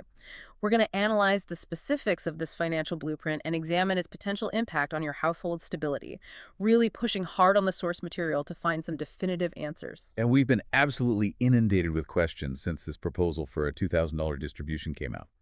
Sometimes it's called a stimulus, sometimes a dividend or a rebate. The language is all over the place. It is. But it's important to establish right up front that this isn't just a political rumor. This is based on repeated, very recent public statements from a major political figure. For our dedicated community, which, is often made up of fixed-income seniors, veterans, and individuals with disabilities, understanding the exact target audience and the certainty of the payment is the most important thing. What's truly fascinating here is how the messaging has evolved. Initially, the concept was broad, maybe deliberately so, but the most recent updates referenced in our sources they've narrowed the focus quite a bit. Okay. So this deep dive will center entirely on the source material to analyze those specifics, particularly how it affects those on fixed and low incomes. And we are going to critically dissect the underlying financial mechanism, these massive tariff revenues, which is what makes this proposal so unique compared to past relief measures. Let's get straight to the core of the announcement then before we dive into the complex math. The headline is a dividend of at least $2,000 a person. At least. That's the key phrase. And we have to be crystal clear here. Sure. This is being proposed as a one-time distribution or rebate. Right. It's not a permanent adjustment, not a cost of living increase, and not a monthly boost to your existing Social Security or VA benefits. It's intended as immediate lump sum relief. That's the idea. Okay. And it is essential for our audience that we clarify the language being used because that can signal the legislative path it might take or lack thereof. We've seen it consistently called a $2,000 stimulus check, a $2,000 dividend distribution rebate, and a dividend of at least $2,000 a person. So the label keeps shifting. The label might shift, depending on whether it's used in a formal bill or at a campaign rally. But the consistent key metric in all these discussions is that minimum $2,000 amount. That number has been repeatedly promised, and that sets a very firm expectation for the public. And crucially, we need to talk about the recipients because this is the information that answers, I'd say, 90% of our listeners' questions. The initial post about this potential payment stated it would be paid to everyone, not including high-income people, which, as you pointed out, was vague and it caused a lot of confusion. Yes, that initial vagueness was concerning, particularly for fixed-income individuals who, let's be honest, often feel overlooked in these broad pronouncements. Of course. However, the sources highlight a critical and immediate follow-up post and some subsequent clarifications. The political figures specifically doubled down on the promise by stating that the payments would be made to low- and middle-income USA citizens. Low- and middle-income USA citizens. That is the operative phrase. That changes everything. That is a massive direct answer to the concerns we hear from fixed-income and low-income viewers. If you are receiving a fixed-income benefit administered by Social Security, whether that's Social Security Retirement, SSDI, or SSI, you are, by definition, considered low-income or fixed income and are therefore explicitly included in the group targeted by this new specific messaging. This isn't just implied. The phrasing targets you directly. This specific shift in language is incredibly important. It takes that abstract promise of everyone and makes it concrete for this audience, many of whom are seniors and veterans. It confirms that the proposal is explicitly designed to address the acute financial constraints facing people on these fixed benefits.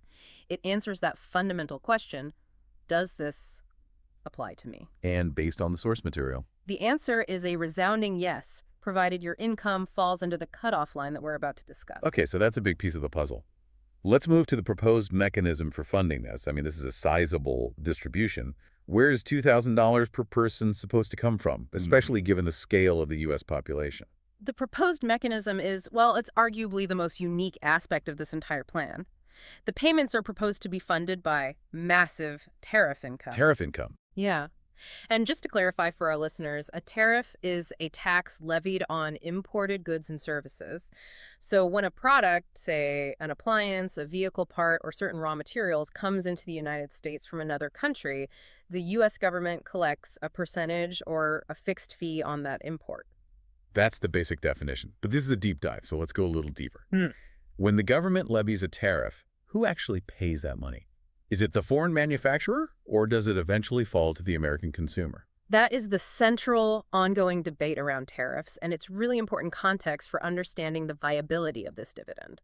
While the tariff is technically collected by U.S. Customs from the American importer, the company bringing the goods and economists generally agree that a significant portion, often the majority, of that cost is eventually passed down to the consumer. In the form of higher prices. In the form of higher prices, exactly. So in effect, while the government collects the revenue, the consumer is often the one indirectly funding that tariff income through, well, inflation. And that dynamic is particularly relevant to our audience, who are already struggling with inflation. The idea here, though, seems to be that instead of letting that revenue just flow into the general fund, it's being repurposed directly back to the people who arguably need inflation relief the most. Exactly. The sources provide some current financial context around these tariffs that we really need to examine closely.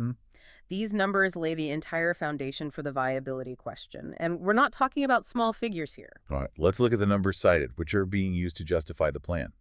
We see that the U.S. has brought in about $195 billion in tariff revenues so far this year. Right. And if we look at the current collection rates, they're averaging about $1 billion a day. $1 billion a day. Which totals roughly $30 billion a month. This is a powerful, highly liquid revenue stream that the proposal's proponents are, very keen to exploit. So based on those current rates, the analysis referenced in the sources projects that the U.S. is on track to bring in about $350 billion over a 12-month period. That's the annual projection. That is a substantial sum of money, and the proponents are making the case that this dedicated revenue stream is sufficient to cover these dividend payments. Furthermore, and this is crucial when we discuss the financing logistics later, you have to look at the long-term projection. This revenue stream is forecasted to bring in approximately $3 trillion over the next 10 years. $3 trillion. Over a decade, assuming the current tariff levels remain in place. So these three numbers, the $195 billion already collected, the $350 billion projected annually, and the $3 trillion over 10 years, these are the pillars upon which the architects of the plan are relying to justify the whole distribution structure. That gives us the source of the money. Now let's move to the next critical question, which ties directly back to our audience. How exactly is low and middle income defined?